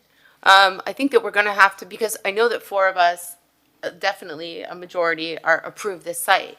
So what I would ask is that we, close to election day in August, we do some social media so that people understand what that is, because it's going to a county-wide ballot. And I think the cheapest way to get our message out would be to do some Instagram, Facebook campaign in favor of the location on Alton. And I don't know how you feel about this, but I do think it's important, vote yes to saving the South Shore Community Center. A vote for the fire station in the park is a vote for saving Morris Lapidus and historic preservation. And I think you'll see that the electorate will rally behind that. I don't think it will be controversial. What? Oh, hold on. Through the chair and through, sorry, just a quick question. I don't think we're legally allowed to advocate, Mr. City Attorney. The city, I thought there was that. As a city, as individuals. Commissioners. Oh, as a commissioners. Okay, misunderstood. No, the city can take a position, and we could allocate some funding to, no? When did they do that? Why don't we turn to our city attorney, Rick? Really?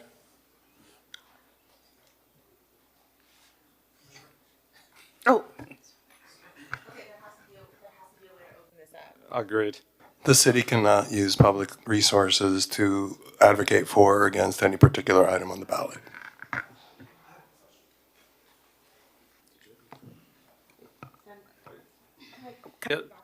Yeah, Commissioner Rosen Gonzalez, Commissioner Magazine, Commissioner Fernandez. I think I'm up. Okay, I'm on. All right. So then, all my items concerning the South Shore Community Center, I would like to defer them till after the vote in August. If it passes, then please, I want to paint it. I want to open the senior lunchroom. I want to get it all of this stuff approved. In the interim, I don't think it will be very controversial. I haven't seen the ballot question that's going on. Have you read it? Yeah, it went. Do we have that? It went, because it went to the county, right? Do you have it? By LTC. I just want to read for everybody. I want to know how it reads to see what level of commitment even I'm going to have to make. Like, I feel like I'm going to have to go down to the community newspaper, send a county-wide email, let people know what's going on, and run like a little campaign, which I did not want to do. But I'm willing, and I'm hoping I'm not going to be fighting the firefighters on it, because it's one teacher. What? They support it? Okay. All right, so as long as they're supportive, I just don't want to have some weird, campaign come out. So I think that it's also going to be important that we get the word out to people too, just so that they know. So I was going to defer all of my South Shore community items until after the August election, which would mean the September meeting. If that's okay with all of you guys, I'll defer my items, wrap them all up. I mean,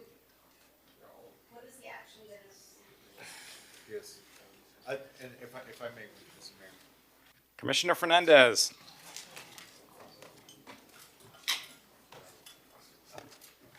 All right. And this is tremendous work that Commissioner Bott has done, analyzing a number of different sites, together with a working group that was convened internally. I've been individually working on the Flamingo Park site that I referred to the working group that Commissioner Bott has been leading. I've been working with the county and with our city attorney's office and the county attorney's office on the ballot language that's going to go to the county-wide electorate in August. And Commissioner Eileen Higgins has been incredibly helpful and supportive in our efforts in getting that ballot language in August before our voters. I think out of respect to the electorate, I support what Commissioner Rosen-Gonzalez is saying, deferring these items till after the voters speak. I would say, perhaps we should defer this. What's the action that's before us today, Commissioner? What I would like to do is make a motion to, pending the approval of the electorate, move forward with the construction of the new fire station on the Alton Road site. I'll second. I'll second that. Okay. I'll second that, pending the approval of the electorate. Correct. Okay. The county-wide. Yeah. Second that. Through the Vice Mayor, if I could. I also just think it would be prudent if we prepare for a number of different situations. So ahead of time, maybe we, at the next meeting, just prepare for, if this doesn't pass countywide referendum, then what direction do we take? Or if it does pass countywide referendum, but Miami Beach comes back and doesn't support it, what direction are we going to take? Are we going to follow the will of the voters, or are we going to move forward? So I think it would be prudent to do that ahead of time than reactionary. Not saying that that will happen, but just to prepare for it. So you're saying.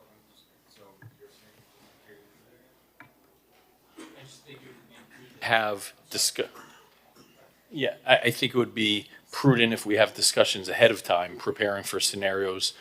What if the county-wide referendum doesn't pass? What direction would we take? Or if the county-wide referendum does pass, but Miami Beach actually comes back as a geographic district and says, no, what are we going to do? I think it would be better to make those decisions ahead of time than kind of reverse engineering and reacting. But that's just my thought, not a hill I'm going to die on.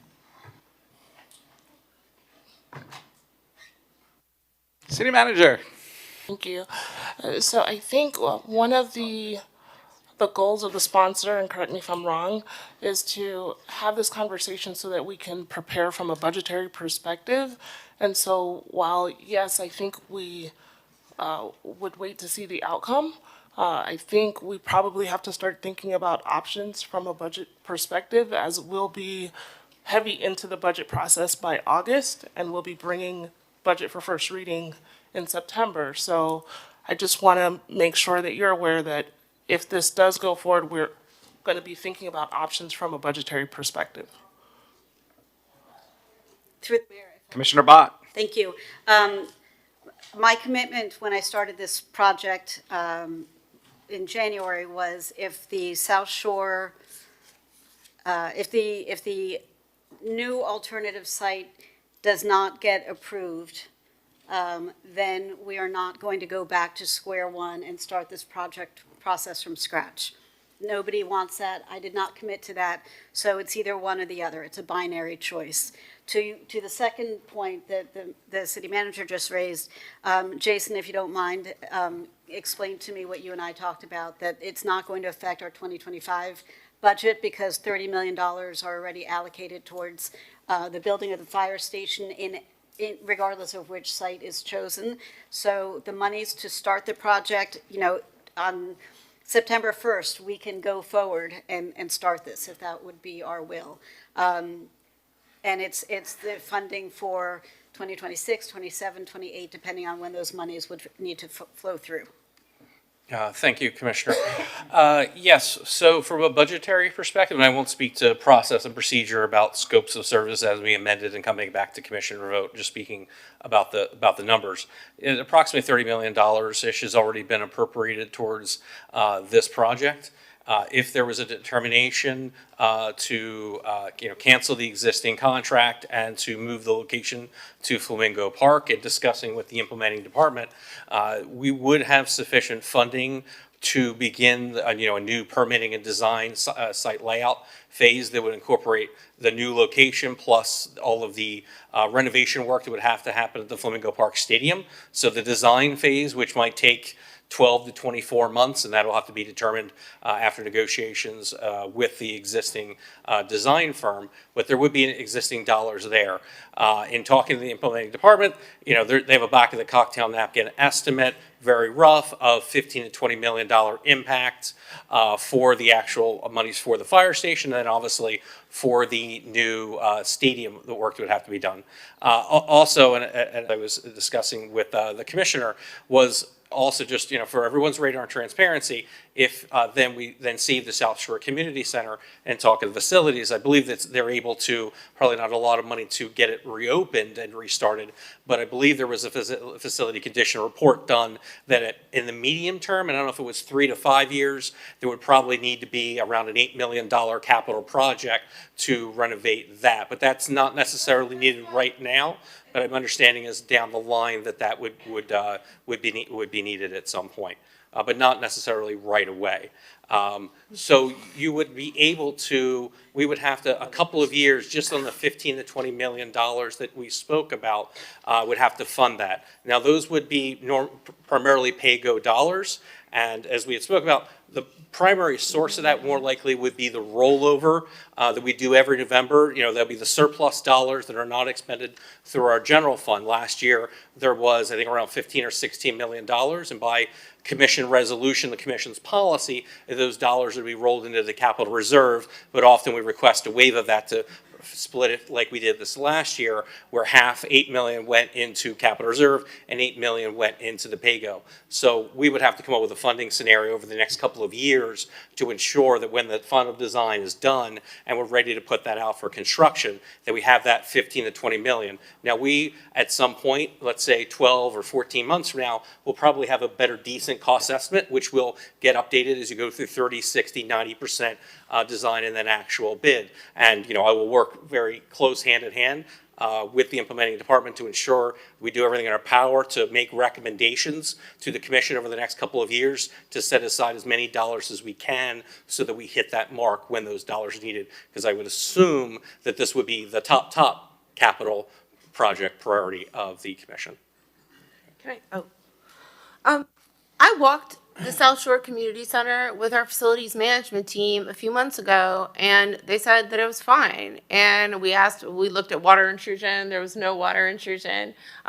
Is it like the most beautiful of facilities inside? No. But then I went to the bathroom today on the 4th floor of City Hall, and it's just gross. Even the soap container is broken, and they have to have a towel underneath it to collect old soap, and it has this like orange Formica counter. So yeah, that's also in need of a renovation, but we're not throwing it out. And the $8 million, I don't know where that number came from, but when I walked it with them, they said that the facility is in fine shape. It does not need anything right now at the moment, and frankly, $8 million seems very excessive for anything relating to that. You know what, Liz? We don't even know what's going to happen right now, so I don't even want to hear because it's just going to make me angry. So unless you guys want to hear what's going to happen, because we're not even there yet. Yeah, okay. Commissioner Bott. As we're going through the budget process, we're looking, sorry.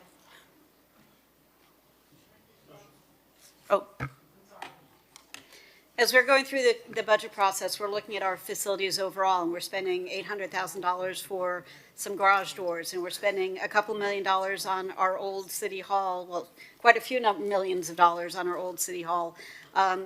Buildings require wear and tear, so the fact that a historic building that is in actually pretty good shape, it's not glamorous, but it's solid, we'll need some updates and some work done in the next medium term, 5 to 10 years. Okay, that's the thing, and that should not be factored into the decision of whether or not we choose to protect it and do the right thing for the city and for our legacy as a community, because every building needs updates over the long term. And so I don't know what the 8 million would be for. We haven't even talked about it because it's not imminent, it's not a big deal. And when it becomes apparent what the scope of work is to update a building, like all the other buildings that we're updating that need work, then we will find a way to fund it, as we do with all of our other ones. But that, I do not want that to be lumped into the cost of making the right decision for the city, for the community, because it is unfair. That is not, it's conflating issues. And, you know, we're not throwing the cost of updating the police station onto the fire department's need for a new fire station, right? So why would we update throw the cost of updating a historic building into the cost of building the fire station? And what I would say when we throw out these numbers, like the 8 million, it should never reach that kind of number, because it should be constantly painted and the roof should be replaced whenever the roof needs to be replaced, so that these are palpable numbers instead of throwing out 8 million for the South Shore Community Center. And then yesterday we were all sitting there, by the way, the site looks good at the Barclay with that 16 million, another property that, you know, we're going to lose because of these high estimates. So I agree that they should not, they should be mutually exclusive.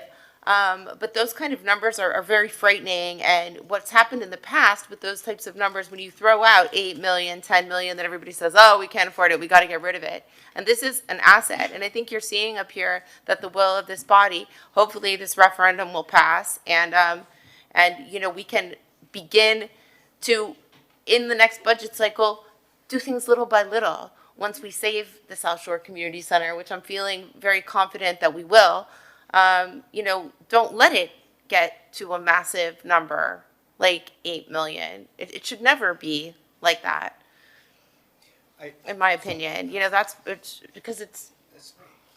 I'd like to call the vote. Commissioner Fernandez. Thank you. We have this item going to the voters.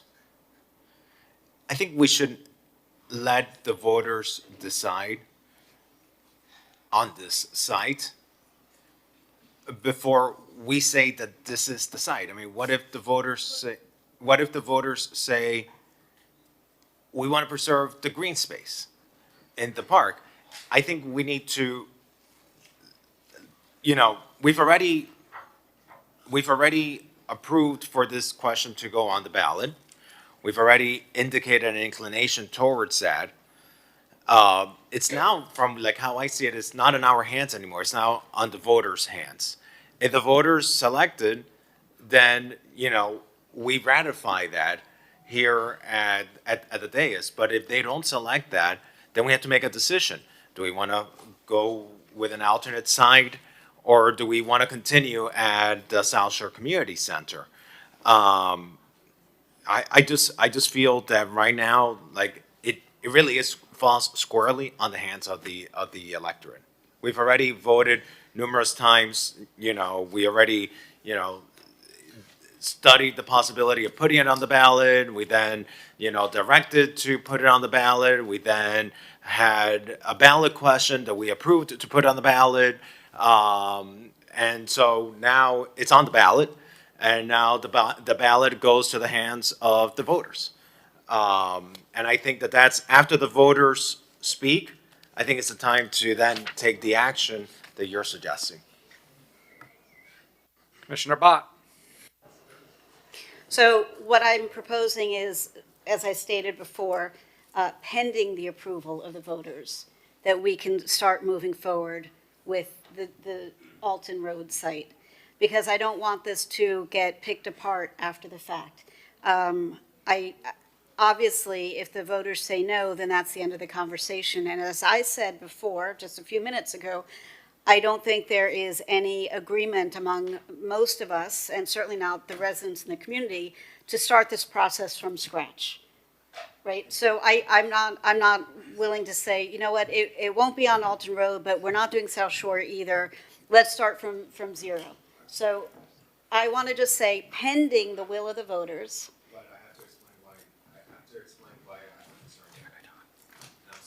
but I need to explain why I have a concern with that. When I met with the Flamingo Park Neighborhood Association, and I brought them the suggestion of using this underutilized green space, and then when I brought them the ballot language, the draft ballot language for this space, I think they felt inclined that, and I don't want to speak on their behalf, this is my perception of my takeaway from the discussion from the Flamingo Park neighborhood. They want to make sure that the will of the Miami Beach precincts is respected. So if we say, okay, following the outcome of the election, well, the outcome of the county-wide election might say, go forward with it, but that might not reflect the outcome of the Miami Beach precincts. And so that's why I think it's important to see what does the result of the election say. We need to see not only what the county-wide voters saying, but we need to see what our residents are saying on this land, because they're the owners of the land. And that's why if we do it the way that you're saying, well, the outcome of the ballot might be in favor of approving this, but it may not reflect Miami Beach precincts. The county-wide precincts might say, you know. I'm very okay pending the outcome of I'm very okay, sorry, through the chair. Yes. I'm very okay saying pending the election, specifically the Miami Beach precincts. Because if the entirety of Miami Beach says no, Then what's the point? So then, are we trying to clean Miami Beach? Well, if it fails, it's not gonna fail, I don't know. I've been trying to save this building for so long. And I just feel like, I understand that you want to find a solution. I would say that they rebuild on site where it is, if not, rebuild it where it is, where it currently is. Why is that not possible?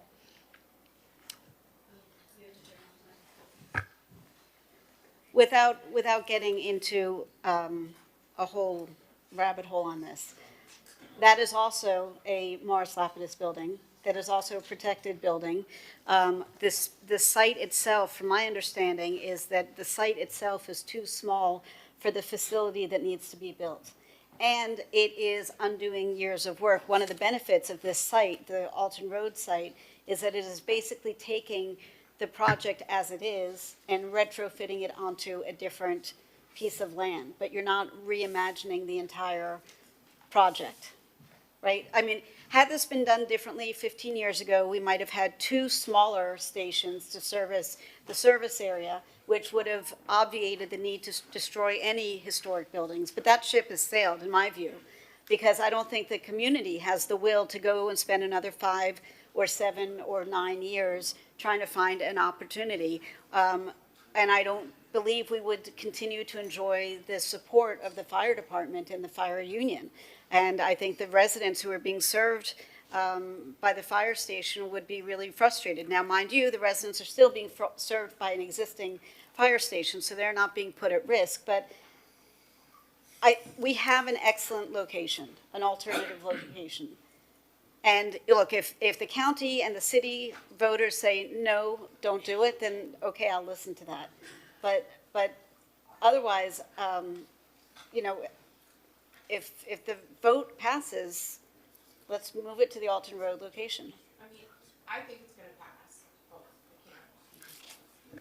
We can't, I don't want to waste any more time speculating. I mean, I think now this is a political campaign, which is okay. But, you know, if it passes countywide and it passes in all of Miami Beach, but you have one precinct that's like not a NIMBY, then, I mean, we can't just sacrifice the community center. I can't speculate how my colleagues would vote. I don't believe one precinct should sway any conversation about anything. It didn't in the 2 a.m. Rollback straw polls, right? Because we're 7 Mile Island. We're a small community. Our decisions, whether or not you live next door to something or in the middle of the entertainment district or where the new museum is going, it may not affect you every single day, but it's still your community. We're not LA or Beijing, which are these enormous, dense, sprawling cities. We're a small community, and you've heard me say this a million times. God forbid you walk into the supermarket to pick up milk without having brushed your hair that morning. You'll run into 12 people you know. So I don't believe that any, we don't make decisions based on how one precinct votes on anything, and I don't think this is the time to start now. With all due respect to my friends and neighbors in Flamingo Park, I know this is a divisive issue, and I know that it is divided pretty evenly. So for every person who's adamant about saving the green space, which I understand and I respect and I hear, there's another person who's equally adamant about saving the structure. I want to wrap it up too. Okay, agree. Let's wait the outcome, see what the results are, and move forward then, and not make any decision right now. I think we should defer all of these items till we get the election results in September. And I know that the people are going to vote in favor of saving the community center once they understand what's at stake. And people educate them, or me. Mr. Mayor, I'm just gonna, I don't know what's the current motion on the floor right now. I lost track of that. I'll tell you what's difficult for me on this issue right now. The issue right now for me is actually quite simple. What I have a challenge with what's going on right now. I think this item's been on the agenda as a discussion item for like 3 months. I had no idea that this is gonna be called like right now, Like, it's not anyone's fault. I mean, this is, R9U, here we are having this discussion now. It's been on the agenda for 3 months, how are you supposed to know that, now is when this is happening? How is Flamingo Park supposed to know that now is when this is going to happen at, 2:52 of this meeting after it's been on the agenda for 3 months? I'm gonna support you because you've been working hard on this. We've both been working hard on this. We've all been working hard on this because Commissioner Rosa Gonzalez has been fighting to save the South Shore Community Center for years upon years. And staff has been meeting with stakeholders. Our fire department needs a new facility. We have our county commissioner that's been pushing forward legislation of the county for us. I've been working with our city attorneys on drafting that language. What's the action that you're seeking today? Just so that we're clear on. What I would suggest is agreeing that pending the positive affirmation by the voters, we move the site to Alton Road. Which voters? The electorate, the election results. We have to respect the election results. It keeps it vague. I think we need to have that discussion once it comes back here. If Miami, and I'm sorry, through the chair, I can't.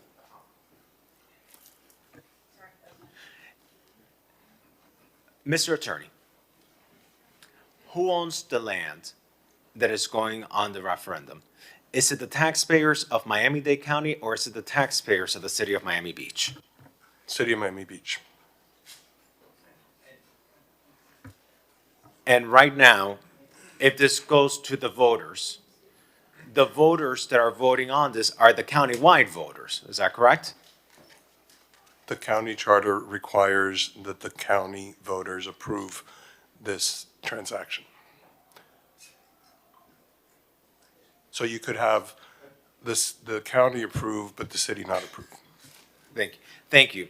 And so in essence, the county voters who do not own the land could be speaking for the city voters who do own the land. And what I'm simply saying is that if you wait until after the election to have this discussion, we can respect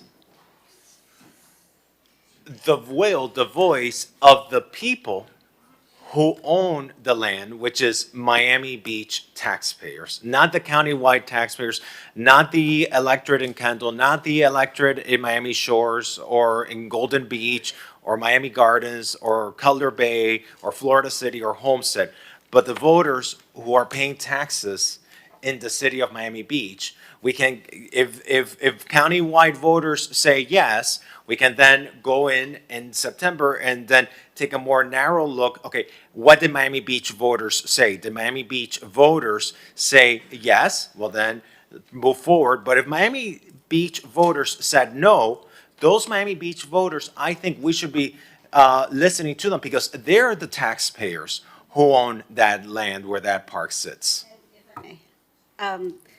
I'm fine with that because it is our land. So I would suggest pending the affirmative approval by the voters specifically in Miami Beach, but not precinct by precinct, the voters of the entire city. Yes.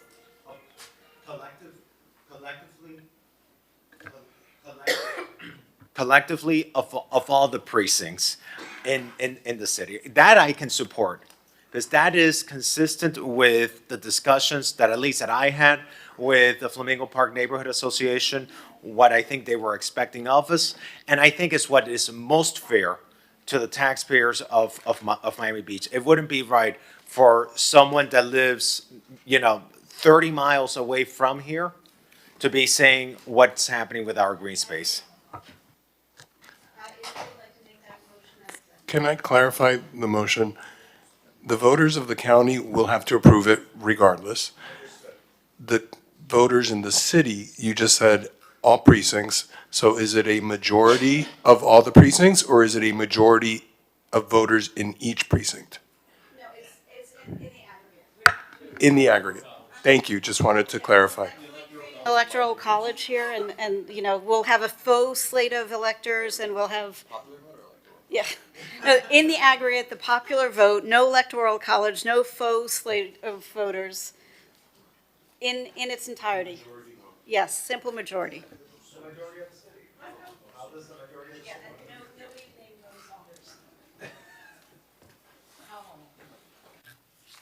Okay, so. Okay.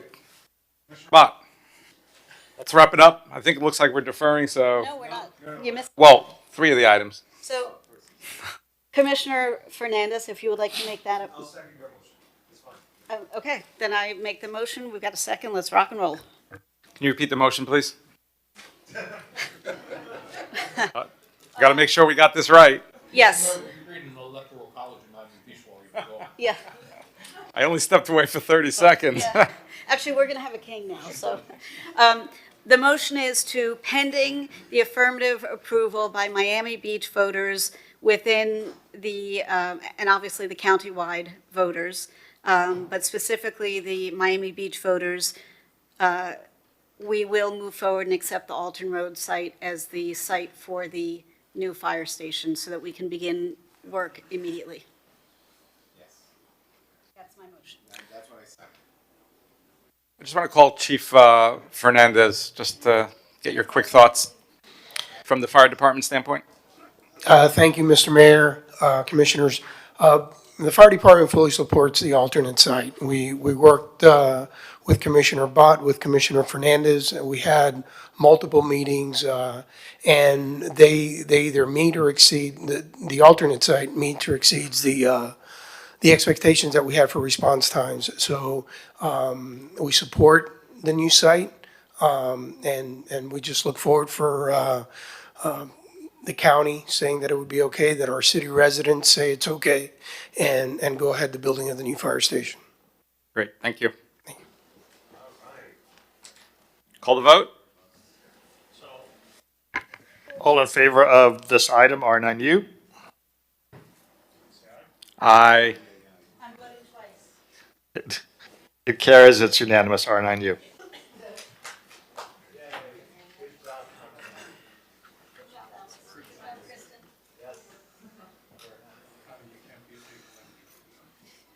It's called C7V. C7V is accept approved funds, designate Miami Beach as a blue zone. It was separated by Commissioner Bott as a time cert.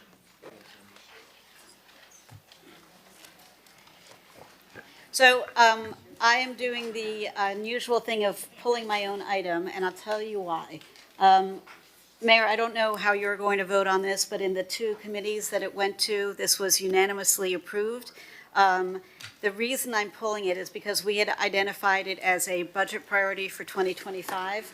But in order to start the process of designating Miami Beach as a blue zone city, the first step is to finalize the contract that would allow us to move forward with the funding for a 6-month study, which puts the wheels in motion for how this would be implemented in the city of Miami Beach.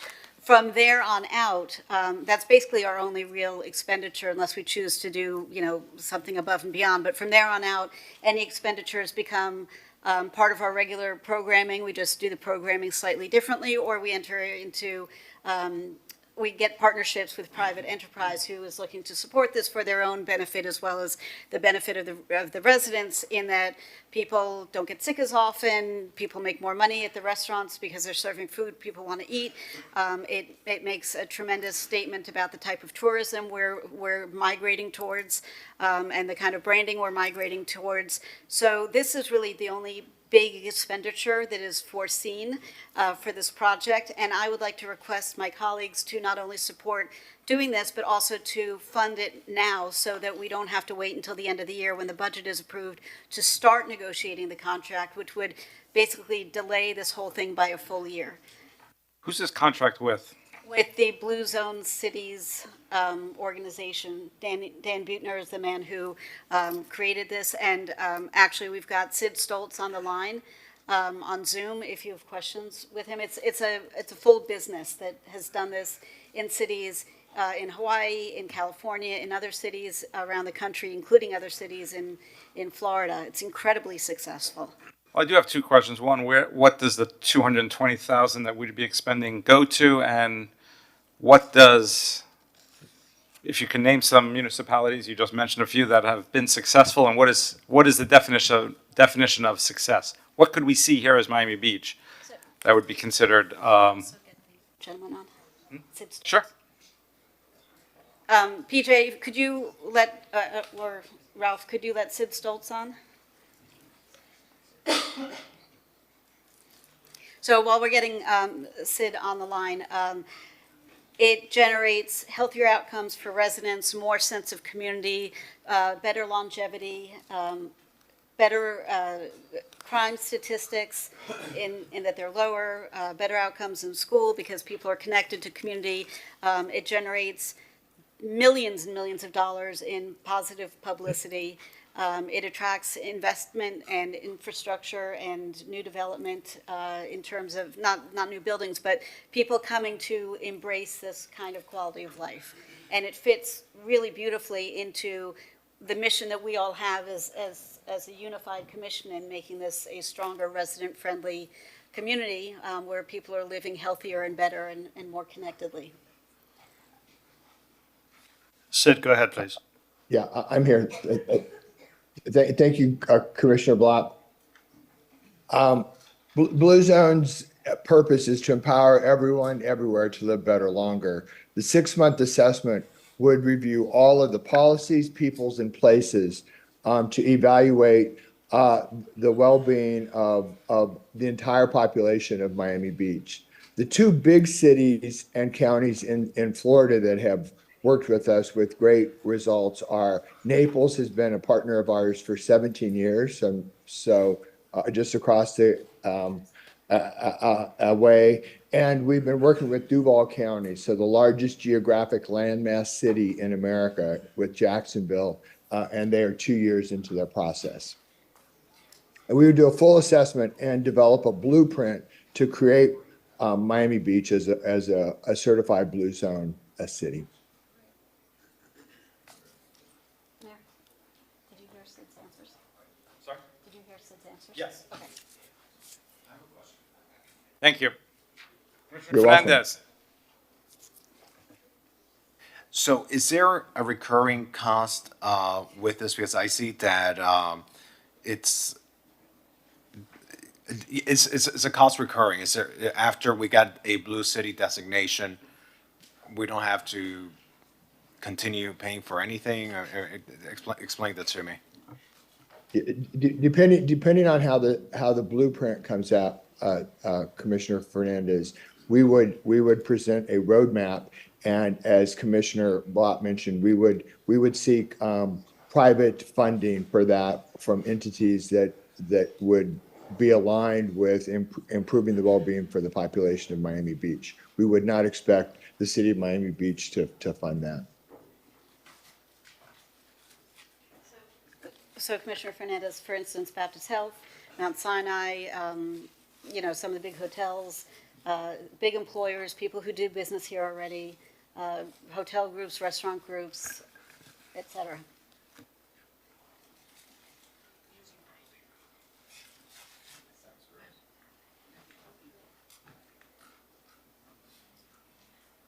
So can I make a motion? Of course. Or do you have more questions?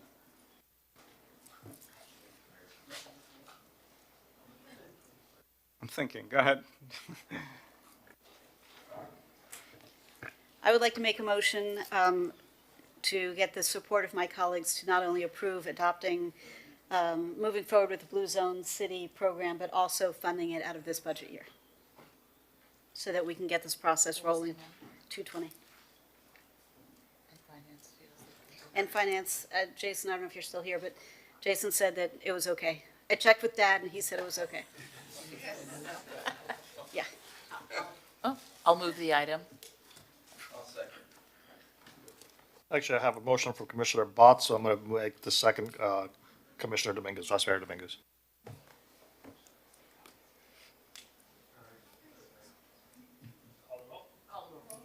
So all in favor of item C7V?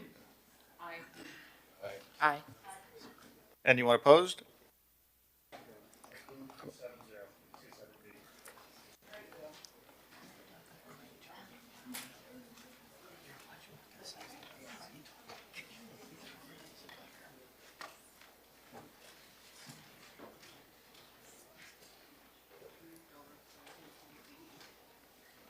Call, Thank you, colleagues. we got Jason here and Tamika. Let's do the R7A and R7B. Yes, sir. R7A is a public hearing, adopt Fifth Amendment to fiscal year 2024 operating budget. R7B is a public hearing, adopt Seventh Amendment to fiscal year 2024 capital budget. Good afternoon, Tamika Stewart, Budget Director, and this is the Fifth Amendment to the operating budget. It contains two items. The first is the pet waste cleanup pilot program that was approved by the Commission at the April 3rd Commission meeting. It recommends the appropriation of $75,000 for the installation of 46 new pet waste dispensers and 14 additional Victor Stanley trash receptacles, in addition to what we have already to be implemented citywide. Funded would be appropriated from the sanitation funds reserves. The second item is a franchise waste hauler analysis. This item was approved by the Commission on May 15th, and the recommendation is to appropriate $100,000 in order for the city to engage a consultant to assist with the RFP program for the new waste hauler contract. This would be appropriated using sanitation funds. That's it for operating. It is a public hearing, seeing no one in the audience and seeing no one in Zoom. I have a motion by Commissioner Suarez. I'll second. Can I say something? Spending 100,000. Oh, I'm sorry. We have beaten this horse to a pulp. Now we're going to spend 100,000 on the consultant. Can't we come to, this is for the waste hauling, right? Yes, correct. I mean, why don't we do something noble and come to some sort of decision on our own without engaging the $100,000 for a consultant, and take that $100,000 and give and split it across our schools? I would so much rather spend our taxpayer dollars on that than another waste hauler consultant. It really is, not, no pun intended, but we're throwing it in the trash. You like it? Or literally fist bump? Okay. Oh, I'm not on? You're Okay, I'll make a comment here. So we had voted unanimously to have a single hauler, and then at the next meeting, because of hauler interference, things changed on the dais. So I think the best approach is to continue with the consultant so that we can get the right answer on the hauler. Because it was a radical change, and I believe there's a motion and a second. Mr. City Clerk, can you call the roll?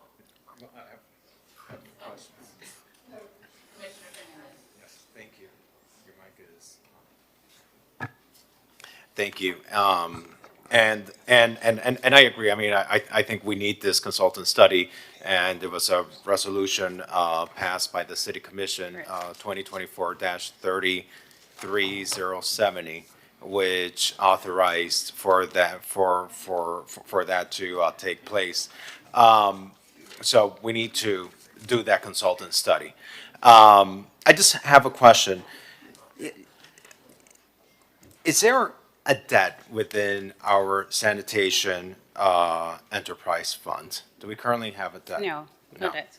Okay. It does, just for the record, it does have a deficit in that we deficit. spend more money than we take in, but not any outstanding debt obligation. These are important appropriations that we're allocating dollars to. I think these appropriations have received the support of the City Commission, and it's appropriate for us to move forward with these.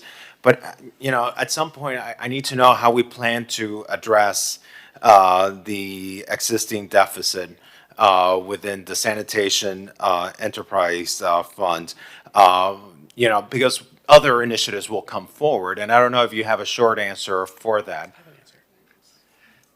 But before you begin, there are a few items on today's agenda that will assist us with that. So there's an item to discuss roll-offs and how they're defined. There's another item about the single-family recycling program and how we potentially pass through those funds or those costs to users. Also, this item will allow us to get moving on the RFP process so that we can now have a contract in place that may be to the advantage of the city in a way that it hasn't been before. So I just want to make sure that we're moving in the right direction with all of these items because they will help our sanitation fund. Yeah, and just to dovetail what the city manager spoke to is, yes, there are two referrals to FERC, one on Friday's FERC and one on the July FERC, sponsored by Commissioner Bott, which I believe was a response to the spotlight section that we did during our budget retreat in May, where we spoke to the structural deficit that is growing in our sanitation fund. If these move forward, and we very much hope so that they do, we'll help to plug part of that hole, but will not go all the way. There are several $1 million worth of budget enhancements that this commission has looked at, either at the committee level or going to commission for endorsement. It will be very difficult for the administration to, though we absolutely think spending dollars on sanitation and cleaning our city, it was shown as a top priority of our residents when it came back in the resident survey. Without funding that gap, it's going to be a little bit difficult, but that'll be something we are definitely going to be hitting on the July 12th FERC budget briefing on operations. What would be helpful through the chair, because what happens now is that we approve priorities. You know, the pet waste cleanup, that's important because that contributes to the quality of our bay water and our general environment. The waste hauler analysis, that's important as well. But I think we need to be aware if we are going to be incurring funds, if we're making commitments through resolutions to funds that have a deficit, and those commitments are going to further deepen a deficit, we need to be aware of those deficits at the time that we're approving those resolutions, and we can't find out about it, you know, later when we have these budget amendments.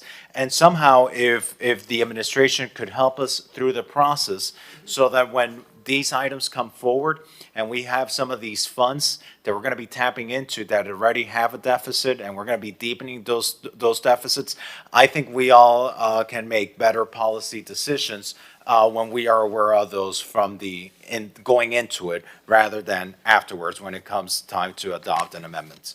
Thank you, Commissioner. I think that's is an excellent point, and the Budget Office will work closely to ensure. And I believe it's just the sanitation fund that really has the structural ongoing deficit that's of concern. Major fund, yes. Yeah, as a major fund. So we will make sure that that's highlighted. I know I speak to it often, but we'll make sure that in all our documentation is along that point. And I'm listening. You're speaking to it, and I'm listening. I appreciate it. I appreciate it. Thank you. Thank you, Mr. Mayor.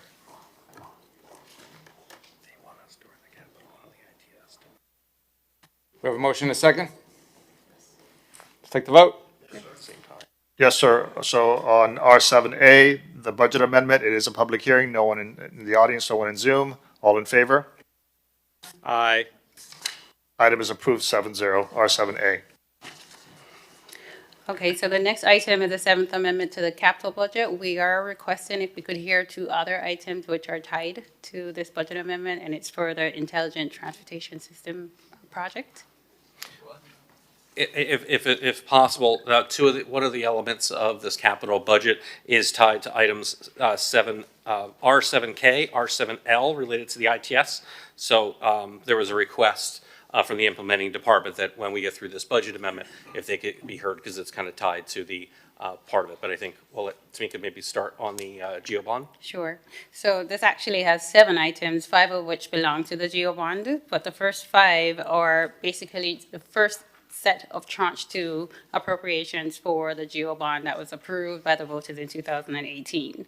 So this would appropriate funding for the Street Tree Master Plan project in the amount of $2.23 million, the Sidewalk Improvements project in the amount of $3.5 million, the Street Pavement project in the amount of $8.6 the Seawalls and Shorelines project in the amount of $5 million, and the Traffic Common in the amount of $500,000. These will be funded from funds that were set aside. In today's C7Q, there was a companion item to basically approve and intend to issue bonds in the future.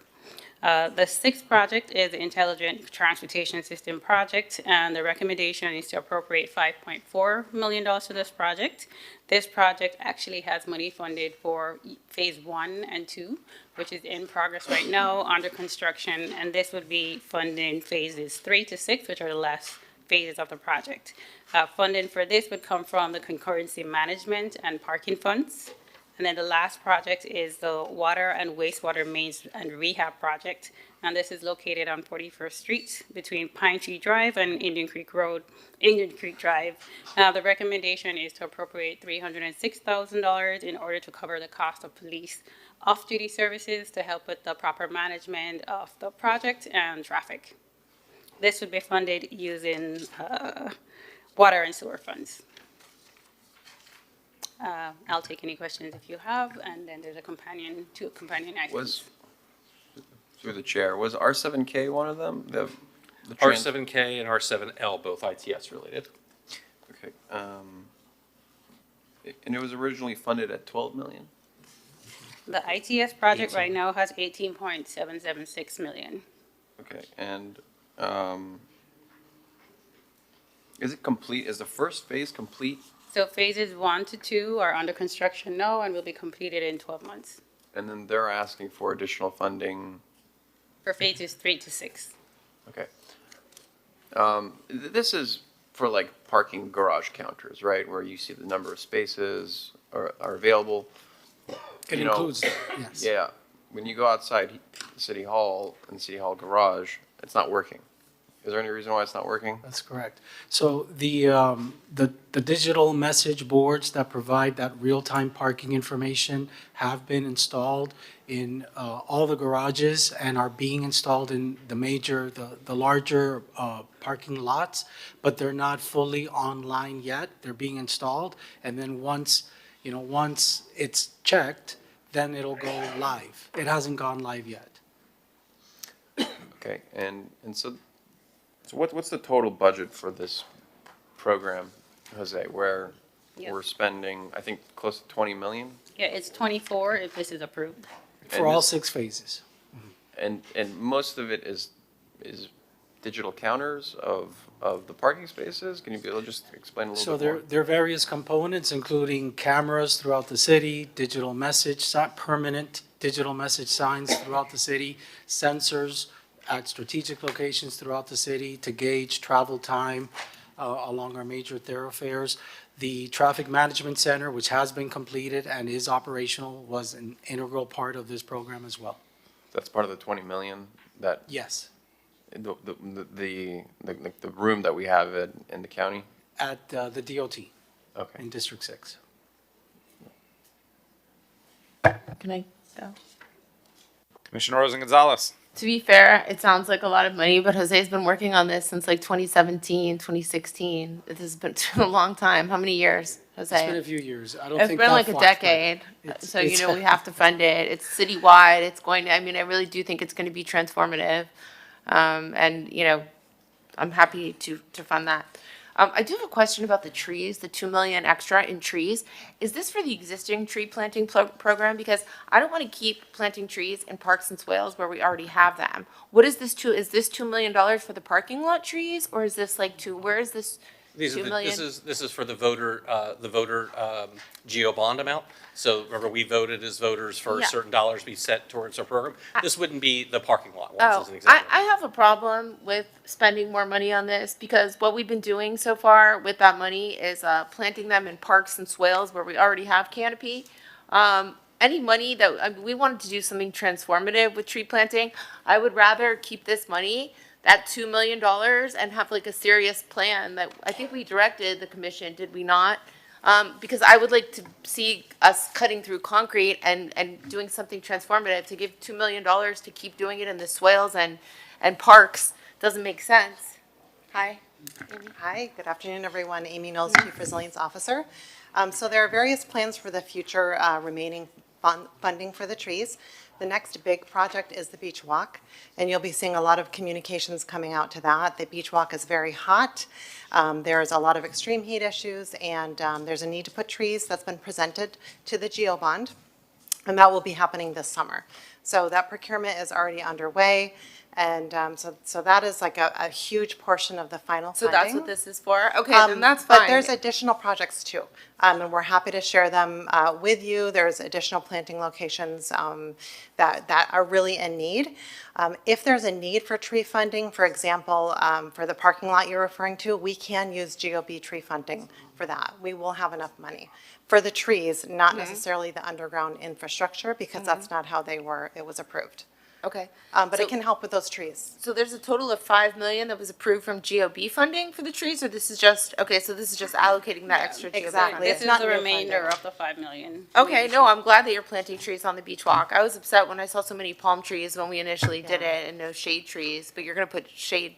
Yes, it's a correct? really nice planting palette, and you'll see the information coming out where there's even like a map where people can see the type of trees and where they're being planted. We're trying to, maximize the viewscape and not block anyone's view, but also plant enough shade that will really cool and also be able to handle the salt water and be very tolerant going forward. Okay, that's transformative. I'm okay with that. Okay, okay with that. Mayor, if I could, Amy, thank you for all you do. Could you share that map with the commission before, as soon as possible, when you Yeah, have it? absolutely. We'll be Thank you so happy to. much. Yep. So, well, one more question for Jose. So it's my understanding they've been up for a year. When are they going to work with the counters? Is it dependent on this funding, or is it an So- administrative issue? So the currently phases 1 and 2 of the project are under construction. What this item entails is adding subsequent phases to the project and a funding allocation. But in terms of the devices that are installed, they are being tested. That's why they're not completely, online yet. Can I get a date as to when we expect them? Many of them are already online and working, and they're being audited. We haven't gone through the system operational test yet. The back office, the TMC is monitoring it. Roger, if you could just come up with Hi, my name is Roger Murray with Transcore. The parking system has been installed. Majority of them are actually operational and showing the valid parking. We've been auditing it for 2 or 3 months now. and they're providing within 1% accuracy. So until the full system's up and running and we're in operation maintenance mode, we won't have a person out there to do what's required, which is random audits. Yeah, because it's been up for a year and it hasn't been on, right? I mean, some of them have been installed. for a City year. Hall in particular had a lane change from one direction to the other on the parking garage, and we had to install a new sensor for bidirectional. That was new to us. When we first went after the project, we installed City Hall. It was a one-direction exit, and now it's bidirectional, which made the counts off. So we had to install a new sensor. And that was recent. Okay. Just spending millions of dollars on sensors seems like a lot of money.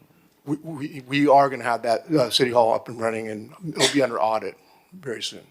And Commissioner, it's more than just sensors. The cameras themselves, there's dozens We know of how cameras. much cameras cost in the city. So. Yeah. That are, the cameras have built-in analytics. These are smart cameras that are the premium cameras in the traffic industry. These I cameras don't even want to ask how much the cameras cost. These cameras at the intersection do provide vehicle counts, classifications, pedestrian counts, and so they give the ability for a traffic engineer to do real-time traffic timing changes, which will help alleviate the traffic. Okay. I'll move the item. Public hearing. Take the vote. It is a public hearing, and we have someone, so no one now on Zoom. Is there anyone in the audience? Seeing none, all in favor of item R7B, which has been moved by Commissioner Suarez, seconded by Commissioner Fernandez. All in favor? 7-0, the item is approved unanimously, R7B. Just Mayor, for clarification, would that encompass R7K and R7F?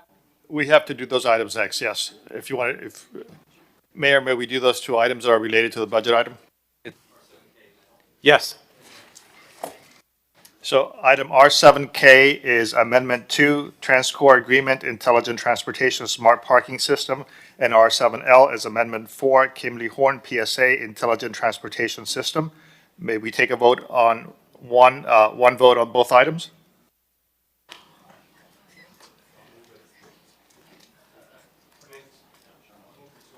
Do we have a second? Take a vote. So motion by Commissioner Fernandez, seconded by Commissioner Bott on those two items. All in favor? Both items passed. Those were R7K, R7L. They passed 7-0. Let's call R7C. R7C, it is a public hearing. Accept recommendation to rename Miami Beach Drive to Miami Beach Promenade. It is a 5/7 vote. Well, the title's self-explanatory. I'll make it, We have a motion? I'll make a motion. My mic doesn't work. All in favor? Commissioner Bodig? No one in Zoom, no one in the audience. All in favor? Aye. Item passes 7-0, R7C. Does sound much better. It's called C7Z.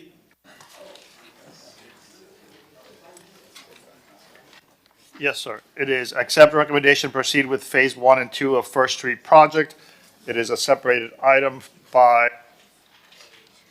Commissioner Rosa Gonzalez.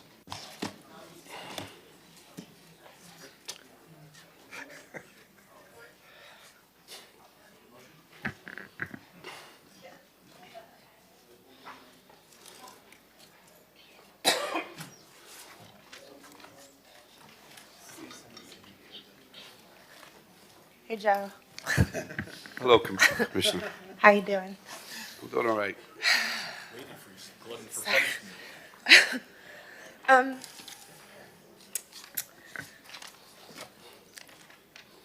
This is my final attempt to somehow save First Street by rerouting the pipe. Granted, I know that you had a meeting, was it at land use? I was not present. Where? there was a special land use meeting and I didn't attend it. And I know that you worked out some of the details, but, if, let's say, and here's my question to you. Let's say that you were unable to put that pipe down First Street. What would you do? If somebody came up to you and said, you cannot use First Street, but we need the resiliency project, Joe, solve the problem, what would you say? Go to Coral Gables. And I will tell you what I've said before, I'm not going to engineer from the podium, because this are engineering decisions that take a lot of time, effort, and a lot of studies. And this team has spent an exorbitant amount of time studying this. And Commissioner, I have to tell you, I would not stand here before all of you and tell you that the only possible way to get this thing done is to put that pipe down. That is the only logical way. If not, we would have to start essentially from scratch. The pump station would have to be relocated. It is a domino effect that will delay this project for years. And keep in mind that this project has grant funding associated with it, $35 million that we could potentially jeopardize. So I have to say, and we've looked at this ad nauseum, and truthfully, this is the only path forward. And I think we've adjusted it, and we've made the adjustments necessary in order to be able to accommodate the traffic, servicing the restaurants so they can stay in operation while we construct, shifting the pipe slightly to the north, and to be able to have the machinery be able to construct, because it's not just the pipe, it's the envelope that the equipment needs in order to be able to excavate, turn, and all that. So, again. Option one is the alley. What does that mean? Option one, the alley. Yeah. Isn't there option one on No. here on First Street? No. Option one was an option that had a median, that constructed a median, but then what it did was it narrowed the green space on both sides, and it also reduced the width of the sidewalks. And that typical section, at the end of the day, when it went through the process, the public and then the commission approved option two, which is the one that's at 60%, which is no median, but having the wide area and the important part of that is, again, because we're raising the road an average of 1.5 feet, and that's at the crown of the road, not at the edges, the ability to have that green space gives us the ability to be able to harmonize so that we don't disturb the properties on either side. So there's going to be, we're ripping out the trees in the center, those shade trees, and you're going to plant mature trees on the sides? So I guess we need to take a step back. One of the things that we looked at and we agreed to do is to root prune 3 or 4 months before construction starts all the oak trees that are out there, be able to relocate them to a temporary site, maintain those oak trees, and then bring them back to First Street once the project is done, and then plant them on both sides of the green area. That sounds very expensive, though. I mean, like, to root prune. What's the cost to babysit the trees for how long? For 6 months? It'll be more than that. It'll probably be somewhere between. You're talking about you have to root prune it 4 months before you start construction. Then construction would start. Construction will take 6 to 8 months on First Street proper. So you're talking about close to a year. But it's important to note that. Why don't we just buy mature oak trees and just put those trees someplace else right now? Well, I think there's an attachment by the community to those oak trees. And I think it's important to note that we also said that those trees that do not survive, we would replace those with mature oak trees with a 10-inch caliper. I mean, I think we should, instead of, that to me seems a little absurd. I mean, if this is moving forward, and I can see that it's moving forward, I would say take the trees out and put them someplace else, and then we just purchase mature oak trees, which would be much less costly than babysitting, root pruning these trees for an entire year. I don't even know what that would cost per tree. Is that like 100, 200,000 per tree? What's that going to cost, Joe? I can't give you a number right now. It's got to be exorbitant. I would not, root prune, and there's, okay, so I just want to envision what's gonna happen. I love this street with Milos and Fuga de Chao and Intimo. So we are gonna close it down? It's No. just gonna be shut? No, no, ma'am. How we're going to do this is we're going to close one side of First Street. That would be the side where the residents are, the residential side. We would put a barrier wall in between. Everything would have to be, the median would have to be taken out, the trees would be taken out, and then we would start construction on that side where we're closing out, while we keep 2 lanes, a valet lane and a through lane, eastbound on First Street from Alton to Washington. And that would be so that we can construct the pipe, because what takes the longest on the construction of First Street is constructing the pipe. These pipes, the pipe is 96 inches in diameter. They come in 10-foot sections, so you have to excavate, you have to put what we call a trench box in to be able to set the pipe in place, bed it, and then move forward to the next section. So it's a complicated process, but it's one that once the contractor makes good progress, he starts to pick up speed. Okay, so that's gonna take 6 to 8 months, you said? Yes. 6 to 8 months with one side of the street closed, and then when you're finished there, you're gonna close the other side? The other side the construction of that would be very quick, because all we're doing there is we're already putting the lateral connections to the inlets on the other side. So it'd be just essentially taking out the pavement and being able to reconstruct so. And this plus the pump station, and the actual pump station itself is going where? I just want to be able to envision. Okay, so the pump station, the underground components of the pump station are going to go just south of First Street on Washington Avenue. Just south, right adjacent to the city's parking lot, which is right next to Milos. That the parking lot will. You mean where Call Me Gabby is over there?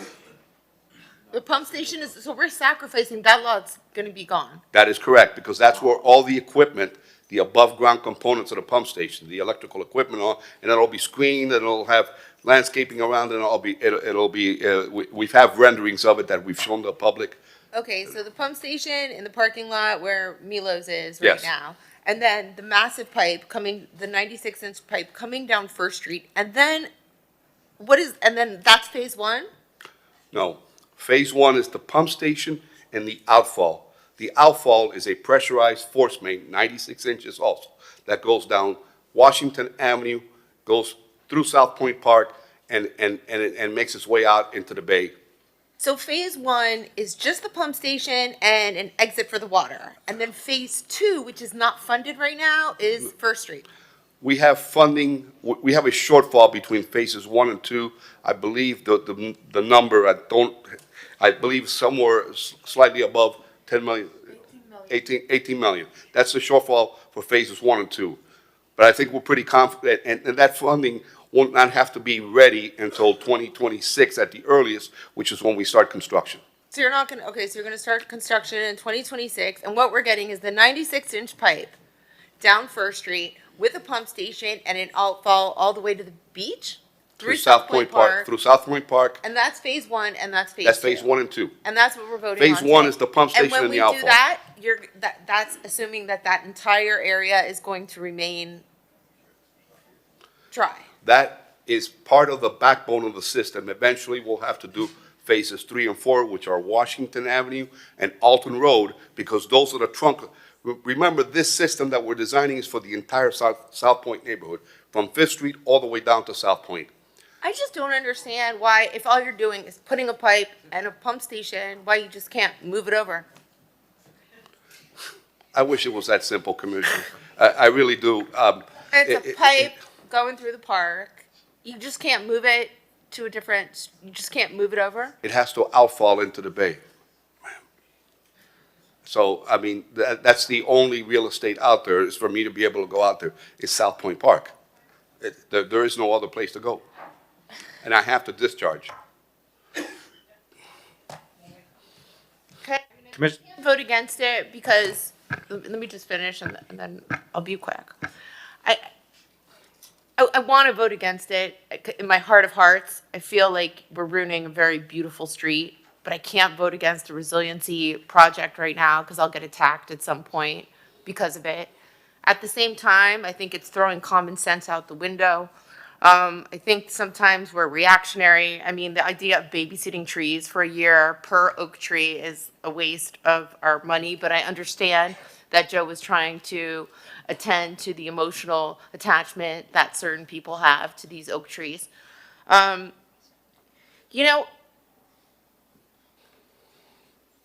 we have no choice, I suppose, because if we have another rain event and we vote no on this, then we're going to have a major problem. But I would say that in the future, though, I mean, when the engineers start a project like this, that, I mean, they need to really look at what they're planning. And, you know, and at the outset of this, First Street, there were other options apart from First Street. And then all of a sudden, it just became only First Street. And it really bothers me because I thought of streets around Miami Beach that I love as much as I love First Street. It was hard for me to think of another street that I liked as much as First Street, which is so beautiful. Maybe there's parts of West Avenue that don't have vacancies on them, but for the most part, every other street is a disaster mess, like in terms of commercial corridors. So the fact that we're choosing to destroy one of our only successful streets is upsetting. Hopefully, if it's only going to be done on the one side, I guess that's fine. What can I say?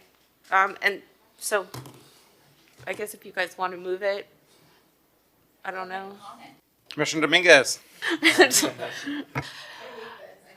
Thank you. Thank you, Commissioner Rosen Gonzalez. I appreciate all of your comments.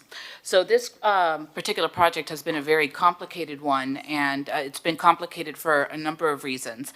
When Commissioner Samuelin first put it forward, he stood behind it because it was nominal road raising with up to 6 inches. Since then, as the design phases have progressed, Jacobs Engineering came and said that they needed a 96-inch pipe, and that's what complicates things. And because then you have to do it in the middle, put the pipe down the middle, and then from there, the streets harmonize with the residents or businesses on either side. But a 96-inch pipe means 1.5 feet of road raising and not the initial 6 inches. Also, the different residents that had gone to the forums and had approved the different notions don't even live there anymore. One of the ladies moved in the middle of the night. So what I'm proposing for this one is we need to move forward with the resiliency project. There's no question there. 96-inch pipes aren't all that common, and one of the things that we're supposed to approve is a 96-inch pipe. So what I want to take out is the commission shouldn't have to approve that, because if something goes wrong, they're going to say, well, the commission approved it. If the engineer and the Public Works Department feel that they need it, then they should move forward with it, but not have us be the ones approving a 96-inch pipe. But question, I have Commissioner Fernandez. Thank you.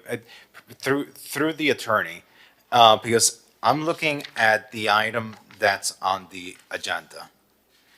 The item that I'm seeing on the agenda doesn't specify the size of the pipe.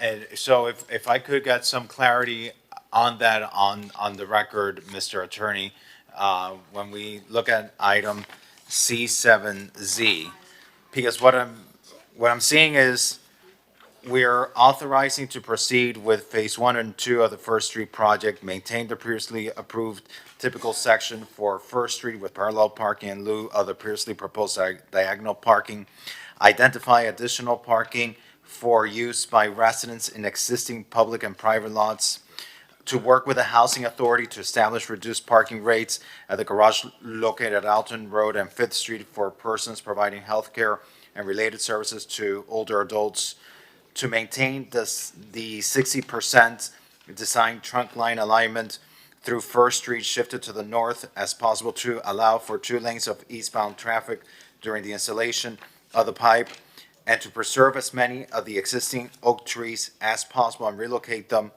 within the project footprint and replace any oak tree that does not survive. But I don't see that we are and we're directing the administration to negotiate a task agreement change. But I don't see us directing, mandating, legislating what the actual size of the pipe is. I think all that we're doing is we're accepting a staff recommendation. Correct. I need that for the record because That to is my correct. colleague's point, to the vice mayor's point, I'm not an engineer. What I do as a member of a governing body is I accept recommendations from professionals. I listen to the public. We try to strike a balance. So I don't want us to be legislating the size of the pipe or the engineering that gets installed. So I need for the record, Mr. Attorney, does this item legislate the size of the pipe that is being placed in the ground? You need to. Commissioner, I think that would be a detail that would be part of the project design. So this specific item, it doesn't reference the size of the pipe, but included within the design of the project are details like that. Correct. That is correct, sir.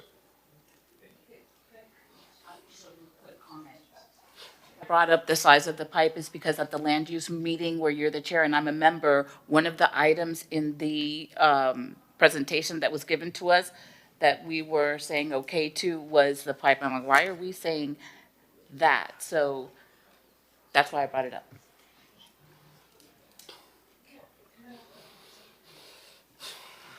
So Commissioner Dominguez, if you have an issue with the pipe, what do you suggest we do? Different size pipe so that this is nominal road raising and not the 1.5 feet. But I think we need to move forward with the project, and resiliency is very important, and we need to address flooding. But if it were up to me, it would be something smaller because First Street is beautiful. It is one of our most gorgeous streets, and this project will destroy it forever. I know. Through the chair. I'd like to move the item. Commissioner Rosen Gonzalez.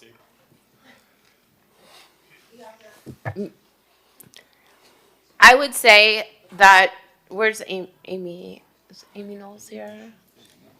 Yes. Well, yeah, no, what I would say is that we take those oak trees and we just plant them elsewhere. And then we just plant new oak trees on First Street. That way you have twice the amount of trees and you spend half the amount of money. Because babysitting these trees someplace else where they're gonna die and then improving, that doesn't make any sense.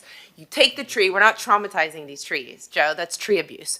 We're gonna take the tree and you're gonna move it once, we're not gonna move it twice, and then plant it elsewhere, and then we'll just buy new oak trees. I guarantee that that's gonna be cheaper than what you guys have planned here. That doesn't make any sense. This pruning and removing, and then if they're gonna die, it doesn't make sense. Commissioner Suarez. If the trees are going to survive any place, it'll be in the same location that they were taken. So I don't see a problem with putting them back. I mean, I go down First Street at least multiple times a day. I'd love to see the trees that were there stay there. I think all the residents in the neighborhood would love to see that as well, because you're going to end up with twigs there. And so if any of the trees die, we're going to be replacing them with the same size tree. So, look, First Street is going to be even more beautiful than it is now because we're adding an extra, how much green space? I mean, I believe it's 17 3/4 feet on each side. yeah. And right now we have, what, 6-foot sidewalks, 7-foot sidewalks? I mean, And that'll be 10-foot sidewalks, wider sidewalks. oh, it's going to be transformative for First Street. And, you know, again, we need to move forward on this. I think we have consensus with everyone in the community, especially with the trees and the parking finally. And given the recent rainstorm and more to come, let's take action today.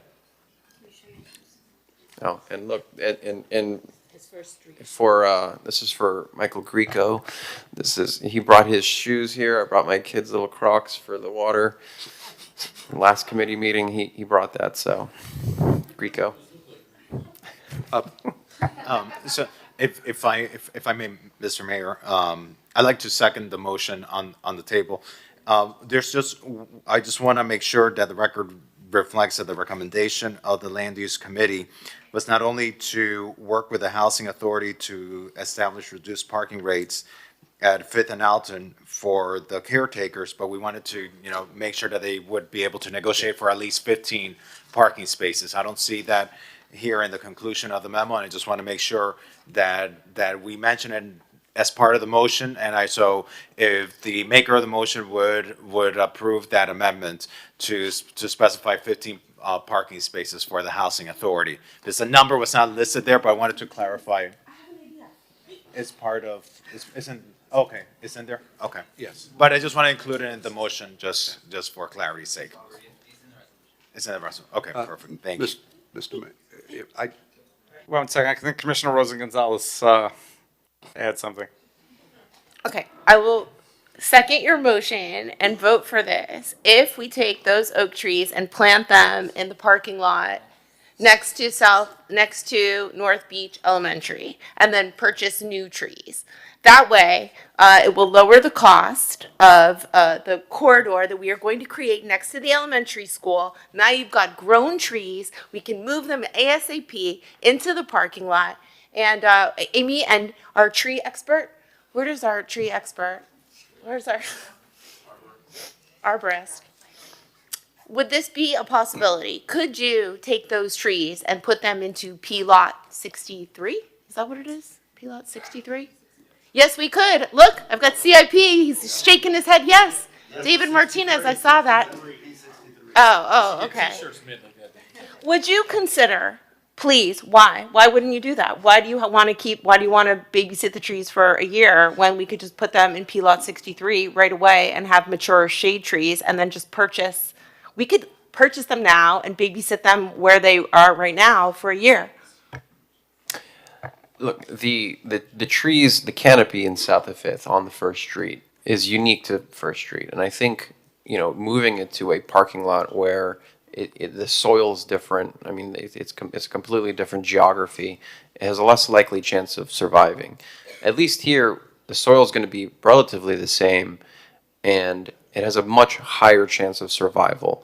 And if I'm totally in favor of adding more trees, if we have to perhaps maybe purchase more grandfathered trees for North Beach and parking lots, I'm okay with that. But I think we should keep the trees where they are because it's intrinsic to the neighborhood, it's intrinsic to people who live there, and it has a much higher chance of survival in that particular location. But then again, like I said, I'm more than happy to support you on much more mature trees in a parking lot or in North Beach to purchase. So they're not ripping out the trees? He just said we're pruning them and we're taking them to a different location for Correct. 8 months and then we're bringing them back. The question is, and this is the question for the arborist, would those trees survive in P lot 63? No, because it's like literally written into this right now. Of course. Through the Hello, Amy. Hello. So in terms of actually root pruning the trees, that's a really big effort. And so if this item is approved, the urban forester would work closely with Public Works to do assessments of those trees and to see which ones are viable to be moved or healthy enough and can survive that. And then there would be the root pruning process, and then they have to be physically moved. So they would have to be put on flatbeds and moved to whatever area. North Beach is pretty far. So I think that it's just a lot to consider. Mid-beach. It's not that far. Well, I mean, like, but it's like a mile It's just more. something to consider in terms of those They're not trees. keeping them there. No, they're not. They're ripping them up and putting them on a flatbed truck. Right. Yeah, but they're being moved. I mean, they're being moved someplace else. How do you know? Are you an arborist?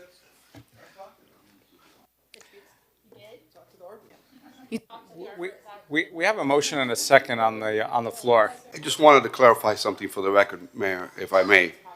Before you say that, Joe, I just want to acknowledge today is your last commission meeting, last day with the city.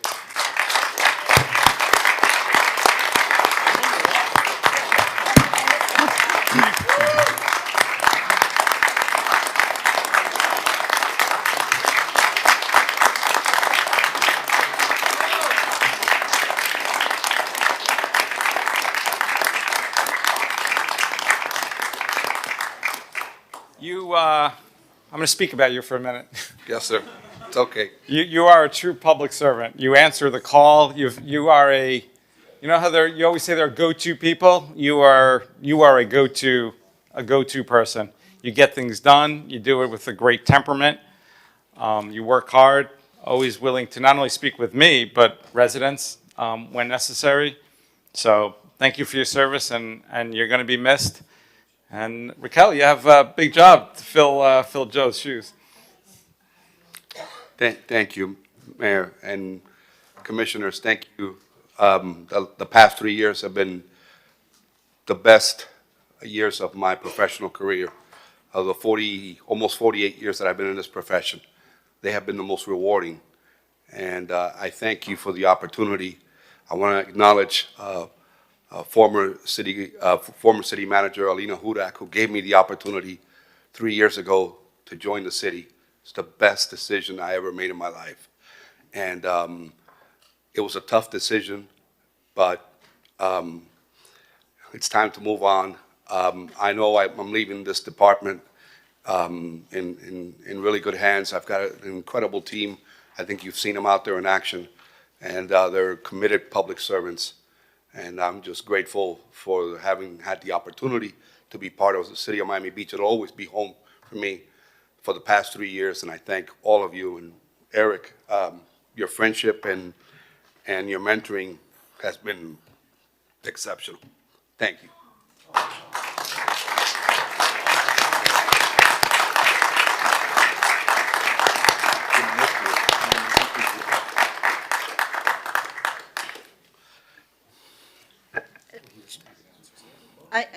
Joe was actually about to say something, and I cut him off to extol his virtues.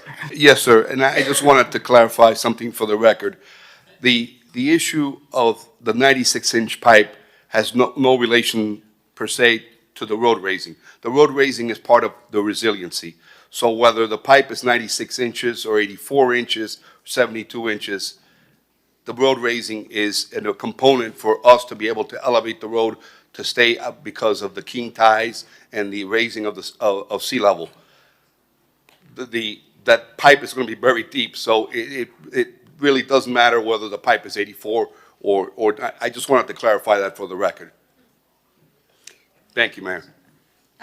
Joe, just a quick question. Yes, ma'am. If we stopped asking you questions about First Street, would you stay?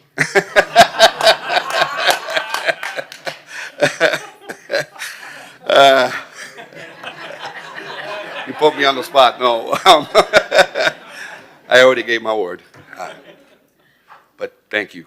That means a lot. So we have a motion and a second. I know a lot of work has gone into this. Unanimous consent from the Land Use Committee, and thank you, Commissioner Fernandez, for leading that and also suggesting it at the last meeting. This has worked out well. We had a lot of community engagement, by and large consensus, and there's no better proof and evidence of how imperative these projects are from the storm we just had and the videos we see from this very area that was impacted significantly with flooding. So we need to move forward with these projects, and thank you for leading the charge. Thank you, sir. We have a motion and a second. Yes, sir. Call the vote. Yes, sir. On C7Z, all in favor? Aye. Motion carries 7-0. It was a motion from Commissioner Suarez, a second from Commissioner Fernandez. 7-0 approved.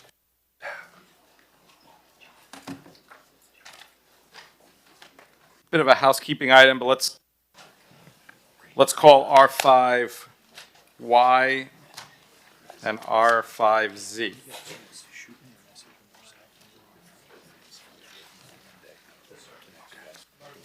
Thank you. I'm going to read both titles. So R5Y is an ordinance of the Mayor and City Commission of the City of Miami Beach, Florida, amending Chapter 78 of the Miami Beach City Code entitled Personnel by creating Article 4 thereof, entitled Unclassified Employee Leave, to codify as part of the city code and amend the city's employees leave ordinance number 1613 for clarity and ease of reference, to delete and or revise outdated provisions, create new sections, and make substantive amendment as follows. Section 78-181 entitled Definitions, Amount of Leave. Section 78-182 entitled Special Provisions for Employees on Military Leave. Section 78-183 entitled Accumulation of Forfeiture of Annual Leave and Sick Leave.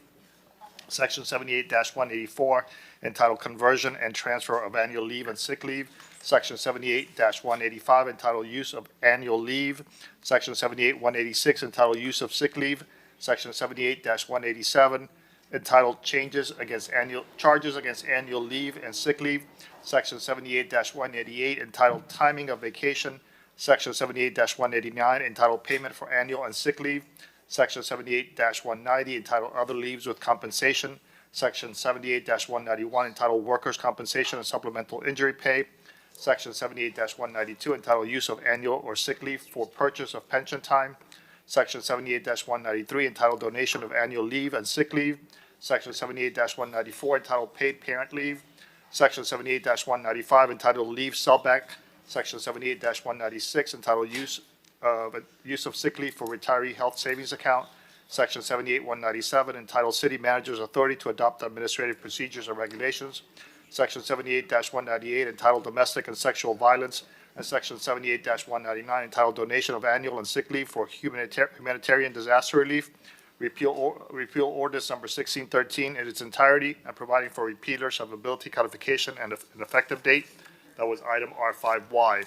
Item R5Z is an ordinance of the Mayor and City Commission of the City of Miami Beach, Florida, amending Chapter 78 of the Miami Beach City Code entitled Personnel by creating Article 5 thereof entitled Classified Employee Leave to codify as part of the city code and amend the city's employee leave ordinance number 1335 for clarity and ease of reference, to delete and or revise outdated provisions, create new sections, and to make substantive amendments as follows. Section 78-282 entitled Definitions, Amount of Leave. Section 78-283 entitled Probationary Employees. Section 78-284 entitled Provisional Employees. Section 78-285 entitled Special Provisions for Employees on Military Leave. Section 78-286 entitled Accumulation of Forfeiture of Annual Leave and Sick Leave. Section 78-287 entitled Conversion and Transfer of Sick Leave to Annual Leave. Section 78-288 entitled Use of Annual Leave. Section 78-289 entitled Use of Sick Leave. Section 78-290 entitled Charges against Annual Leave and Sick Leave. Section 78-291 entitled Timing of Vacations. Section 78-292 entitled Payment for Annual Leave. Section 78-293 entitled Other Leaves with Compensation. Section 78-294 entitled Workers' Compensation and Supplemental Injury Pay. Section 78-295 entitled Use of Annual Leave for Purchase of Pension Time. Section 78-296 entitled Donation of Annual Leave and Sick Leave. Section 78-297 entitled Paid Parental Leave. Section 78-98 entitled Leave Sellback. Section 78-299 entitled Use of Sick Leave for Retiree Health Savings Account. Section 78-300 entitled Manager's Authority to Adopt Administrative Procedures and Regulations. Section 78-301 entitled Domestic and Sexual Violence Leave. And Section 78-302 entitled Donate Annual and Sick Leave for Humanitarian Disaster Relief. And Section 78-303 entitled Collective Bargaining Contingency, Repeal of Ordinance 1335 in its entirety, and providing for repealer, severability, codification, and effective date. This is item R5Z. It is also a first reading. There was an amended ordinance that was handed out on the dais. It is for ordinance R5Z. Welcome, Mark and Marla. We have a motion. I'll second.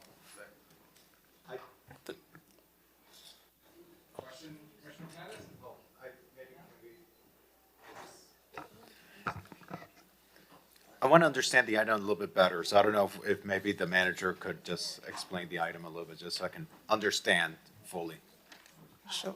Sure, through the mayor. So this item has been worked on at length with the administration and the city attorney's office. These items will assist the city in cleaning up and codifying elements that we have been utilizing since 2016. There's some new provisions that are also being added that will help with recruitment and retention of staff and to correct some inequities within the administration, across the bargaining units, as well as with the unclassified. So Marla and Mark are prepared to go through the various details of these items, but I can tell you that in my time, just in my discussions with staff across the board, this item is something that our staff needs right now to ensure that we are recruiting the best and the brightest and retaining them, particularly in our leadership positions. Marla, you want to start? To the chair, thank you. My name is Marla Alpizar, HR Director. We have been working on this with the City Attorney's Office for more than a year, and so I appreciate the opportunity to discuss these items in front of you. As the city manager said, we are bringing before you two leave ordinances that are complex, and they're complex because they're not codified. For many years, as changes have been made to these ordinances, our notebooks have grown bigger and bigger, and what this does is says, let's take all of this legislation on leave ordinance for both classified and unclassified employees, and let's clean up our language, get rid of obsolete provisions, and put it all into one ordinance so that going forward it's codified and we don't have to maintain years of changes to these ordinances, which is literally what we're doing today. It's very complicated.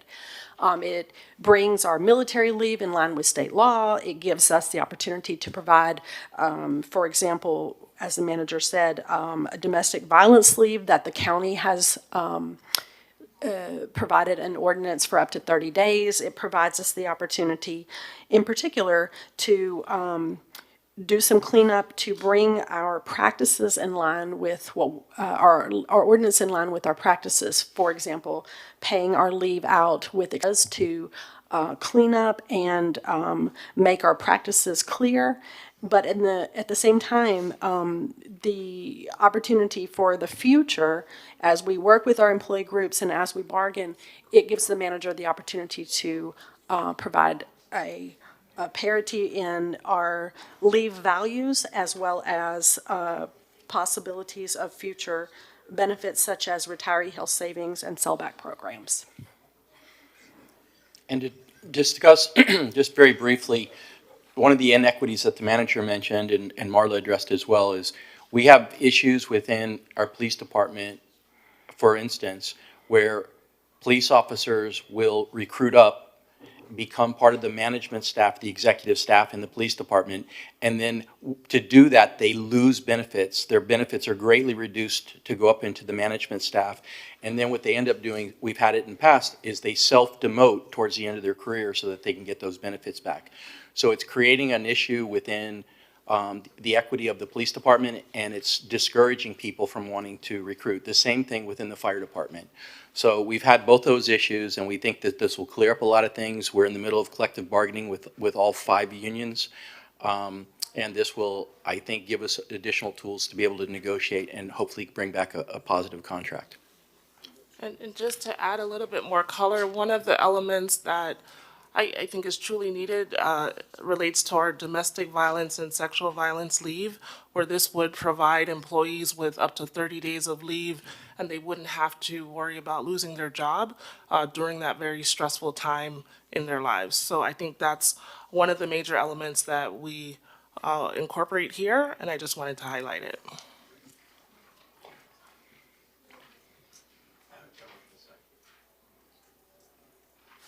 We good? Okay, we have a motion and a second. Yes, sir. So I heard it was seconded by Commissioner Fernandez. Am I correct? So Commissioner Suarez moved it, seconded by Commissioner Fernandez. This is a roll call on both R5Y and R5Z.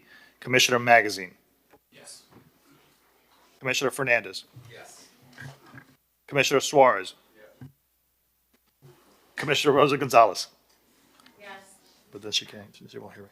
Commissioner Bott. Yes. Vice Mayor Dominguez. Mayor Minor. My worst. Yes. I will, but I have a few others. Thank you, sir. So the item passes. Second reading, public hearing for R5Y and R5Z are July 24th. Thank you.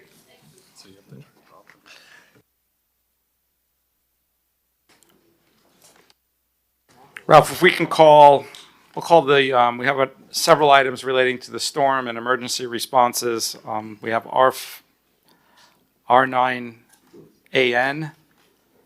R9AK, and R9AP.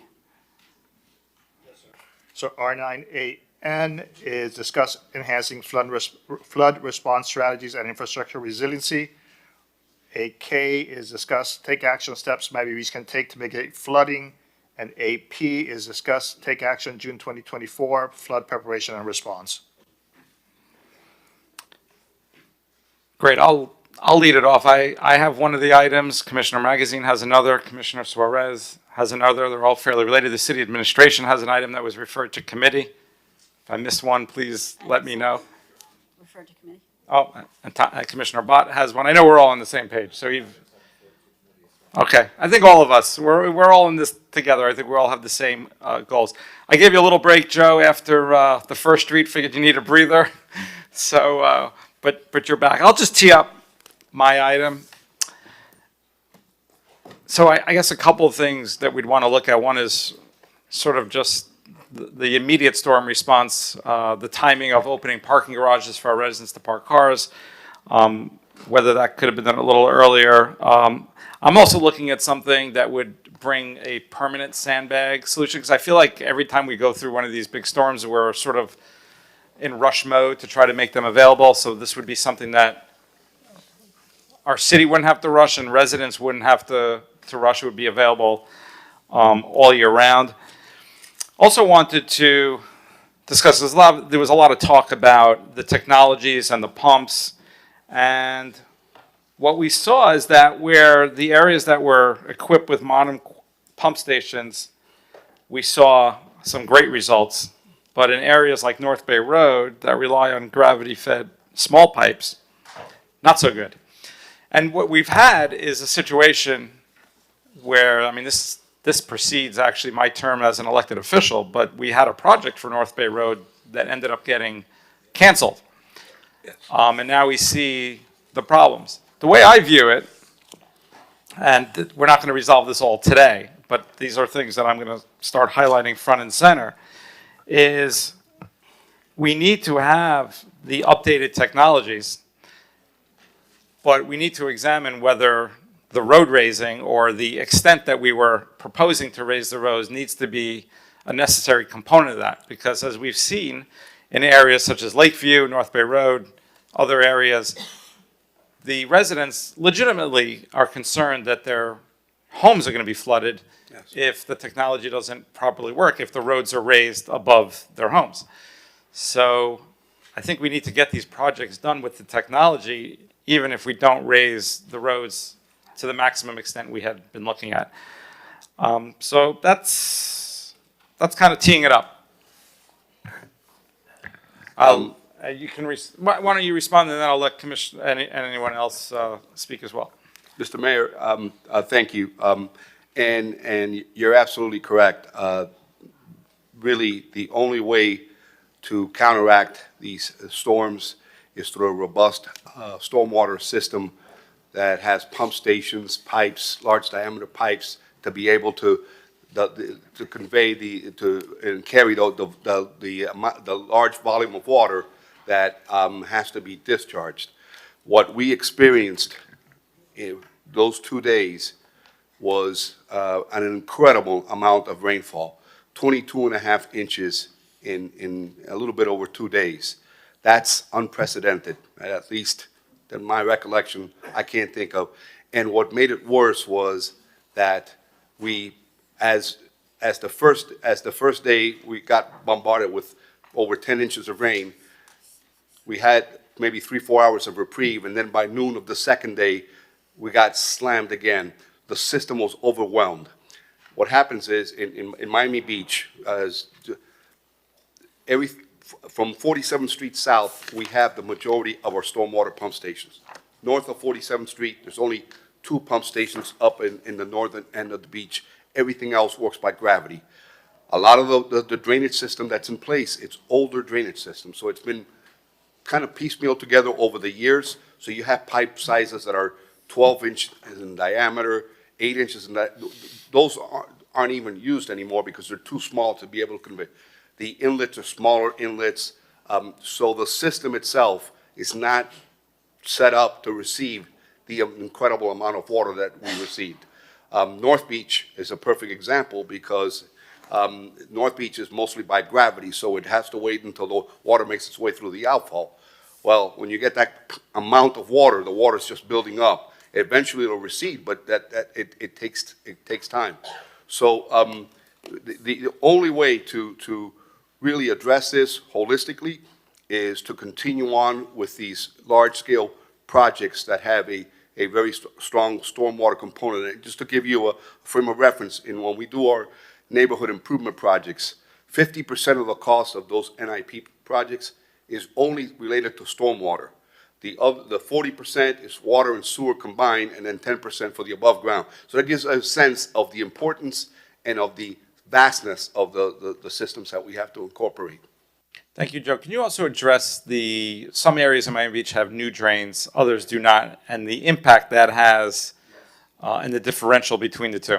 Yes, and I spent hours and hours driving through different parts of the city. I can tell you that Sunset Harbor, Indian Creek, which we completed within the last year, even Palm and Hibiscus, except for one location, and that's because issue of the yard drain on that property. Other than that, the system worked, the pumps worked. Where we saw the majority of the problems is where we have a deficient drainage system and we don't have the ability to be able to pump the water out. And really, the tides weren't, it's not king tides. Now, imagine this kind of rain during king tides. Yeah. That would be dramatic, because now you're trying to pump against the ocean, and that complicates things. That's why part of the component, and I stress this, and I know that there's different points of views, but it's important to note that the only long-term survivability for the right-of-way, the public right-of-way, and for our residents is to be able to raise these roads to stay above the water, because it's not going down, it's coming up. So you have to have both. You have this rain, and you have this coming from the ocean. Commissioner Fernandez. Thank you, Mr. Mayor, and I want to thank my colleagues for the items they've placed on these discussion items that they've placed on the agenda having to do with our strategies and infrastructure and our preparedness. You know, similar to this conversation, I have two referrals that we adopted with the consent agenda. One referral to the Land Use Committee, where we're asking our staff to conduct a deeper analysis of those areas where we've done improvements, Palm, Hibiscus, Sunset Harbor, the Sunset Islands 3 and 4, Indian Creek, to a deeper dive as to how the neighborhood improvement plan performed in the handling of the stormwater. We know preliminarily they performed well, but a more formal report at that meeting. And separately, with C4Z, we approved a referral to the Land Use Committee for an assessment to consider the critical needs projects that are part of the already approved Stormwater Master Plan, to determine whether any of them whether any updates need to be made, including changes to the timeline, or even to reprioritize projects in areas where we saw that the need is so critical, that the flooding was so bad, that they just can't wait as long to be so down in the list. And so we made that referral this morning to the Land Use Committee so that we can make those recommendations as to any updates to timelines and reprioritization of projects, because clearly our community needs these projects, but there are areas that are lower lying and that need it more quickly than others. And we need to look at that list of priority, and so we can make a recommendation to this city commission whether we should reprioritize and bump some of these projects up in the list. Thank you, Mr. Mayor.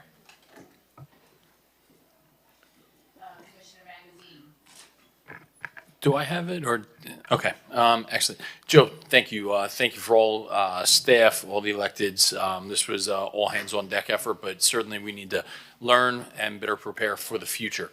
I'm going to ask some elementary questions. I think there's very prudent discussions that'll make their way through land use committees, and certainly I think what you've seen, just evidenced by the last item, we have a commitment to resiliency over the medium and longer term that maybe previous commissions did move forward on. So I'm proud to be a part of that. However, in the short term, if we get another unforeseen significant storm a few weeks from now, what would be your suggestions about collectively what we can all do better? I don't mean, but what could we do? And when I say we, I don't mean just our elected body, but collectively as a city and a community, elementary level speaking, why are some roads flooding on Alton Road so significantly? I live on West Avenue on 8th Street. Some days when it rains, it floods there. Other days it does not. Is it storm drainage blockage? What would be kind of your laundry list? Is it mobile pump stations? Tell me what you need from our support or to get out the message in the community to how we can improve. Thank you, Commissioner Magazine, and through the chair. I think you bring up great points. I'll address first the issue of, for example, Alton Road. Why did Alton Road flood as much as it did? In looking at all the service requests that we had from June the 11th through the 13th, the majority of the service requests, I think it was 129 flooding service requests, were the Mid-Beach area, which really encompasses that area. So the brunt of the rains were in that area, followed by North Beach, which had, I believe, 77 for the 3 days, and South Beach had 44. So the rain was not uniform throughout the beach. We're 7 square miles, so it stands to reason that you're going to have areas that are hit harder than others. Mid-Beach got hit extremely hard. The drainage system along Alton Road is deficient. And as you know, FDOT has projects in the pipeline to improve, as a combination with the city of Miami Beach, to improve the drainage system along with the infrastructure. DOT's now, because of the commission resolution that passed in April, they've now delayed the first segment of Alton Road to at least 2028 or 2029. So those decisions, we may have to look at them and revisit those, because I think it's critical. Alton Road is an evacuation route for the city of Miami Beach. It is essential that road have the best and most robust drainage system, and its infrastructure has got to be intact, because really and this is just rain. In the event of an evacuation where we have a Category 2 or Category 3 storm, we got to move our residents out. We've got to make sure that the road is clear, and then once the recovery comes back, that our first responders can get in. So that's important. Now, to answer your question, as far as we can always use more pumps, and I've already asked my team to put a list together, kind of a wish list, and I think that's when we had the conversation. What are the things that we would need? Bigger pumps. I think what we're finding now is that 8-inch pumps, they used to work pretty well, and in some We're cases talking they about the still mobile do. pumps? Yeah, but those are the temporary pumps. But the 12-inch pumps, like the one we put at 59th and North Bay Road, that thing was that was a tremendous help. Along with the 8-inch pump, we were able to move substantial amount of water. Larger pumps. Obviously, it takes a little more in terms of logistics to get them there, but that's we can work with that. Additional pumps. I think we've got 3 more Vector trucks that are coming in. I believe it's in for 2025 that were already ordered as part of the budget. We're looking to upgrade our fleet and add additional Vector trucks, because that's also something that helps us to. Not at the moment where you're having but post the rain, where we can quickly remove the standing water, which is a real safety issue. So things like that, I think are critical to us being able to move forward and deal with these weather events that are going to become more frequent. And help me understand, sorry to cut you off, why do we get that standing water, right? Just talk to me like a simple person in layman's terms.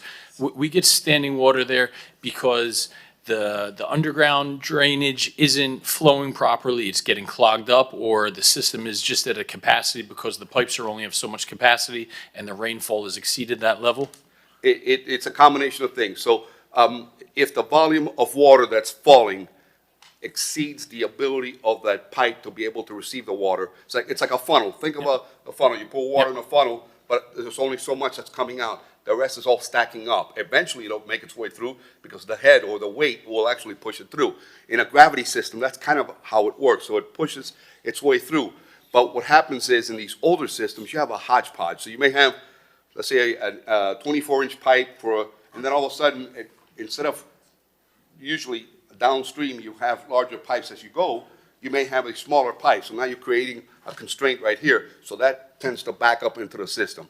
The catch basins that were used in the past, those are smaller catch basins. The grates are smaller.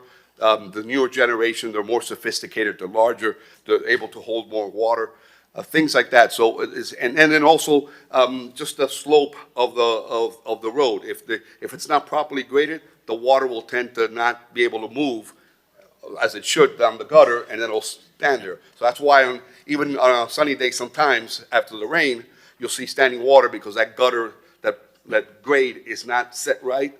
So we got to come in and vacuum it up. And how about removal of debris over the drainage systems? Because Yes. that's one of the things that I've seen. Yes, and that was one of the issues that was brought up by many other residents. And yes, and again, when you have these tremendous storms, all of the leaves and the palm fronds and all that will tend to come down. They'll be rushed through, and then they'll stack up on top of the inlet. So now you're only getting maybe 20% of the function of that inlet until you're able to remove it. So even if, let's say on Monday, the day before the first day where we had the big rain, I was already driving out there and on North Bay Road, there were landscapers that were actually finishing the yard work, and they were blowing the stuff right down into the gutters. So no matter how much we clean, if we don't get our residents to work with our landscapers not to do that, to pick up the debris and dispose of it properly, that would be a big help as well. So one of the action items I'd like to consider is kind of twofold, but relating to that last point we talked about. One, possibly in our communications outreach. I talked to residents, I was going up and down Alton Road.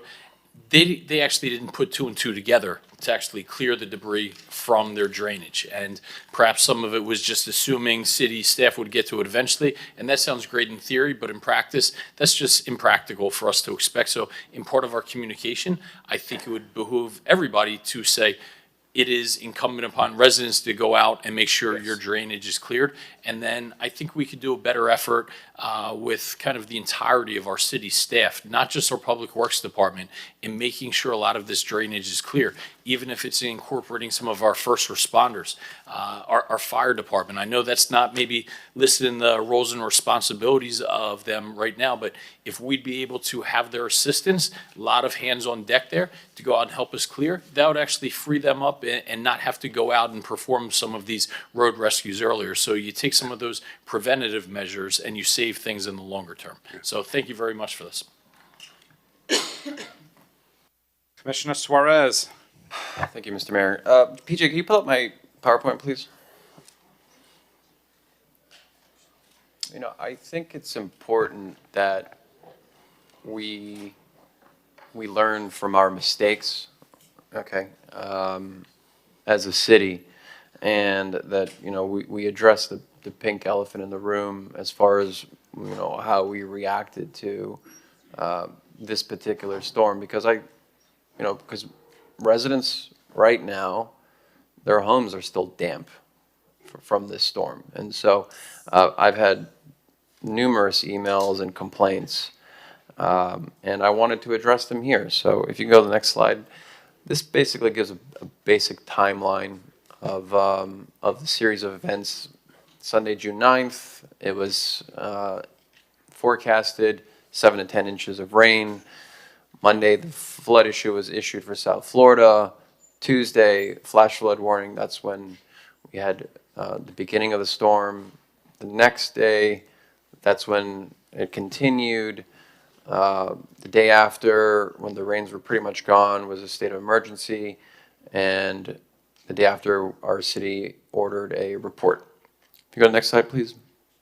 I wanted to bring some more attention to the forecast. So this was from the National Weather Service. General 7 to 10 inches of rain is forecast to fall with locally higher amounts possible. That was issued on June 9th at 4:30 in the morning. If you go next slide, please. And the next day, heavy rain and flooding concerns this week. So they reiterated the concerns. June, if you can look at the bottom left, June 10th, 2024, 10:30. Next slide, please. Okay, so the day of where the county, so Tuesday, June 11th at 3 p.m., that's when we started to experience the tremendous amount of floods. Next slide, please. Okay, and then it continues on through the rest of that day, specific to where we live in Miami Beach and in Fort Lauderdale in Miami. Extensive, significant, extreme flash flood possible, which is exactly what we saw. Next slide, please. So this is interesting. This is showing where the most significant rainfall happened on an outgoing tide. So this wasn't at a high tide. And I think, Joe, you mentioned that it necessarily wasn't a tide issue. Correct. And if it was, God forbid, at a king tide, things probably would have been a lot worse. And so something like this screams to me a drainage problem, okay? Which Joe has covered. If you go next slide, please. So these are some of the pictures. Commissioner Bott, that was your image from your email. And there was another image from Facebook, Maze Kelly, on Wednesday. Next slide, please.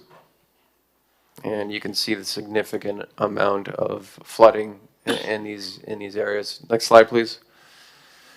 Okay, on Thursday, pretty much after the floods, we declared a state of emergency, and then sandbags were given. And then you can see there was a comment that said "after the storm?" ?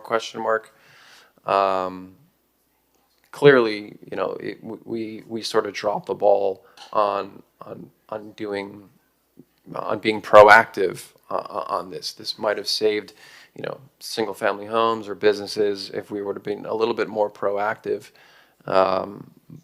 given the amount of warnings that we've had starting on the 9th. You can go next slide, please. So the parking concerns, 7 to 10 inches or more rain was forecast on June 9th. The parking flood relief program was acted on July 11th for only registered residents. See, this didn't make any sense. It was activated during the worst of the storm. And if I'm in my car and I see that there's starting to be like a serious flood, I'm not going to want to register my car to park in a garage. I think the more appropriate step would have been to say open the garages for everyone.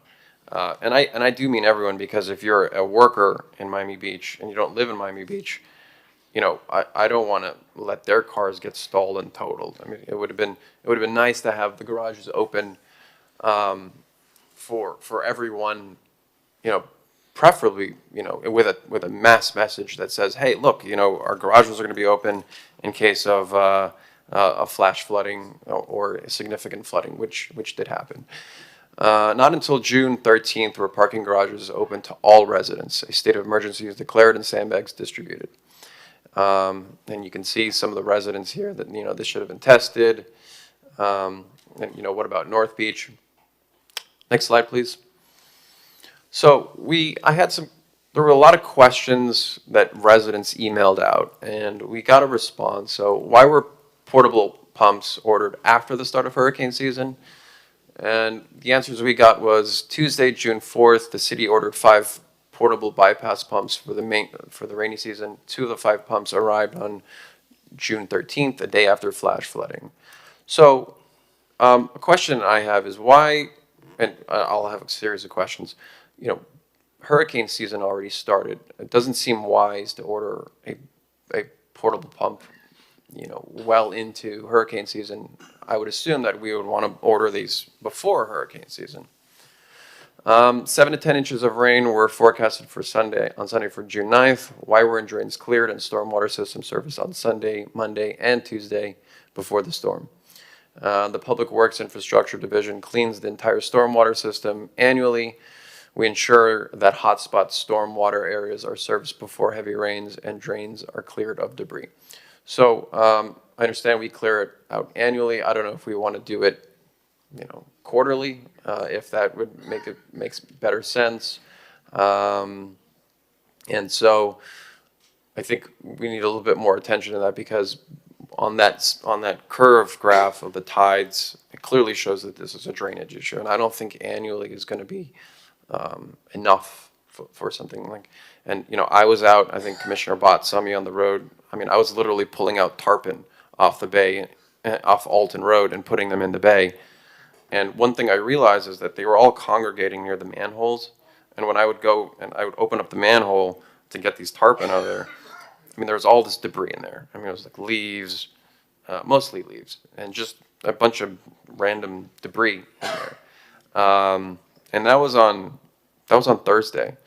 So, I think a little bit more thoughtful planning as far as debris removal from these storm drains. We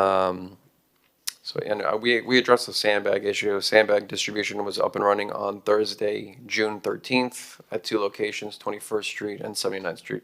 Again, that's too little too late. I mean, the worst of the floodings was on the 11th and the 12th. And I discussed the parking garages. So you can go to the next slide.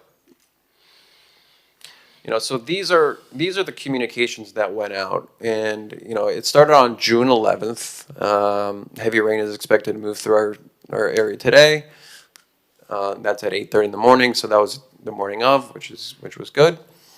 The alerts continued on the 12th. A couple alerts, and what really got to me was that.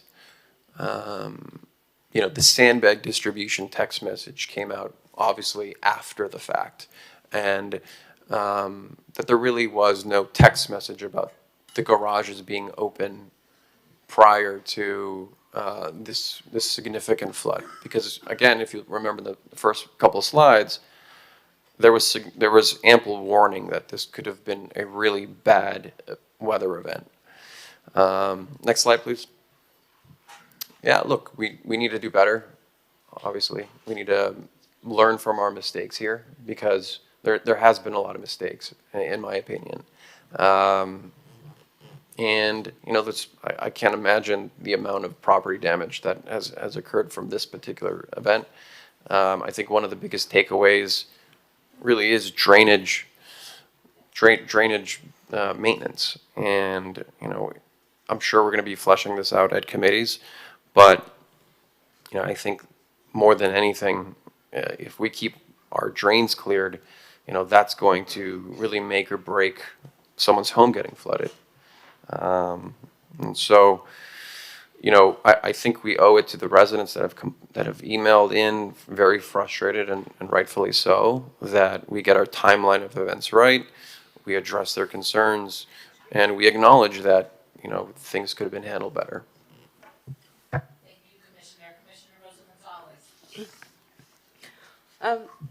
Commissioner Suarez, I agree with you on the drains being maintained, and maybe what we need to do is look at how many people we have going around the city right now with the equipment and actually cleaning out the manholes. I live on Alton, so I take long walks up and down North Bay Road, and you can see the outfalls on every corner. Sometimes I call you and I say, hey, can you guys come clean out this outfall? Because I see them just stuffed with debris. And I don't think we maintain it regularly. I know you say that we do. I would say that maybe what we need is an additional crew. Would that help? And when you leave now and Brad is taking over, who's going to take over this entire stormwater program? I mean, Brad's been on another side of this. I know, Eric, when you first started, you were in charge of Public Works. Were we giving you Public Works too? And Building Department? I am happy to take on any responsibility that is helpful to the city. I can say that we've expanded our drain cleaning operations significantly since I've been here. Joe and his team do a great job with cleaning. We've done comparables to other municipalities, and we probably clean twice as much as the next closest municipality as it comes to keeping the drains flowing and open. You know, Joe mentioned, and I think it's important to reiterate that when that first squall blows in, as the fronts come in, it blows a lot of leaves and a lot of things off of the trees that you could have cleaned 15 minutes before that squall blows in, and those leaves are still going to get collected by the rainwater and transmitted to the inlets. And so Why don't we put metal grates? Why don't you put metal grates on those? Because I walk past them all the time. One time, Joe, I was walking up and down North Bay Road, and I said, you know, you guys, I see the standing water. You came in, you cleaned out one side. And I looked at the one side, and it was perfectly drained. And then on the other side of the street, they didn't pump it out, and it was full of water. So I do think that maybe just put the grates up until we figure out what we're going to do on North Bay Road. Why don't you just put something to keep the debris out of the drains and just retrofit those? I don't think that's so hard. I don't know if you guys know what the outfalls look like on North Bay. Yes, because there are no grates or anything there. If I may, all of the stormwater inlets on our system have grates today.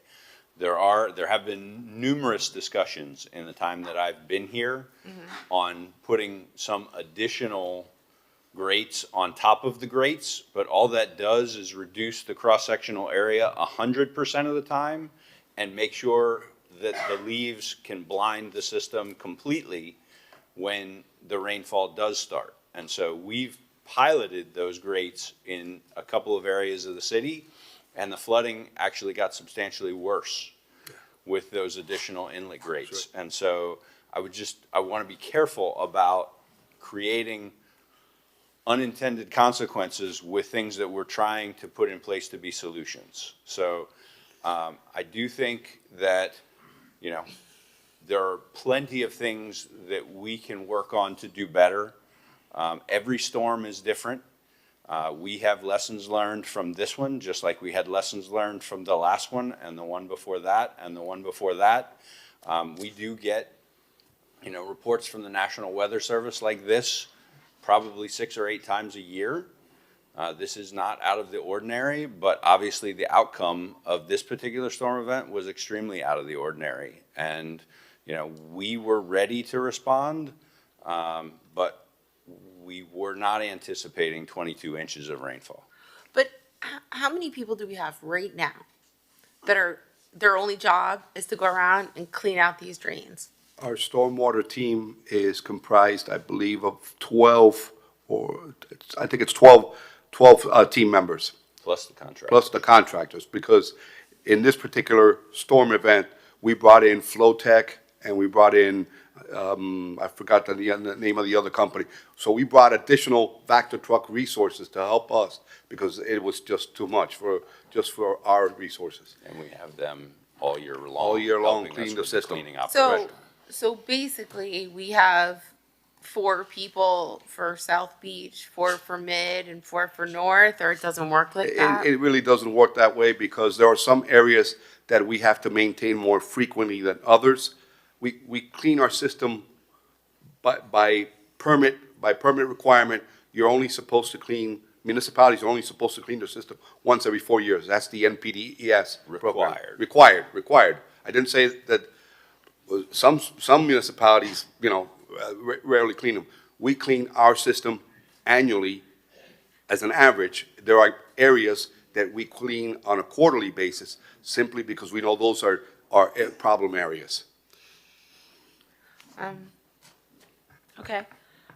Listen, the one thing that I felt very positive about, you know, we now approved those 2 massive projects that have been plugged up in the pipeline and extremely controversial. And I'm happy that before you ditched us, Joe, at least you came up with the hotspot project. And that is so key to get done. And the question is, like, funding the that project. We're in the process right now about bonding the money for that, correct? We approved those funds. The commission approved the stormwater master plan, which has the 20 critical needs projects that I think it's about a total of about $85 million. And that's over a 10-year period. And how long is that going to take us to over 10 years? And when are we going to get the funding for that? And when are we going to start? And did we look at the areas that most flooded during this rain event? And we're going to start with those, I'm supposing? Interesting enough, the areas that were hardest hit, the North Bay Road area and all that, those are the ones that are up on, we have two in Nautilus right now that are already under design, ready to go to construction next year. We have two others, Lagorce A and Lagorce C, in the two hardest hit areas that will start design next year and go to construction in 2027. So it takes permitting for stormwater projects is a arduous process. So it takes us, at least from the time we start design to the time we break ground, takes us about 2 years to do these stormwater projects. So we're doing 2 every year. That way we keep the sequence going. 2 per year. Yeah. Okay, I think like those are our key takeaways from that, is that we have to really push forward, get that funded, and do those hot button areas. I saw a house, like one of my friends, actually, she was one of the people who did not want to do the project on North Bay Road and came before the commission, and her house completely flooded. So that was interesting. No, I understand that we have to do it. I just think at the time it was just too extreme, kind of like the mayor said at the beginning. When we started this out, it was like some NAVD that was really ruining neighborhoods, the aesthetic of the neighborhoods. I was wondering, how did, for example, Sunset Island 1 and 2, which had pumps installed but didn't extreme road raising, how did they fare during the storm? So if I could, just to correct the record, It was 3 and 4? Sunset Islands 1 and 2 has outfalls and French drains. They don't have pumps. And how did Pumps they do? were put in on 3 and 4. 4. But they had all the work done on 1 and 2 too, didn't they? Like a decade ago, right? 1 and 2 was done, actually that project finished the month that I started. And so it was under the prior design criteria before we had adopted the Stormwater Master Plan in 2012. So how did 1 and 2 do, and how did 3 and 4 do? Looking at the GIS compilation that we did for the 3 days, June the 11th through the 13th, we had only one service call in the 4 Sunset Islands. Only one. Only one. So, it does work when we did, what we did on those islands was not extreme. It was pump systems without extreme road raising, and they're staying dry, and I think that's working. So, I think that's what we need to adopt, and that's why we stopped. That's why we changed the priority on North Bay Road, the big questionable quote unquote pause. Yes. If I may, sorry. Just to be clear, there's a huge difference between a rainfall event and a tidal flooding event from the design of the solution. And so the concept of not raising roads is to deal with the stormwater event. It doesn't help on the tidal side. Correct. So that just to keep the apples and the oranges separate. Commissioner Dominguez. Do the pumps help with that, the tidal event? The pumps actually help with both, yes. Yeah, so that's good. And I was going to address what you talked about, what feels like an hour ago. So there were things that the city did well and other things that could be improved, so I'm not going to belabor that. I know that I've spoken to Public Works in the past, and I know the drains are cleaned out annually, and in South Beach twice a year. But if funding permits and increasing that is a possibility, I agree with Commissioner Suarez that it's a good idea to do that. I also agree with the mayor. I think he was spot on the road raising, not worry too much about the extreme of the road raising, and let's get the pipes and pumps put in order to move forward with our projects. And as far as the sandbags, I've already had a conversation with the interim city manager. Instead of doing it after the fact, June 1st, the first day of hurricane season, pass out the sandbags so that people are ready for the season. Thanks. Since you just mentioned, and I'll let you, can we, I can't move it, but can we just maybe make a motion, a body directing the city administration to have those sandbags as soon as reasonably possible for this season? And this way people can go pick them up? Raquel?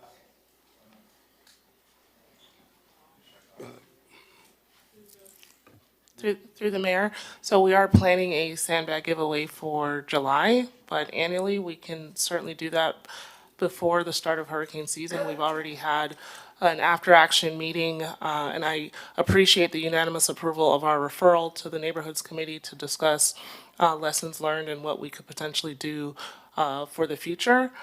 So I think that the sandbag giveaway is something that we can pull together for July, and we've already started to put that in motion.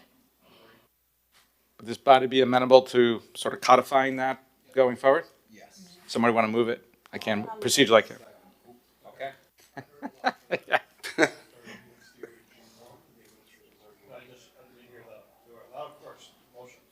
I'll second it.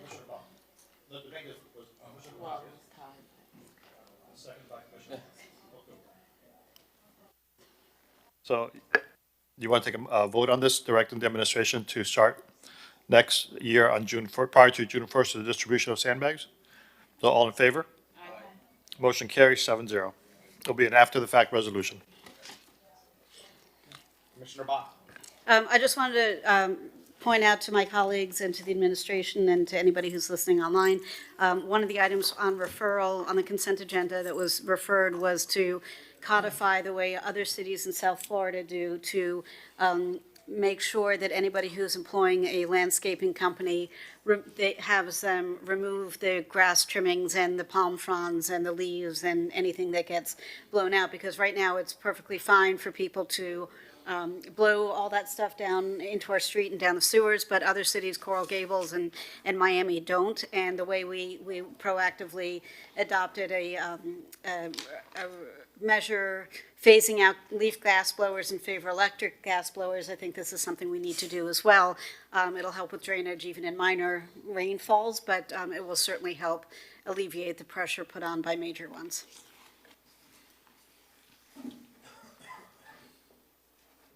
Okay.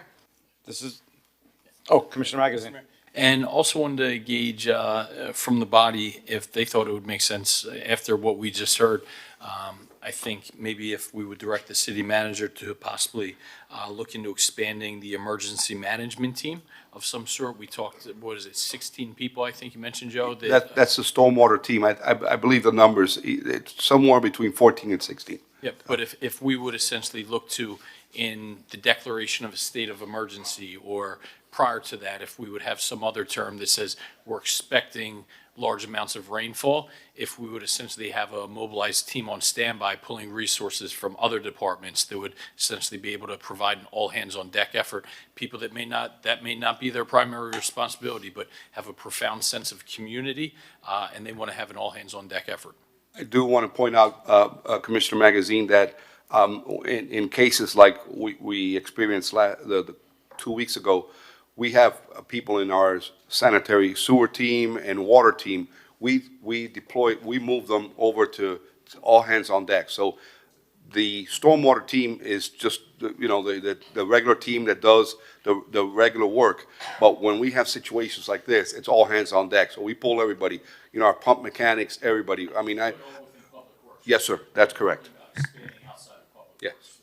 The more hands and resources that we can get, whether it be from our marketing team, someone in neighborhood affairs, first responders. I know I have 7 elected mayor and commissioners that are happy to be part of the team. So the more resources that we can get on that, Madam City Manager, if you could look to mobilize some sort of emergency response team that would be dedicated to essentially responding to drain cleanage, and we can identify areas of the city that are hotspots that we're all pitching in on. through the chair, we can certainly do that, Commissioner Magazine. And I just want to highlight also that we are embarking on the creation of an educational campaign. You mentioned something to that effect earlier, where we sort of try to reframe everyone's thinking about emergencies, because it's not just named storms and hurricanes, but it's events like this that can happen swiftly and in an unprecedented fashion. So we want to give tips to our residents as to what they can do before and during a flood event. And we also want to educate our team a little bit more on flash floods and emergencies that are of this nature. So thank you. Commissioner Suarez. Mayor. Thank you. As a final note, I'm not sure if one of my colleagues had this on referral to a committee, but if we're doing sandbag distribution now, can we have a resolution passed that in the event of another anticipated heavy, severe flooding event, we open the garages to everyone? That way, because this can happen next week, and so I'd like to have something today where if there is an issue, the city manager can put out a notice that, and a text message saying that, hey, if you are caught in this rain, head to the nearest garage. You're free to park.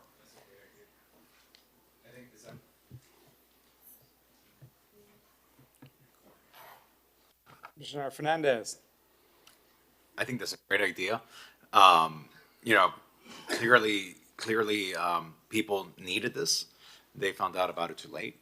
And as you well stated, not just our residents, our workforce. The problem is when we have people stranded on the street, whether they're residents or not, we need to avoid that situation, had to respond. I just want to make sure, is there an after action that got referred to committee, and which committee did it go to? Commissioner, it was referred to the Public Safety and Neighborhood Quality of Life Committee. If we could get that item on in July, if the chair would approve that. The garage flood program is something that we have discussed. After the flood event, there are some opportunities to amend the existing program, and that's something that we would bring forward at that after-action meeting with more specificity as to the recommendation. Can I say something?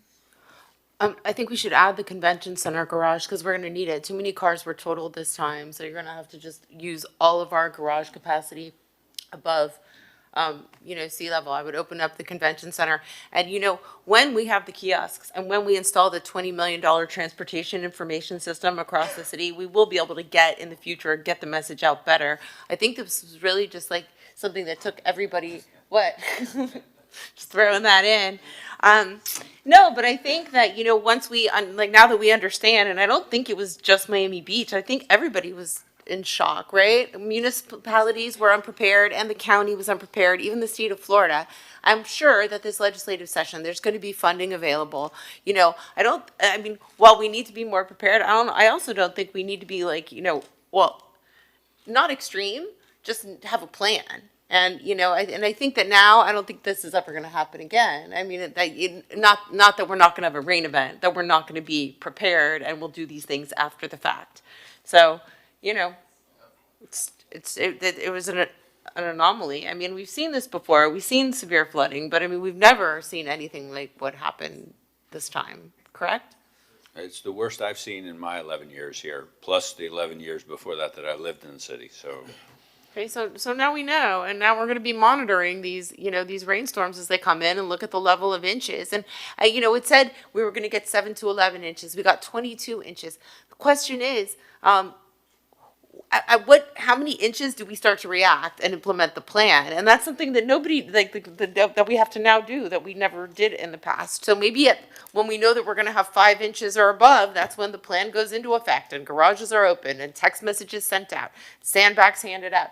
And then I think we'll at least be, and storm drains cleaned, especially in those low-lying areas, where people's homes were flooded. How many homes were, I know that I only saw one home that was really destroyed basically by this. Do we know of more than one home? How many homes were literally ruined?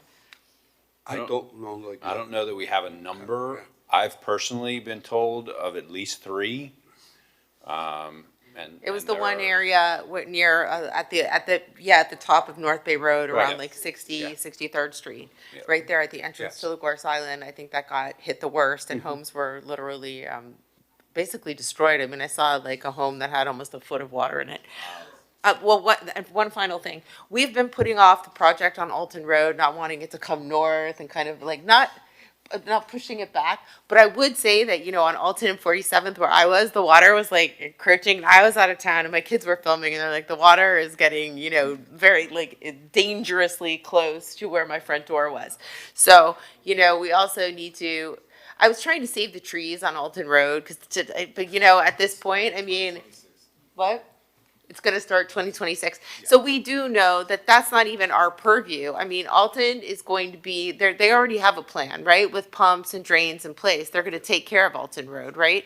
So maybe instead of trying to save the trees at this point, we're going to have to just say, okay, forget the trees and move forward as quickly as you possibly can. And maybe we reach out to FDOT too and tell them that they're starting in the south and going north, but really where the problem is 63rd Street going south. And I think that FDOT needs to change the trajectory of that project and possibly start in the north end and not in the south end. Suarez. Joe, you said that you get maybe 6 to 8 of these National Weather Service severe flooding alerts a year, roughly.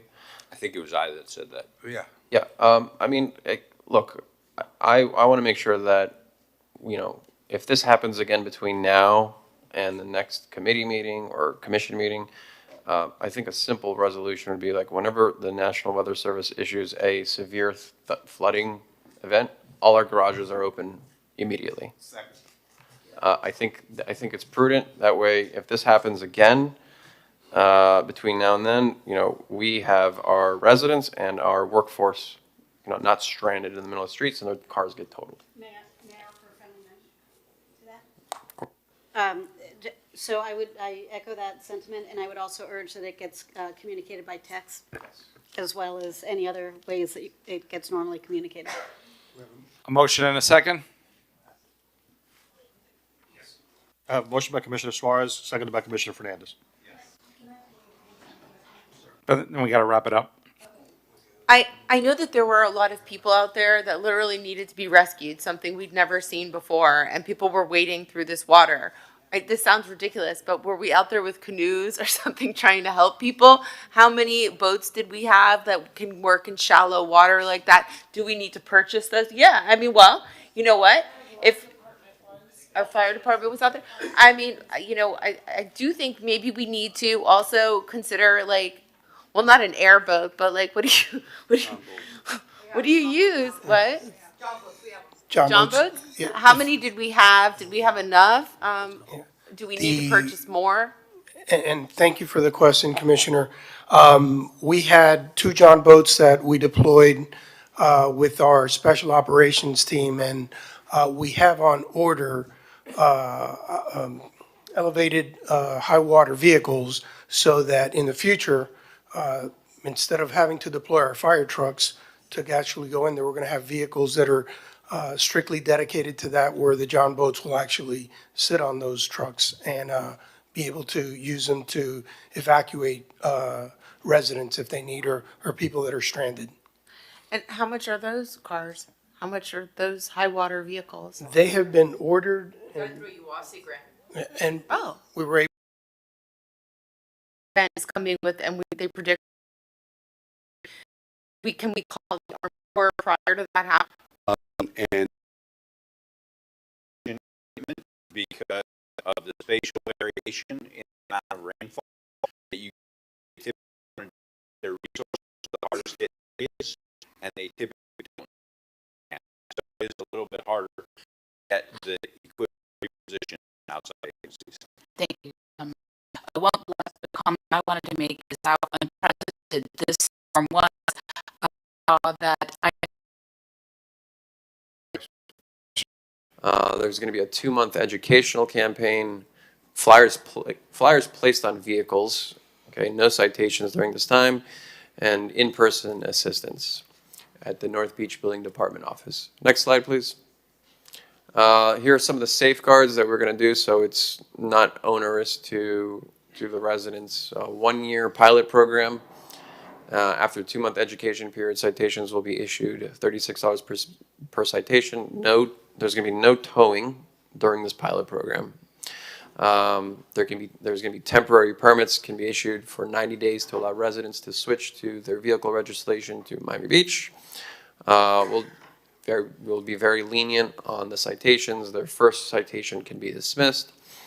And all the new developments that are happening in North Beach are going to be excluded from participating in the residential zone parking. Next slide, please. The accessibility of the program, it mimics basically all the other residential zones parking in Miami Beach. I think most of us know how these work. If you go to the next slide, please. And, community support has been positive and widespread. Residents are tired of coming home from work and struggling to find parking. Residents shouldn't have to compete against transient uses and bad actors. This is a 1-year pilot program, a lot to gain, very little to lose, and I'm hoping to have the support of my colleagues.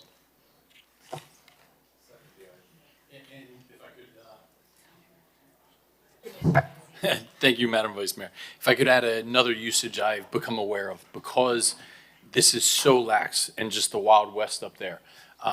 Videos have been shared with me that a lot of construction companies and construction workers come in, park in North Beach, and then are bused to construction lots further north in Surfside and Sunny Isles where there's more restrictive parking measures. So they're not even workers working in our city. They're just abusing the free parking there, taking our residential parking, and then being bused to their job sites. It's egregious. This is not meant as a money grab. This isn't meant to disrupt people's lives. There is no other purpose than this to improve the lives of our residents living there. I'm fully supportive. I'll move the item. And I have a second already by Commissioner Fernandez. No. Commissioner Magazine, okay. I call the roll? Yes. All in favor of R7O with